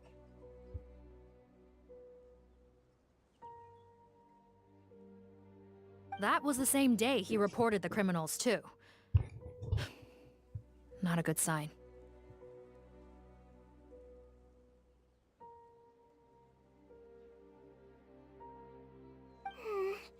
Don't worry, everyone. I believe we still have a chance. Since he disappeared right after blowing the whistle, it's likely that he's gone into hiding. Yeah, he must have been worried that they'd come for him.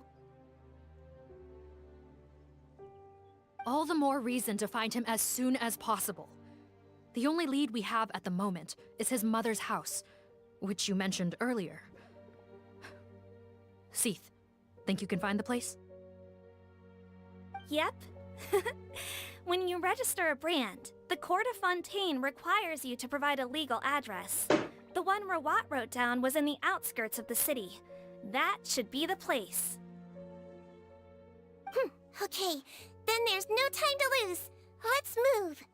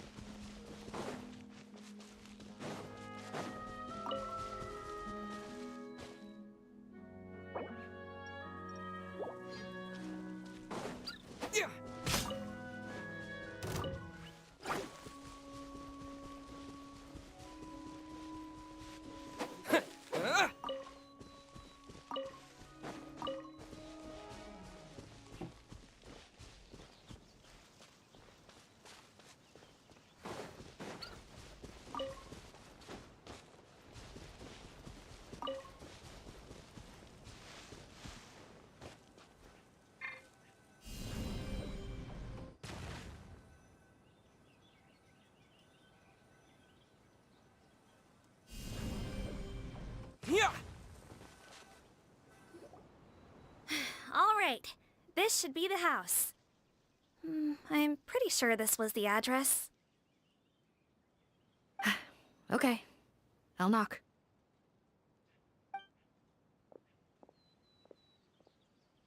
Моргана стучит несколько раз, никто не отвечает. Sounds like whoever's inside has restricted mobility. Oh, it seems serious. Oh, what's the fastest way to get this door open? Break the door down? No, I'll handle it. Let the expert deal with it. There'll be a mountain of paperwork if we damage a citizen's property.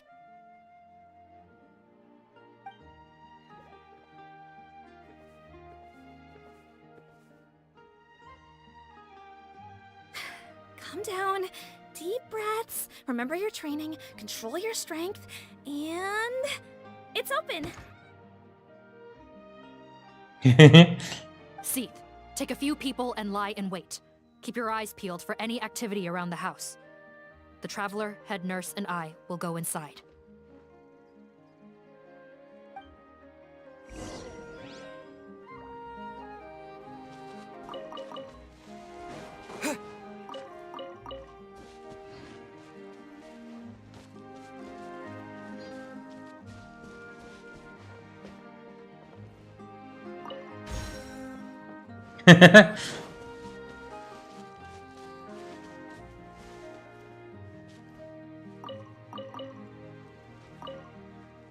No, don't look this way.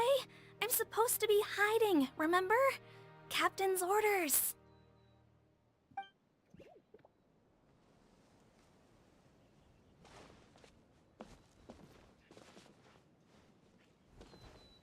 Блин, не могу, мне так смешно.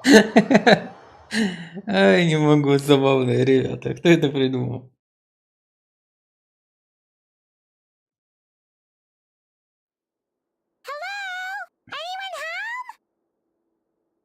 Oh, there. On the bed, there's an old lady. That's gotta be Rawat's mother, right? She doesn't look like she's in any state to be answering our questions, though.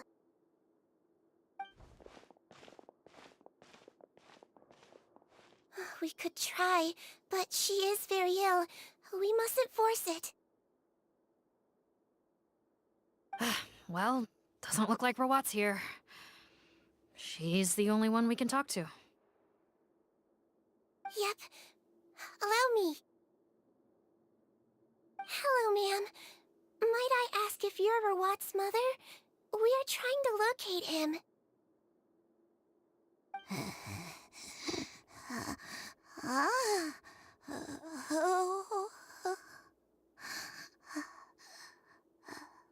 Hard of hearing, perhaps. Does anyone have a picture of Rawat? I have one here. I'd like to show you a photo, ma'am. Is this your son? Do you know where he is?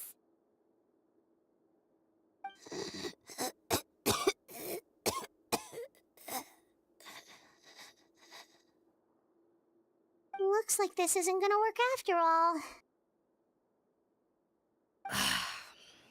Well, looks like we're out of leads. If Rawat's not here, things are looking very bad for him. Is it possible he could have avoided returning here because he knew he'd be in danger? Maybe. But if so, where do we look next? Maybe we should take another look at the Institute. Guess so. I suggest we all return there now. We found a good amount of useful information the first time, but perhaps there's something we missed. This is our last hope. Sorry, officer, but could I stay here for a while? This patient requires some care. Of course. Traveler, stay with the head nurse. You're technically here as her assistant after all. Разумеется. Also, I'd like some Marechaussee members to stay as well, and keep an eye on the area. Why's that? If Rawat knows how serious his mother's condition is, he will return. Got it. Okay. I'll tell the squad members in hiding to stay put and keep a lookout.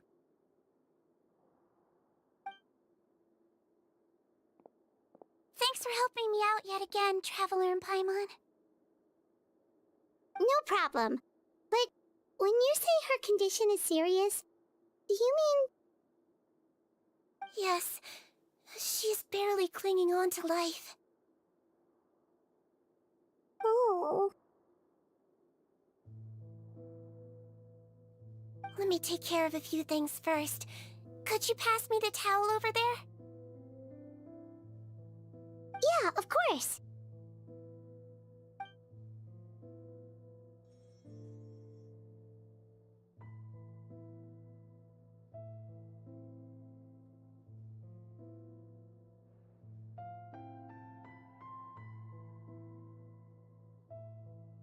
I can tell that her family has tried a lot of different treatment methods, including some very expensive medicines. Unfortunately, her condition is so multifaceted that a recovery looks all but impossible. Seedwing. Paimon bets being a nurse must be pretty tough at times like this.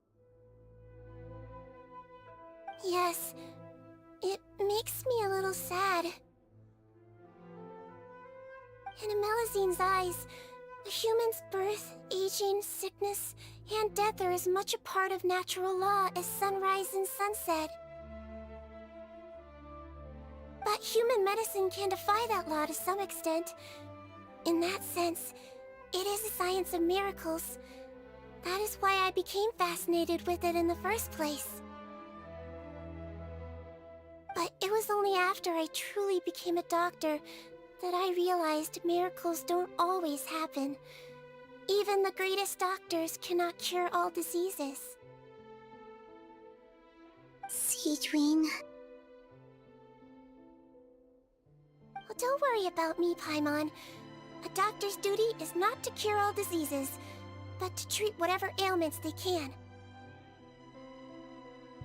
At the very least, I can lower her fever. That way she'll suffer less. And she might even be able to see her son. Yeah. All the more reason to find Rawat as soon as possible, even if we don't catch those crooks.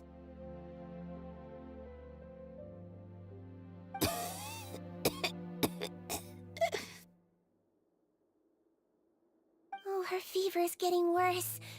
Could I get some hot water? Sure, we're on the case.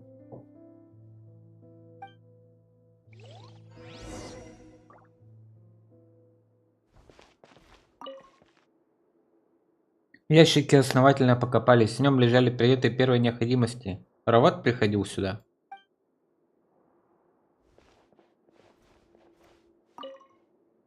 Нашел. К счастью, здесь еще есть горящая вода. Похоже, что есть потайное отделение. Это же... В журнале записано, как пройти в подземную лабораторию.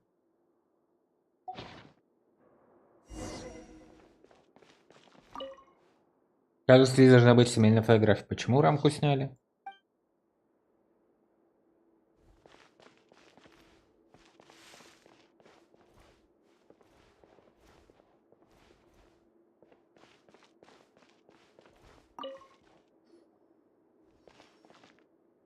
Found the hot water? Sure did. And look what else we found. Judging by this journal, it seems like Rawat has a private lab. There's a good chance he could be there right now. We gotta go tell Officer Morgan right away. Oh, that's great news. But hold on just a moment. The wet towel is ready. I'm giving you another injection. Are you feeling better now?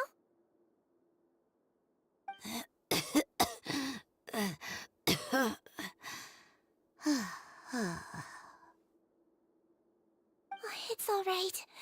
We'll go bring him back. Please hang in there. Thank you.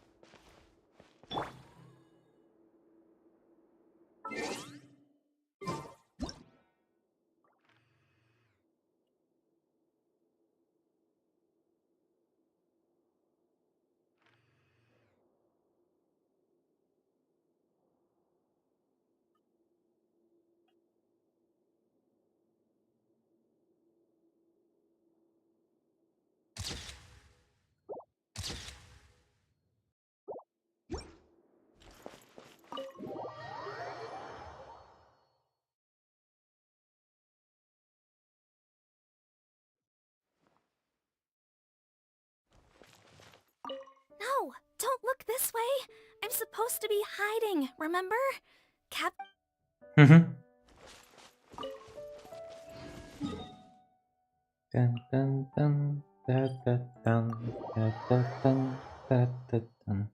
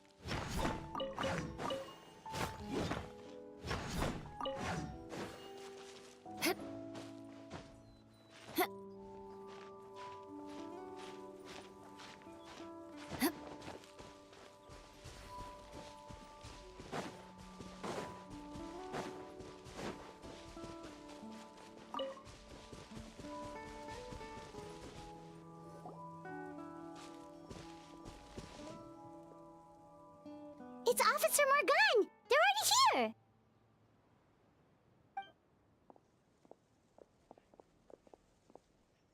We came as soon as we heard the news. I can't believe we were so careless.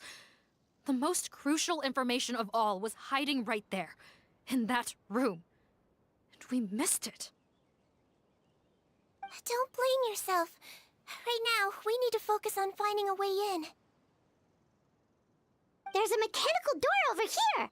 Hopefully the instructions in Rawat's journal will help us open it.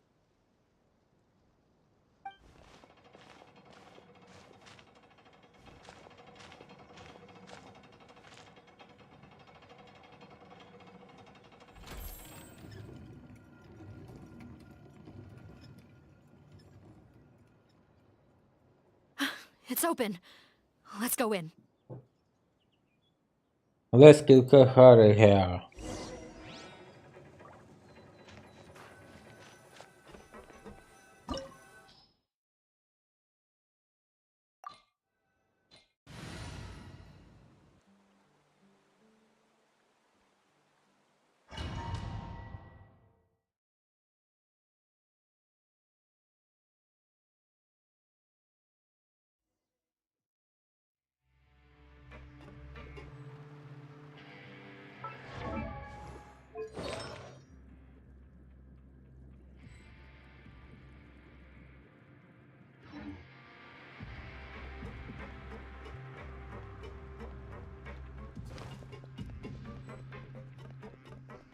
How did they get in here?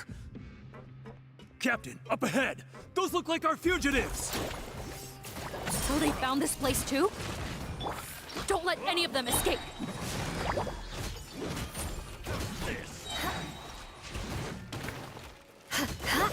I condemn you! Yeah!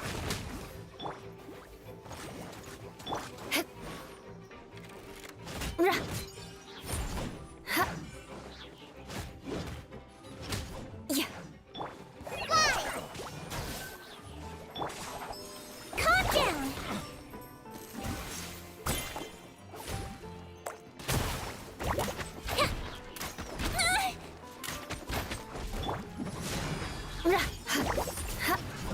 Another test subject. No one escapes my sight! Quick! Don't be nervous! Just relax! Should replace my hammer. Freeze to the core! Rack and ruin!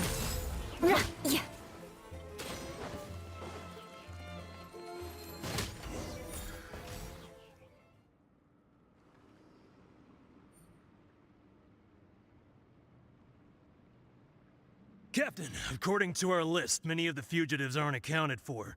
There may be others hiding deeper inside the facility.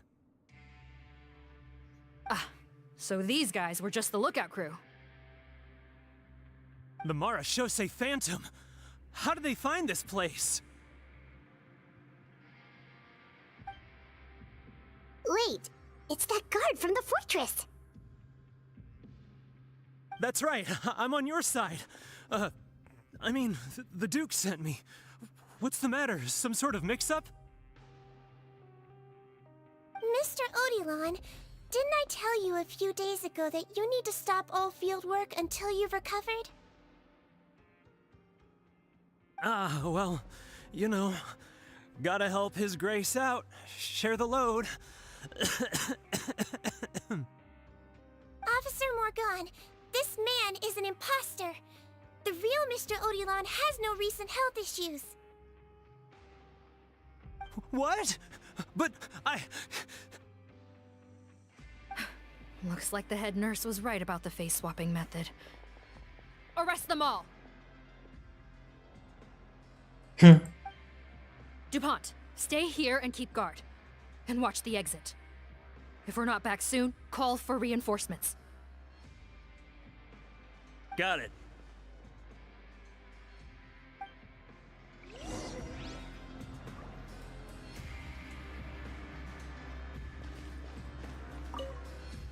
Don't worry, I got this covered.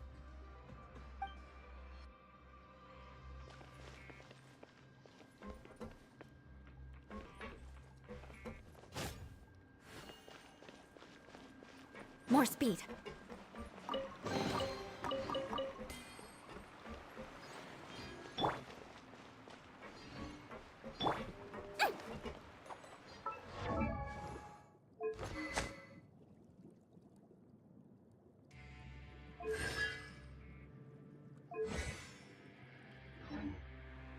Don't slip and fall!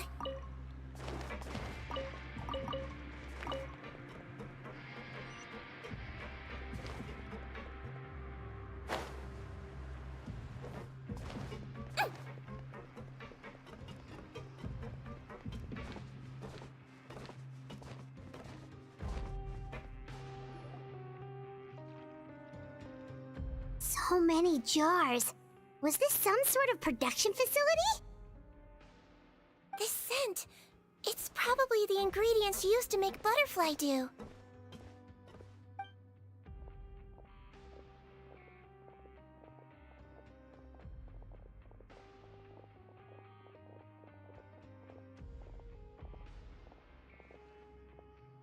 How come they're all empty? Did it sell so well that he ran out of supplies? How strange. Why would Rawat choose to manufacture a popular product like that in such a difficult-to-reach location? Given our suspicion that he may have been coerced into the illegal drug trade, I would have thought that any production facility we find here would be used for illicit purposes. Perhaps butterfly dew is itself an illegal drug. Do you have any evidence for that claim? No, just a guess. We need to find Rawat as soon as possible. He has all the answers we need. Understood. Well, let's not linger here. Let's go. Come on.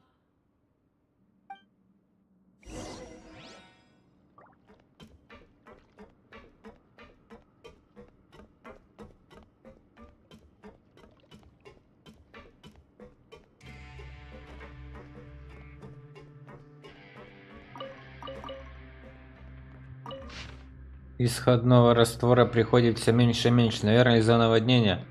То, что мы все равно успеем выпустить эту партию к запланированной дате.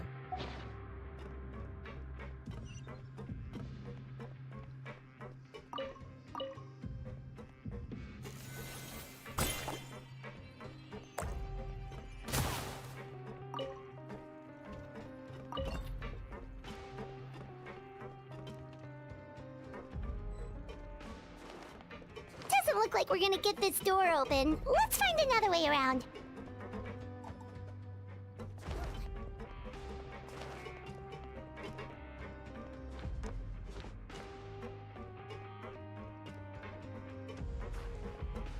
This one's closed too. What's with those carts and tracks? Oh, maybe it's one of those doors that opens when it senses cargo passing through. There's a loaded cart right over there. Let's bring it to the door and give it a try.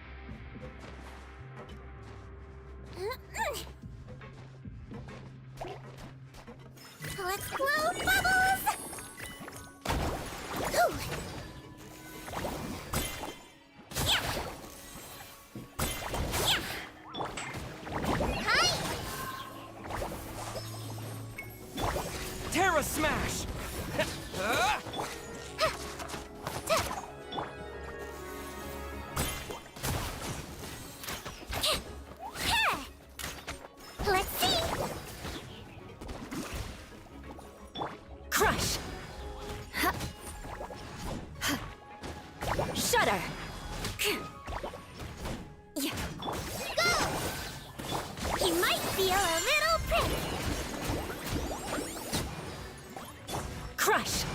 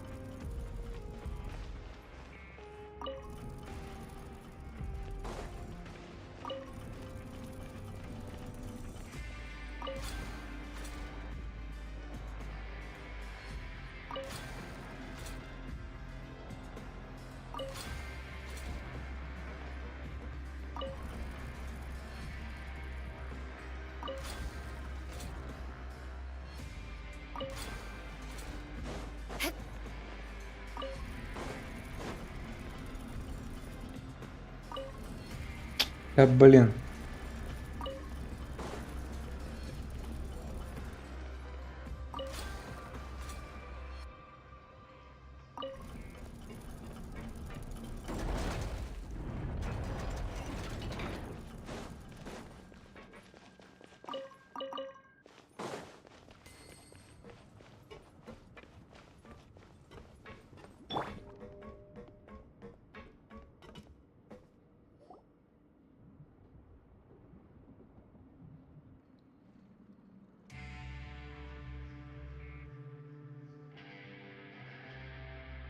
This room's much smaller than the others. Judging by the implements on the table, this looks like a potion-making lab. Head nurse! Over here.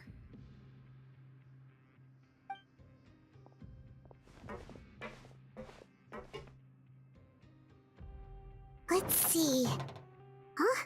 Robot's clothes. Why would he change here? Perhaps they stripped him down, left the clothes behind, and disposed of him somewhere else? Yikes, Stweam, where did that come from? Oh, what a tragic way to go. Especially with such a bright future ahead of him.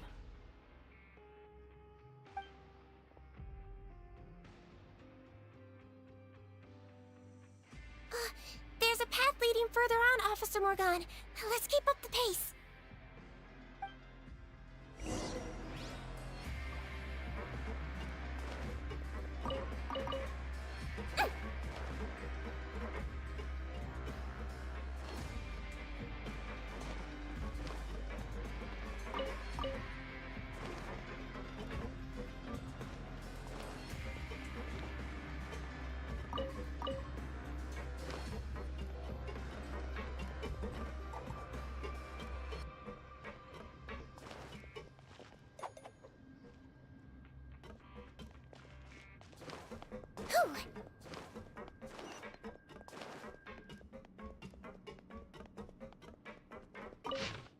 Запас исходного раствора полностью иссяк.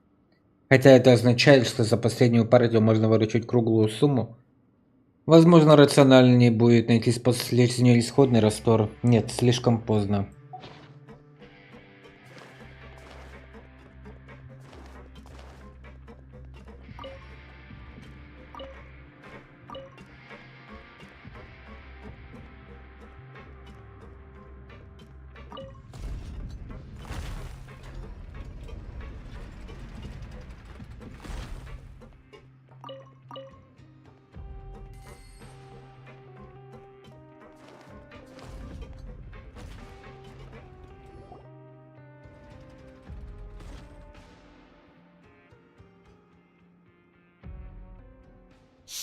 There's a whole bunch of people in there.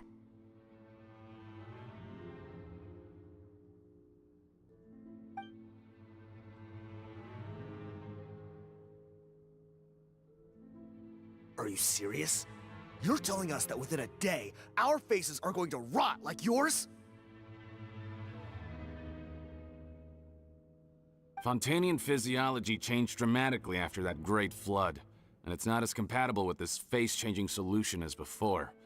The side effects are as you can see. Why didn't you say anything before we all used it? Look, my plan got y'all out of prison, didn't it? You'd have much bigger problems to worry about right now if the Marshal Say Phantom found out about your other crimes. Consider an ugly mug getting off lightly. Ugh. You're just lucky we didn't leave you in there after you disappeared on us with no warning. We only let it slide because we're former partners. And now you have the gall to pull a stunt like this? Partners? Make no mistake, each of us is only looking out for himself. If you place too much trust in others, well, I'm afraid that's your problem. You hid things from me too. Remember how you each had a spare potion? You kept quiet about it until we planned the prison break? Oh, and you didn't have a secret spare? Then do you want to explain how you melted your face off before all this? Guys, that's enough. Calm down. It is what it is. Arguing won't change anything. What's the plan, Parton? I'm assuming you brought us here for a reason? There is no plan. We followed him here on the promise of more juice, but it turns out there ain't a drop here. Besides, what does it matter now anyway? He already said, even if we did get our hands on more of that stuff, switching faces again solves nothing. They're still gonna melt off eventually. I said enough arguing! Parton, tell us the plan. The most practical solution is to continue using the potion. Keep switching to a new face before the ulcers can start forming. Are you kidding me? This stuff was hard enough to get a hold of even when we had a supply. Now you're asking us to use it like skin lotion, after the flood all but wiped the supply out? Well, there is another option. But you'll have to make a deal with me first. Okay, now we're talking. What's the deal? I have a document I took from that researcher that details how to make a replacement. Just give me one bottle of the undiluted fluid, and I'll get to work.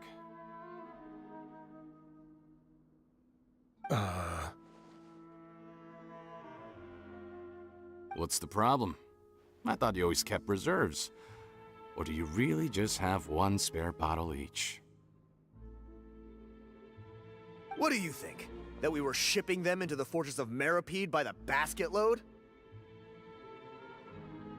Well then, say hello to never showing your marred faces in public again. Ugh, I've heard enough! Get him! Let's see if that document even exists! Freeze! Marshal Say Phantom! What?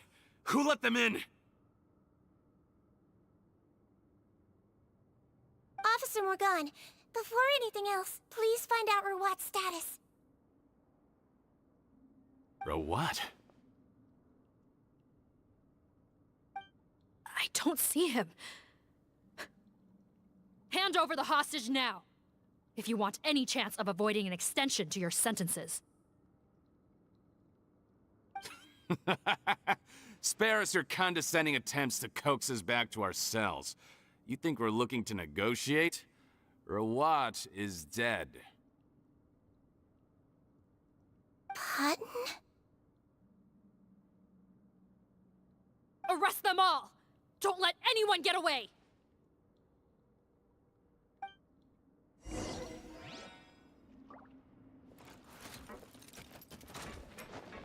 Hold still! Fly!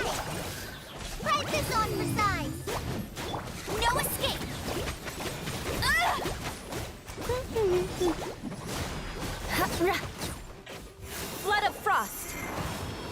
mercy.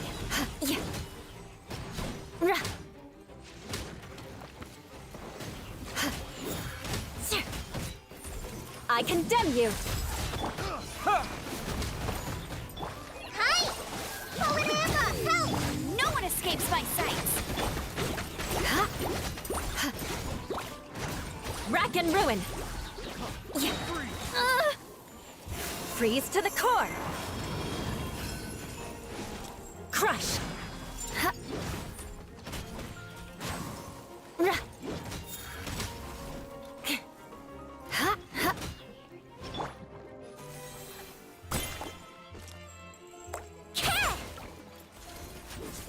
Calm down!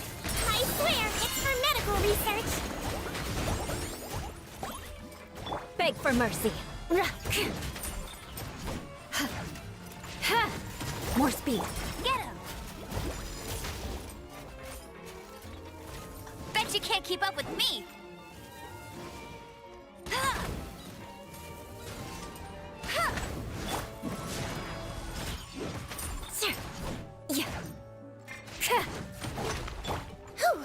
Wibbly wobbly!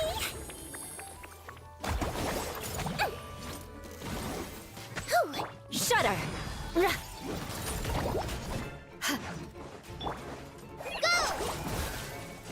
Crush.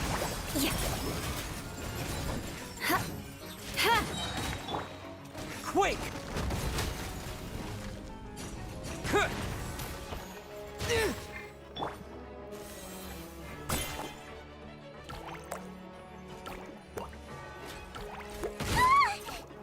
Let's see!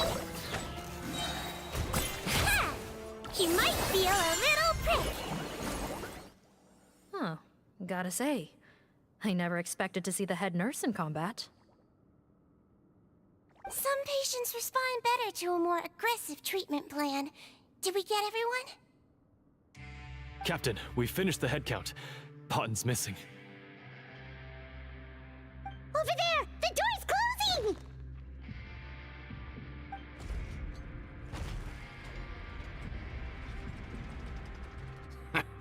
One group trying to arrest me, another trying to hunt me down. Good. I gotta kill two birds with one stone. How did he get up there? There must be a secret passage somewhere. Find it! Don't waste your energy. I already sealed it off. How naive. We have more people outside. If we're not back out by the agreed time, they'll come to our rescue. Well then, you'd better hope they get here in time.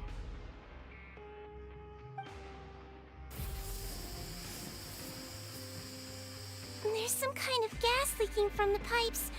Be careful, it's poisonous. This is our distribution center, where we store the product derived from our source solution. We had to use special fire prevention methods to prevent contamination. The pipe network here was designed to emit a gas for firefighting. One little modification later, and it makes an efficient death trap. Why would you do this? Your partners are here too. Oh, please. If they can't supply what I need, they're of no further use to me. Besides, I can't have them exposing my potential whereabouts. He's a maniac! Come on, we gotta find a way to open that door! Go ahead, struggle in vain. Once the last of you croaks, no one will ever find me again. So long! Are you sure you're ready to leave, Potten? You haven't changed your dressing today. You can't cure my face. Just give up. And what if I could? Nice try. You're just trying to stall me. Don't you worry about me. I'll find a way to cure my face once I get out of here. Oh, I doubt it. After all, Fontanians can no longer dissolve in primordial seawater. What the? How did you? The key component of the face-changing potion is the fluid left behind by dissolved Fontanians. It might look like ordinary water, but it has some unique elements in it. Before the flood, all Fontanians were oceanids, physiologically speaking. A potion made from that fluid could dissolve and reconstruct the face of a Fontanian in much the same way as hydroidolins change form. Theoretically, it could give someone any appearance they wished. But since the flood, Fontanians have become true humans. They can no longer provide the source material for this potion, nor reap its benefits. Are you saying this potion is made from Fontanians dissolved with primordial seawater? Then their crimes are far worse than I thought. How could you know all of this? No, wait. Of course! Well, well. So that's why you have a human appearance. It also means that I have a formula you're unaware of. The air's getting thicker. It's getting hard to breathe.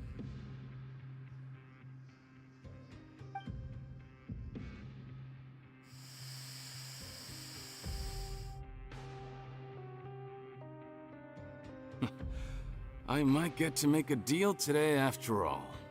Alright, keep talking. How do you intend to give me the formula? Oh, it's not a formula, but a finished product. I have a bottle of it right here. What? When I tried Rawat's skincare product, I noticed it had a certain special component in it. So I had my friends gather some other ingredients for me, and sure enough, a little experimenting later, I'd produced the potion. I'm guessing his skincare lotion contains the fruits of your joint research? Huh. Impressive guesswork. Yeah, we were a supplier for some of the raw ingredients.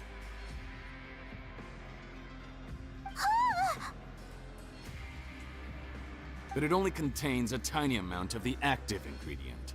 The effect is minuscule compared to the undiluted fluid. Well, I found a way to reverse the dilution process, giving the skincare lotion a similar effect to the fluid it is derived from. That's impossible. If I tell you some of the ingredients, I think you can figure it out. First, you need to combine tinted hydrophantasm tissue with transoceanic pearls at a ratio of around 3:7. Tainted hydrophantasms and transoceanic pearls. I see. Can't believe I never thought of that. So, can we make a deal? Sounds good to me. There's a delivery pipeline beneath this window. Drop the potion in, and I'll release you all.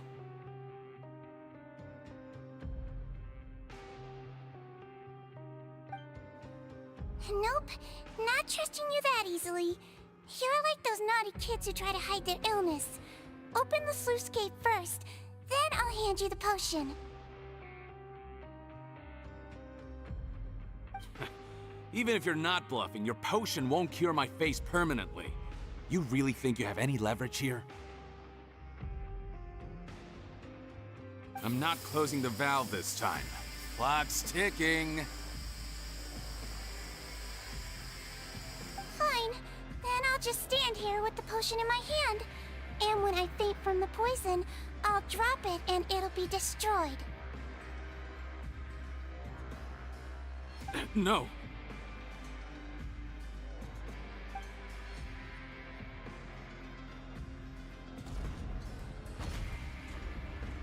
It's open! Disable that sluice gate! Jam it! Don't let it close again! That's That's more like it. In that case, a promise is a promise. Head nurse, there's too much poison gas in here. We have to leave, now.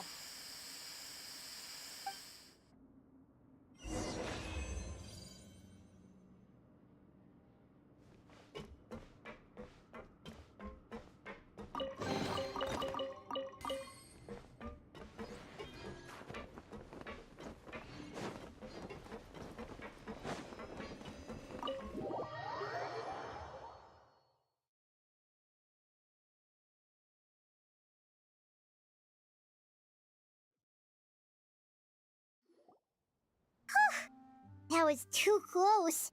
That button is a real nasty piece of work. Oh, don't be too quick to sit down. Moving around a little will help relieve the soreness. Same goes for you, Traveler. Oh, but Paimon, you should be fine, right? Flying fast is pretty tiring too, actually. Anyway, that's not important right now. Paimon's still shocked to learn that there's a whole criminal operation going on behind that skincare lotion. Shame I ended up giving the improved version to Potten after finally making it for you. I'll make you some more, I promise. No, please don't. Paimon doesn't want to use that stuff anymore. Still, it was a pretty good job that Paimon wanted to buy some in the first place, huh? It ended up saving everyone's lives. That's gotta count for something. Всех спасла Сигжвин. Yeah, Paimon was just kidding. Head nurse, I've done a final head count of our team and the criminals. Everyone's here and doing fine. We're ready to escort the fugitives back to the fortress of Meripede. It's a shame that we didn't find Rawat. At this point, I'm afraid he's probably deceased. What a horrible bunch. Especially that Potten guy. If he hadn't made good on that deal, we'd all be dead because of him. No, we wouldn't. I always keep a whole bunch of antidotes on me for emergencies, and one of them neutralizes that poison gas.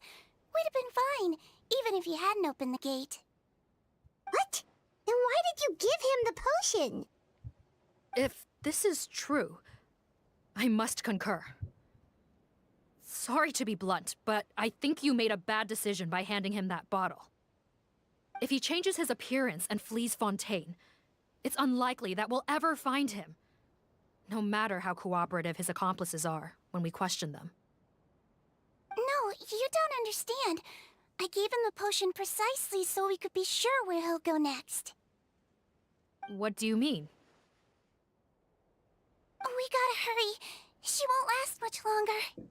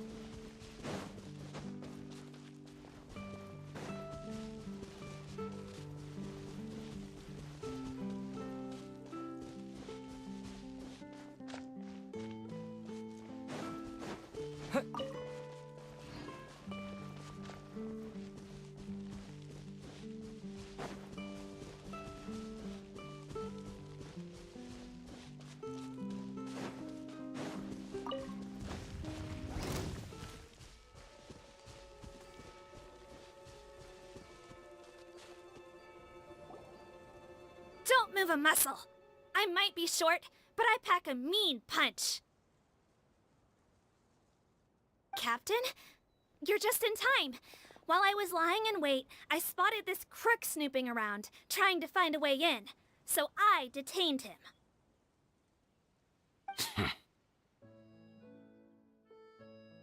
Oh, his face.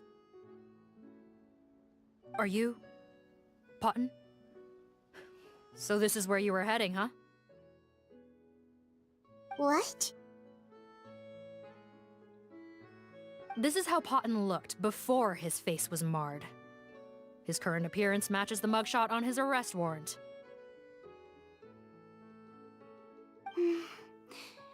I see. Wait, so what's going potion to disguise himself and escape Fontaine? Why would he change back to his original face and run right into our trap? Enough of this nonsense. Let me in! You better pipe down. There's an old lady in there who's very sick. No way are we letting a crook like you inside. To heck with it. Listen to me. I'm Rawat. That's my mother in there. He's gotta be lying, right? Rawat was a victim in all this. He was forced into it against his will. How can he and this monster be the same person? Forced against his will. That's the funniest thing I've heard all day.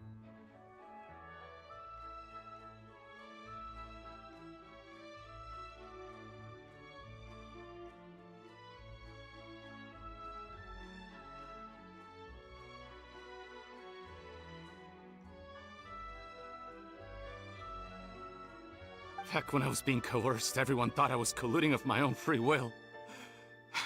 And then when I actually became a criminal in my own right, you all suddenly thought I must be under duress.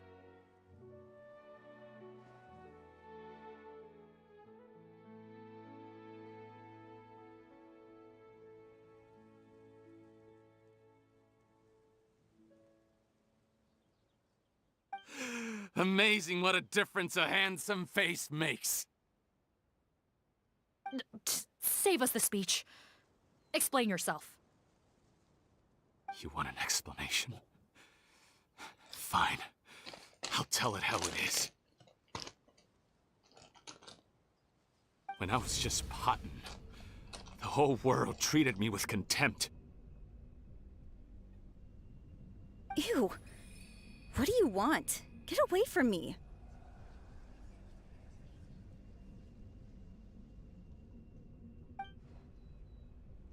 Women despise me. Collaborate? You don't look like much of a researcher to me.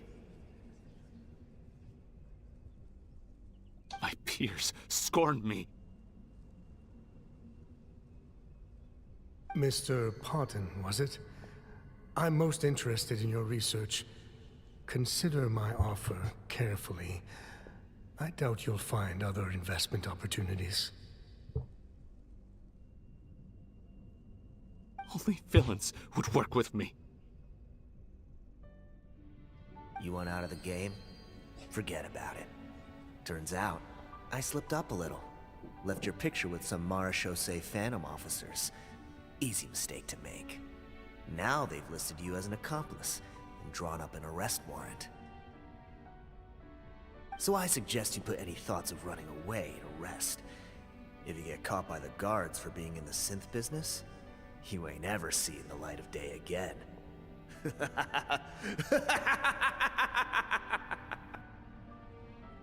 was no way out for me. Until I could stop being Potton. Mr. Rawat, I have something I'd like to tell you. I became popular with women. This new potion you developed is fascinating. Genius, in fact. Would you consider working with me? I'd be happy to sign a licensing agreement. My peers looked up to me. Okay, I'm very interested in your research, sir. You must no doubt have offers from countless investors, so far be it for me to ask for a full collaboration, per se. I merely wanted to express my interest. No pressure at all, naturally. And the villains even began to fear me. Becoming Rawat showed me what a superficial world we live in. But I did not hold a grudge. After all, this superficiality could be made to work in my favor. Or so I thought. But alas, the world seemed bent on finding a reason to make me despise it. Mother, I'm back. How are you doing? Who are you? I bought the best medicine Mora could buy, but nothing would cure her illness. In the end, I hoped she'd at least be able to see her son one last time before she passed, but when everyone else rejected me, the only person who cared about me was my mother.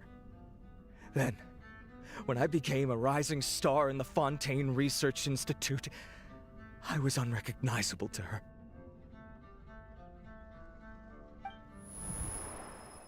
I have to let her see me again. Even if it means donning my own wretched, ugly face. Well, is that enough explaining for you? Now do you understand? Let me inside already! Have you ever considered if you'll even be able to look your mother in the eyes after what you've done? You found a way to completely change your identity. You could easily have escaped from them. But no, you chose to keep working with them. Why would I want to give up on such a lucrative business? The profits were dozens of times that of the synth business, and it was all above board. So you kept being a villain just for the money? Villain? By what standard? Is doing evil deeds really what makes someone a villain in your eyes? Or does it all come down to the way they look? None of you saw a villain when I was wearing my other face, did you? You have no right to judge me! You're all just fake people living in a hypocritical world! I regret nothing! My mother would understand! You're a villain to the core! But especially that tongue! Honestly, I don't see a villain when I look at your current face either. Don't humor me. You don't seem surprised by my confession in the least. How long have you known the truth? I didn't know anything for sure until you chose to take that potion bottle and spare our lives. But if you're asking when I started suspecting you, it was the first time you came to see me at the infirmary. I had to confirm my suspicions. That's why I chose to join this investigation. Are you kidding me? A young, promising researcher and a wretched criminal? What on earth gave you the idea that they could be one and the same person? Well, there were no visual clues. This potion's face-changing effects are very powerful. Even as a Melazine, I couldn't see through the disguise. But I believe I understand humanity a little better than most of my kind. Humans have certain fundamental qualities that do not change with their appearance. Fundamental qualities, huh? So you think you're the one who's seen through me, do you? Most people probably don't know this, but I think I can guess what your deal is. Melazine constitutions are very close to that of water, so it stands to reason that the potion should work on them too. You use it yourself, didn't you? That's why you have a human appearance. Stweam? Yes, you're right.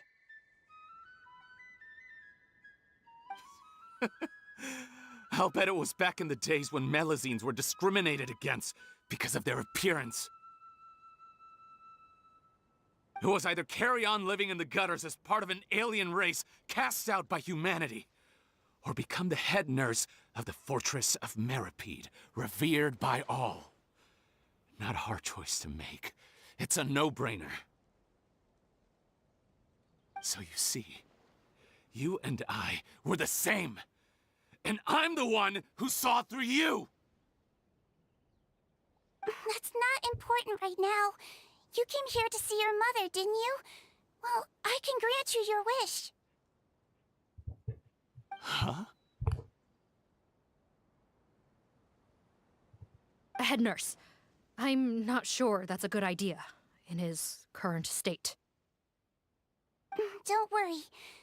Back in the warehouse when I traded the potion for our lives, I was doing it to test him. He was willing to risk sacrificing his only chance of escaping capture by opening the gate in exchange for the potion. Also, he could see his mother again. If nothing else, his concern for his mother is genuine. I see. So before you arrest him, please allow him to see his mother one last time. The Traveler and I will accompany him. You have nothing to worry about. All right. I understand.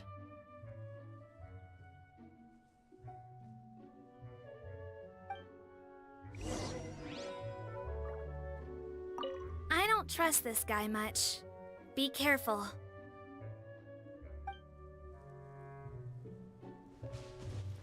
Join the head nurse inside. If he tries anything at all, shout.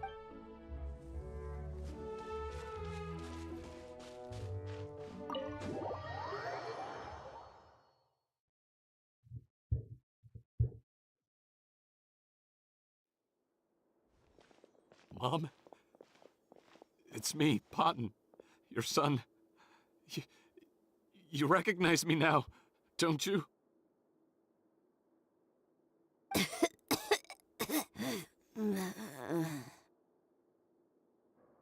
Mom, what's wrong? I'm sorry, but I have some bad news. I examined your mother last time we were here, and it appears that due to her prolonged fever, she's lost her eyesight. What? Your appearance no longer has any bearing on her ability to recognize you. But there are always other ways to remind our loved ones who we are. Wouldn't you say? No, it can't be. Please, Mom, open your eyes. It's me, your son, Potton. If you really can't see my face, then here, take my hand. Tell me you feel your son's hand.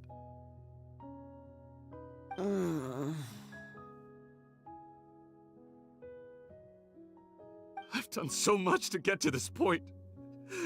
Please, you have to recognize me.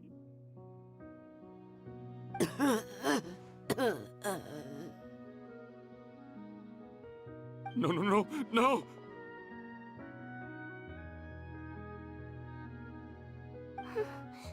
The temperature of his palm must have changed. I'm sorry. It seems I couldn't bring him back to you after all.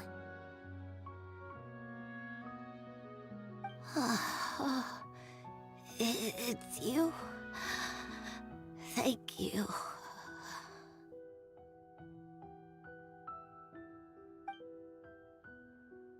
Oh, of course.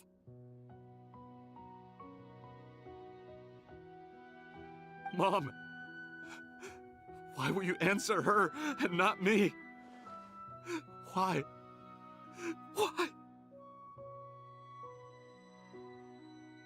No more questions, Potton. She's gone. Mom? Mom?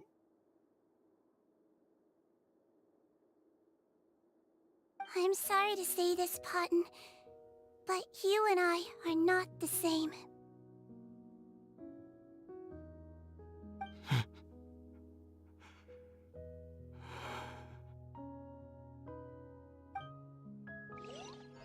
Сотрудник преступничного двора уводит Паттона. День пролетает как один миг.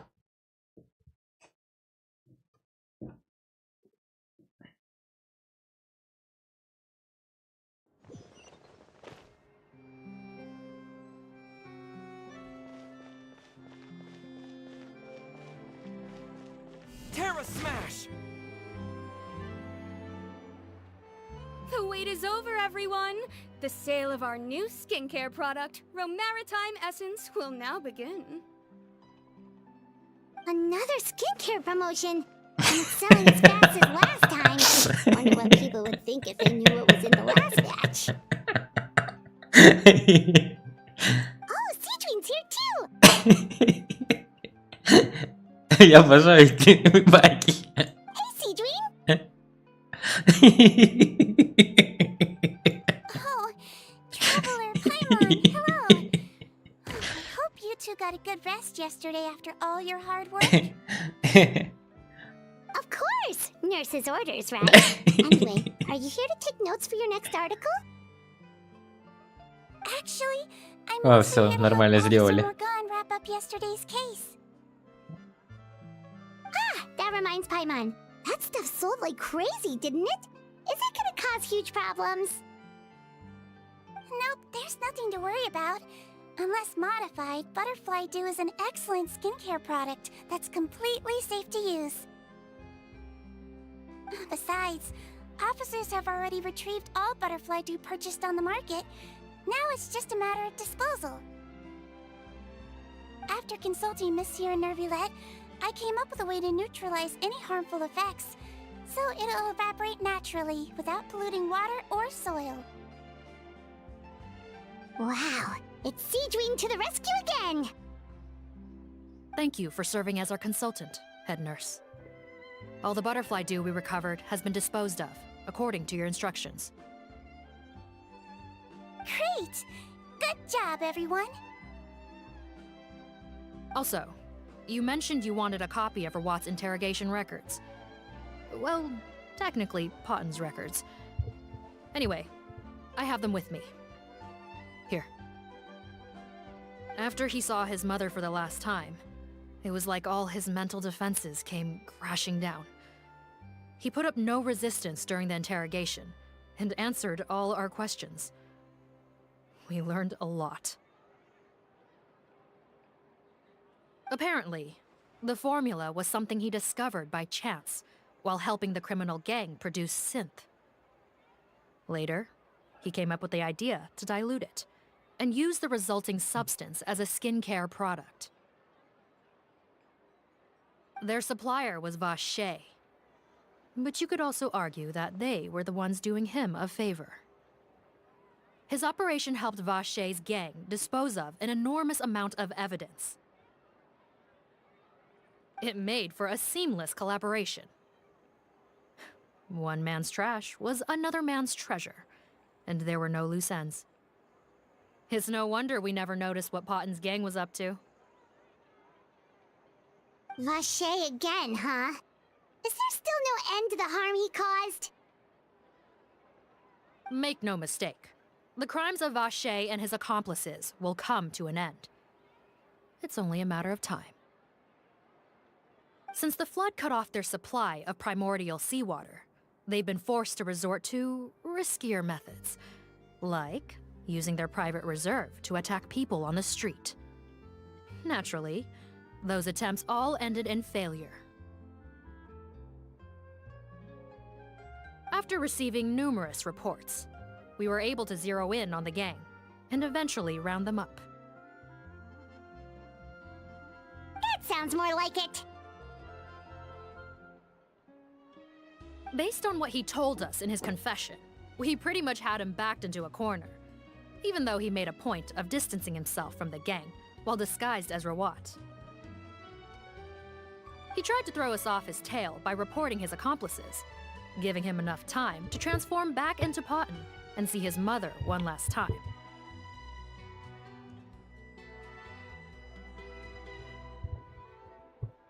But there was one thing he hadn't anticipated.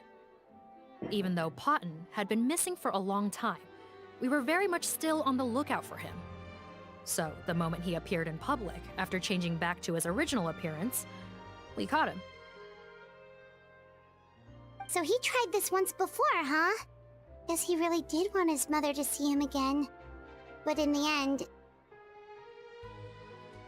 Looking at the interrogation records, it seems like he spent the first sum of money he earned as Rawat on his mother's treatment. Yes, which is why I suspect that his initial motive for using the potion was not personal greed, but a desire to become somebody who had the power to save her. Even so, he went too far. In the end, he got what he deserved. I understand. Thank you for bringing me these records. Why did you want them anyway? Cotton was one of my patients, so I need to put together a medical file for him. My teacher always stressed that a person's life experiences are just as important to their file as their medical history. Why are you still treating him like your patient? Isn't he kind of beyond redemption now? That may be true, but a patient is a patient, regardless of the choices that bring them to my care. One last thing, head nurse. Please keep everything you know about this potion a secret. It would be for the best if most of Fontaine knows nothing of its existence. I know my fellow officers and I will be able to sleep easier if that's the case. Of course. Not to worry. Thank you for understanding. I'll take my leave then.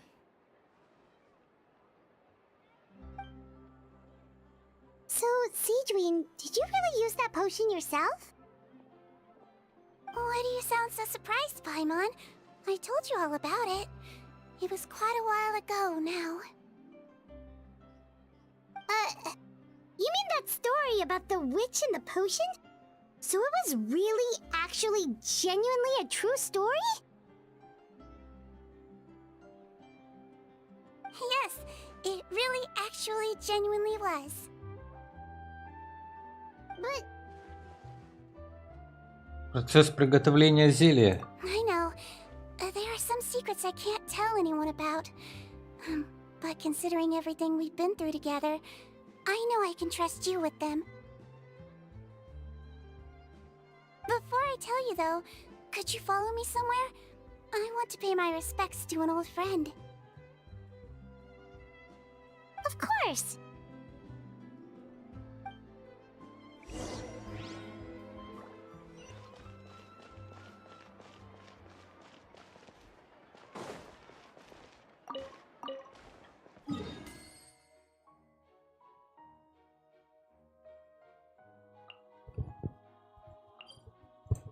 Дань уважения старому другу.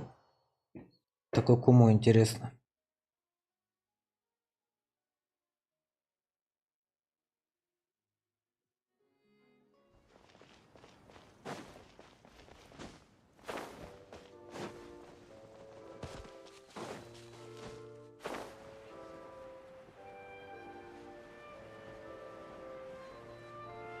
Невелет?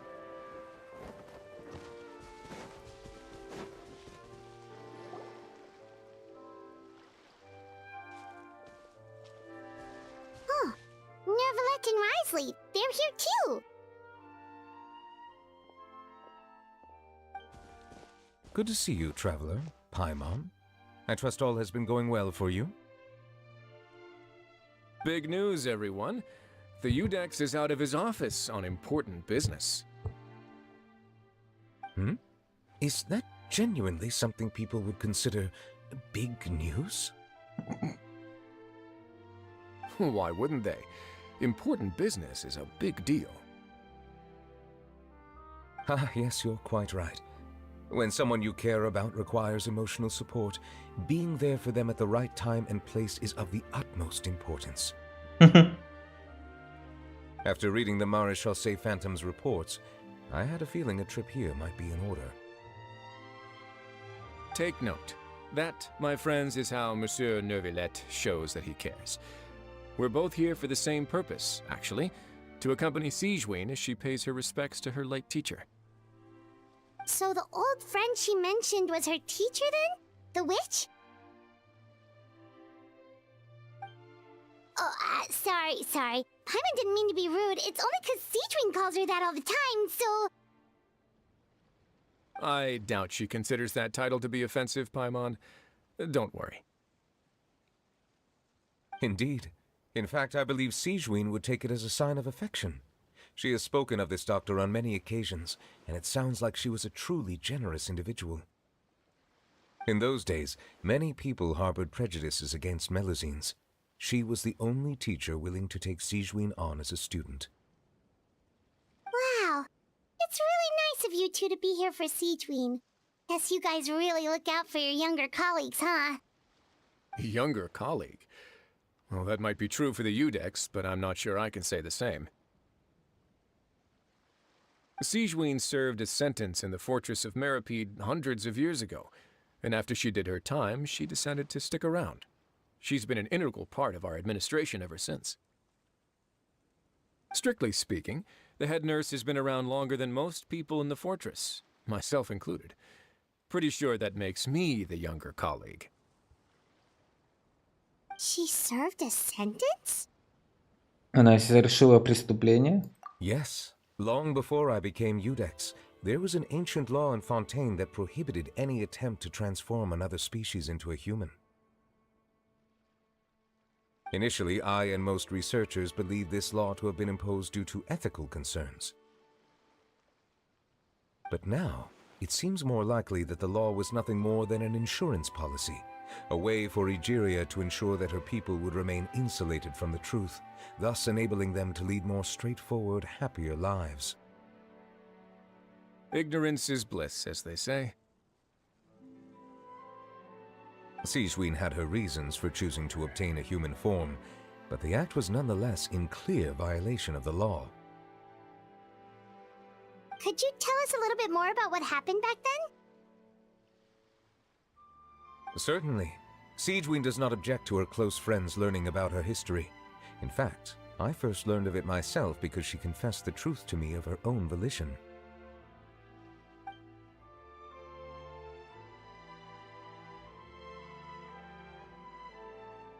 Even with their daughter so ill, they kicked you out? Stubborn as always. And prejudice isn't a disease I can cure either.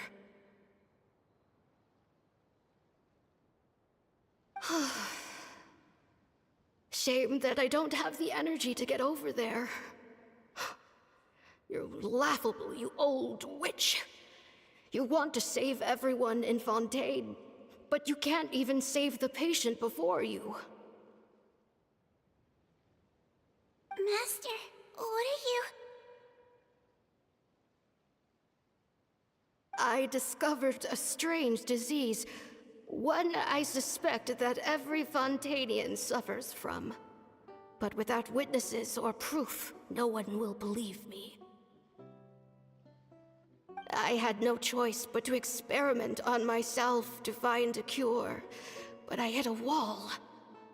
And as you can see, it took a wretched toll on me. Then I'll find a cure for you, and then you can go cure her. There's no need. I am beyond saving now. There's nothing you can do. But, Master... As I said before, a doctor's duty is to treat whatever ailments they can. I know, but they don't trust me at all.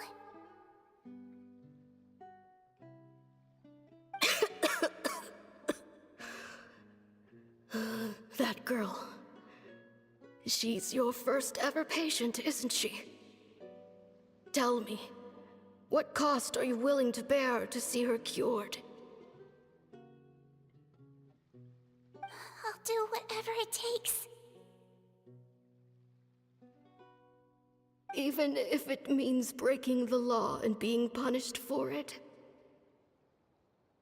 As long as I don't hurt anyone, yes.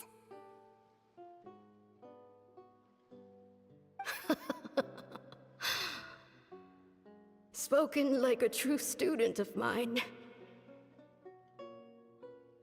Then I shall make one more final gamble. And see my experiment through to its end. Leave me for now, and come back in 2 hours.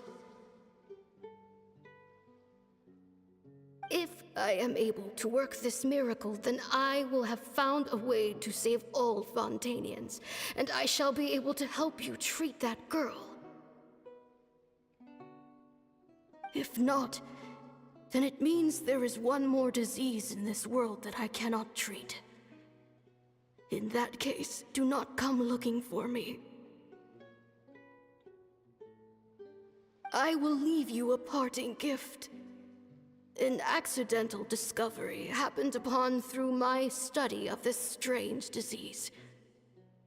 It has little use, but it will at least help you cure this one patient you can reach.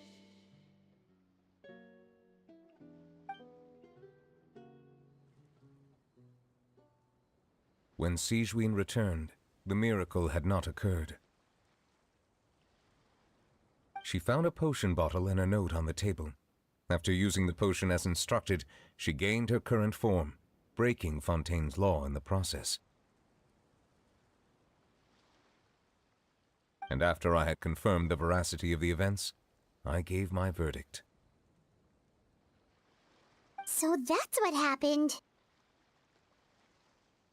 Ее наставница пожертвовала собой и оставила после себя это зелье. I fear Stweam only understood the full story after the truth about the dissolution of Fontanians was uncovered.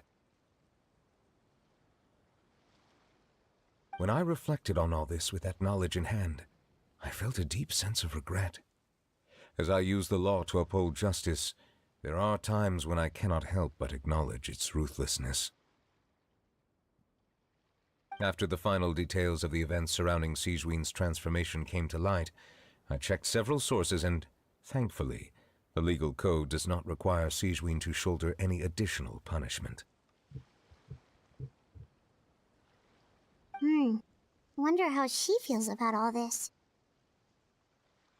Since she invited you here, I imagine she intends to speak of these matters with you, no?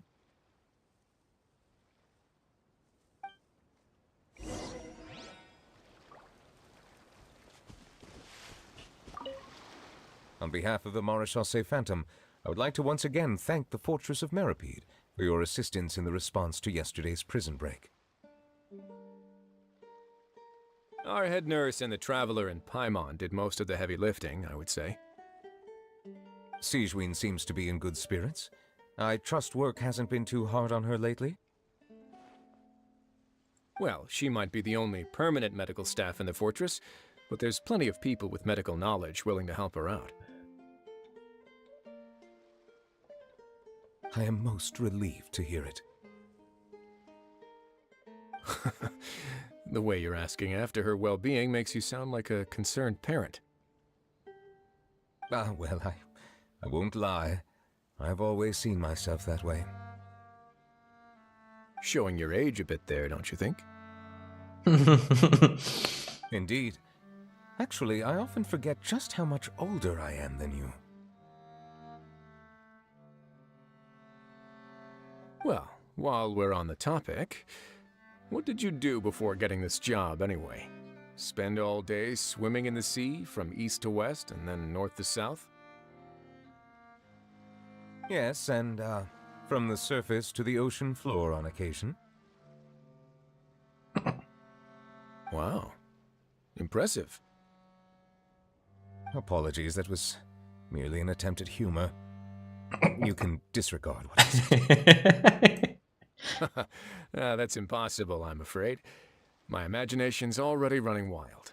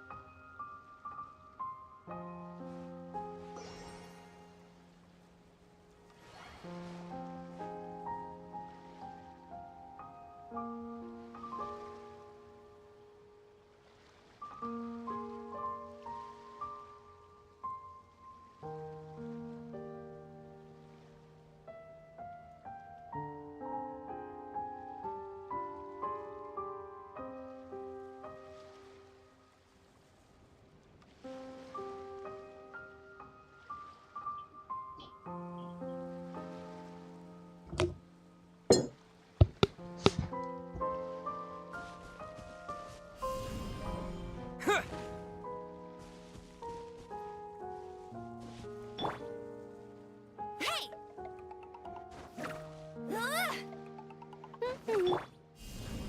Yeah.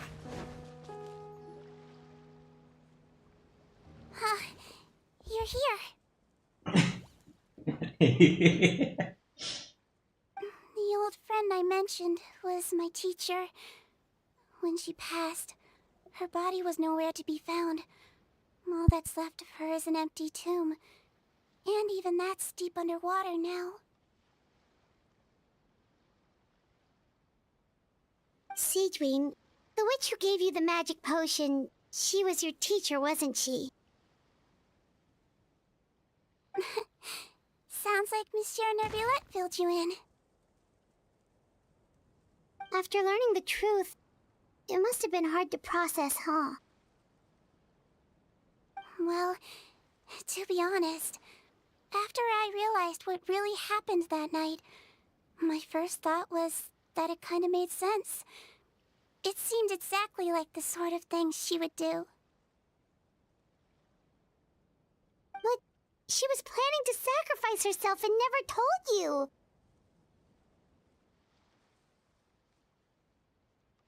That's just who she was. If lying is what it took to get a kid to take their medicine, then that's what she'd do. Alright, but why did you turn yourself in? I broke the law, simple as that. My teacher made her choice, and I made mine. True. It's just the way Patton framed it when he was asking you all those questions, it made Paimon really mad. You're not like him at all, and everything Nervillette said confirms that. And yet, you were still convicted and thrown in prison. It just feels so unfair. Unfair? I happen to think just the opposite. If I hadn't served that time, I'm not sure I would have been able to stay strong when he was questioning me. What makes you say that? I knew you'd be curious. Let me tell you a story.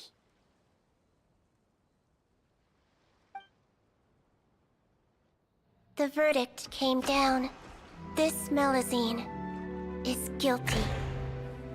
The Iudex defended the authority of Fontaine law, but he did not confiscate the Melusine's medical kit. And so, the Fortress of Meripede gained a new little doctor. She still wore her hood and raincoat, even though it never rained in the fortress. Perhaps thanks to her human appearance, no one refused her treatment. She treated more and more patients, and her sentence grew ever shorter. Finally, the people of the fortress could not live without her, and though her sentence ended, she did not leave them either. Then one day, she received an invitation from the outside world. The location seemed familiar, and when she arrived, an old lady was waiting for her. She saw right through the Melusine's disguise, but didn't reveal it. Instead, she asked a question. Tell me, why do you think you gained the respect of so many people, despite being a Melusine? Because I look like a human? It's been 50 years, Stweam, and you haven't aged a day. I think everyone knows you are not human. I finally found you, after all these years. I still remember, you know. It was you who saved me that night. But how? I was no longer a Melusine by then. Does it really matter if you're human or Melusine? I remember the warmth of your palm. It's quite unmistakable. And you know what? It hasn't changed one bit. You don't have to hide anymore, Stweam. These days, everyone wants to make friends with Melusines. And I think that it's all because of you. I'm sorry I couldn't say this until now, but thank you, Dr. Melusine. Now that's an ending Paimon can get behind. After hearing everything Potton said, I wanted to tell him that it didn't matter who he looked like on the outside. But it was too late. The warmth in his palm had already disappeared.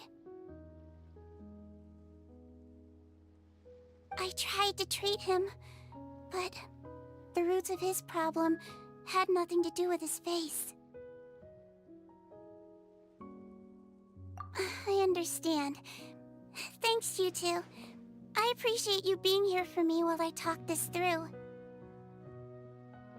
Oh, it's nothing. Our pleasure.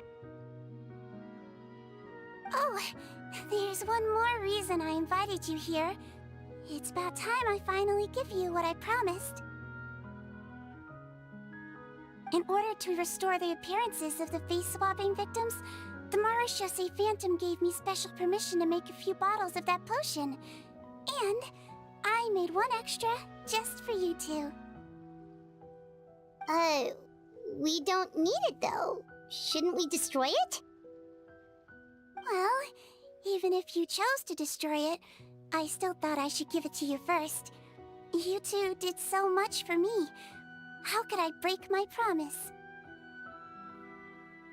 Well, fair enough, but anyway, Paimon's definitely not interested in this stuff anymore. Still, if this is the very last bottle in all of Teyvat, getting rid of it would feel like kind of a waste.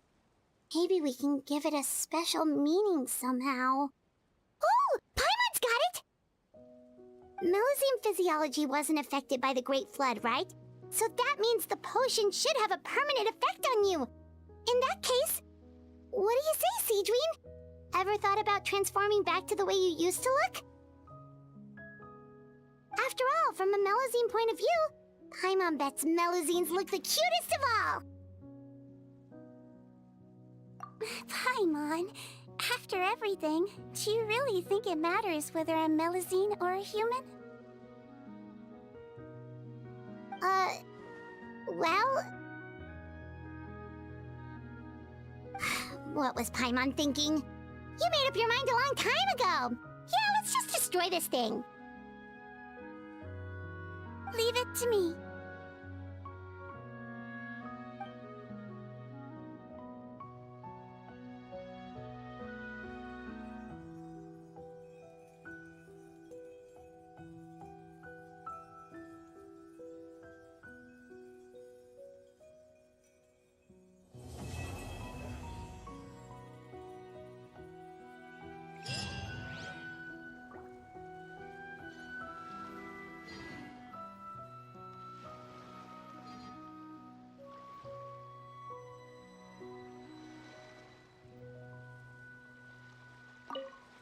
I'd like to stay here with my teacher for a little longer.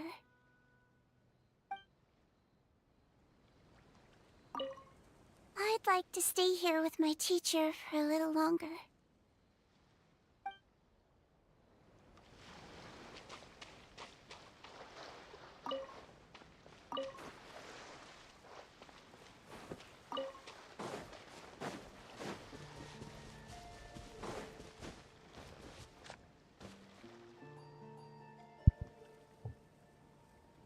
Ладно, на этой доброй ноте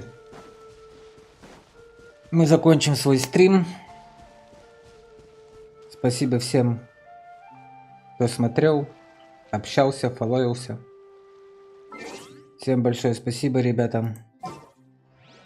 Как-нибудь еще встретимся, поиграем.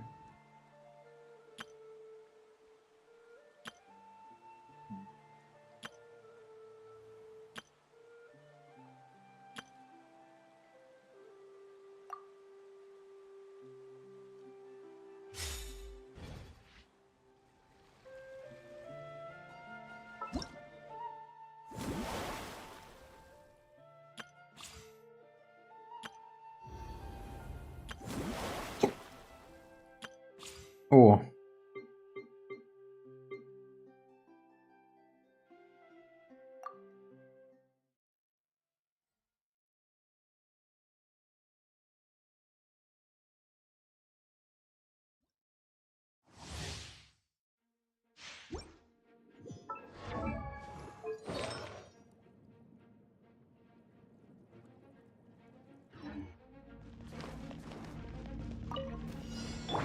Oz, reveal that. Pear! Huh? Let's blow bubbles!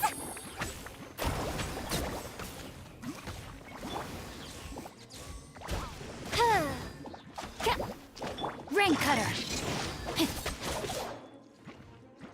I swear, it's for medical research. As you wish, Schwingfräulein. Commencing cleanup! Get in gear! Frost is coming! Pear! He might feel a little prick. Hold still. Rain outlines your fate. Witness the power of...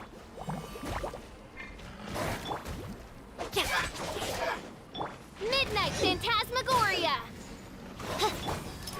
Dead reckoning!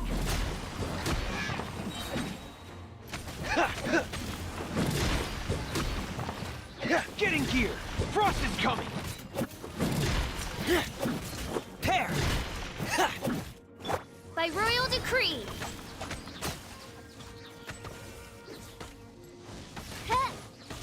Don't be nervous. Just relax. Wings of darkness. Come, sever next. I let my guard down. Let me weave you a verse. Going under!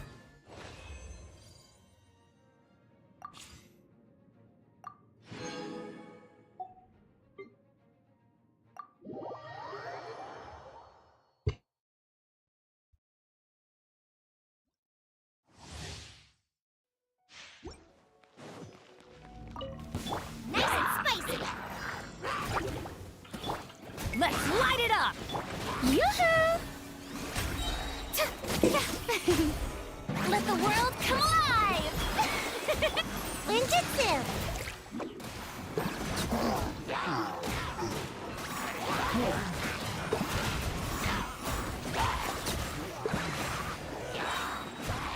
Takatsuki! You're toast! I'm going in! Shower me with praise! Let my name echo in song! Come on out!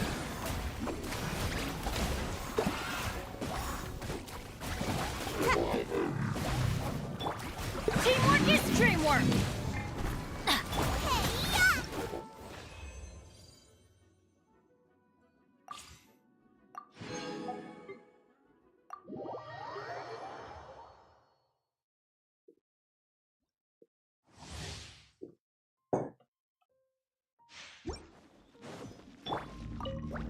Get out of here! Out of the way!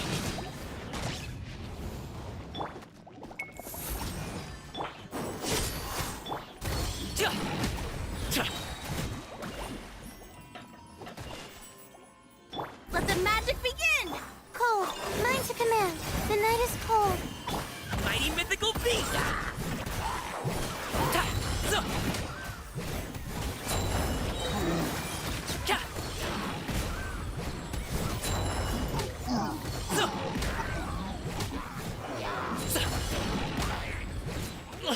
Hey, what gives?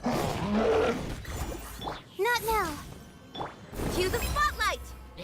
I'm going in! Don't be scared.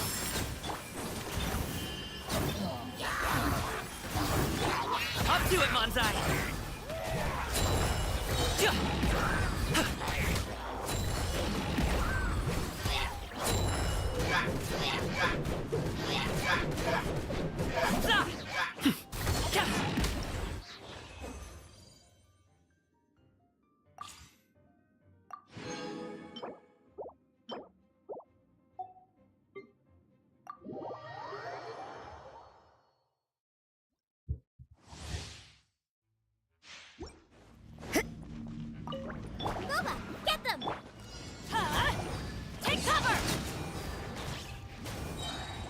A touch of frost.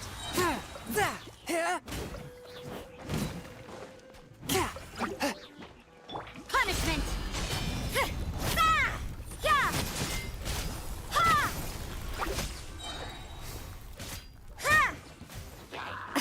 You can't run!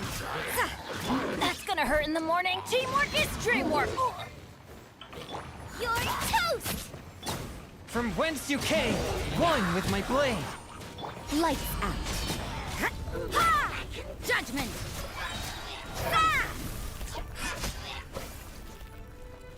Everybody stand back! Submit for judgment. Shiver!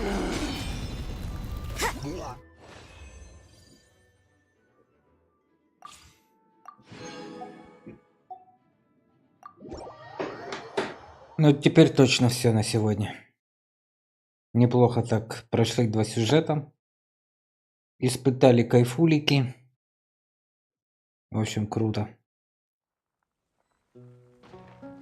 Let me scry.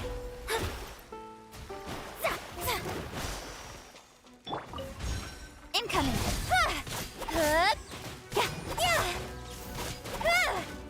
I must leave no stone unturned. No touching. Hey!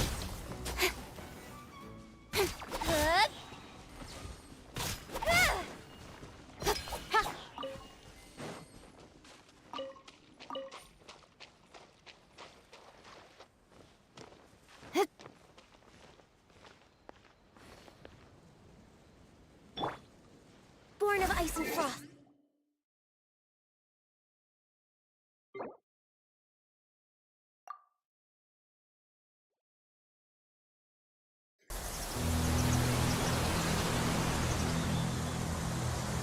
So, where to, Mona? Wherever the stars will guide us.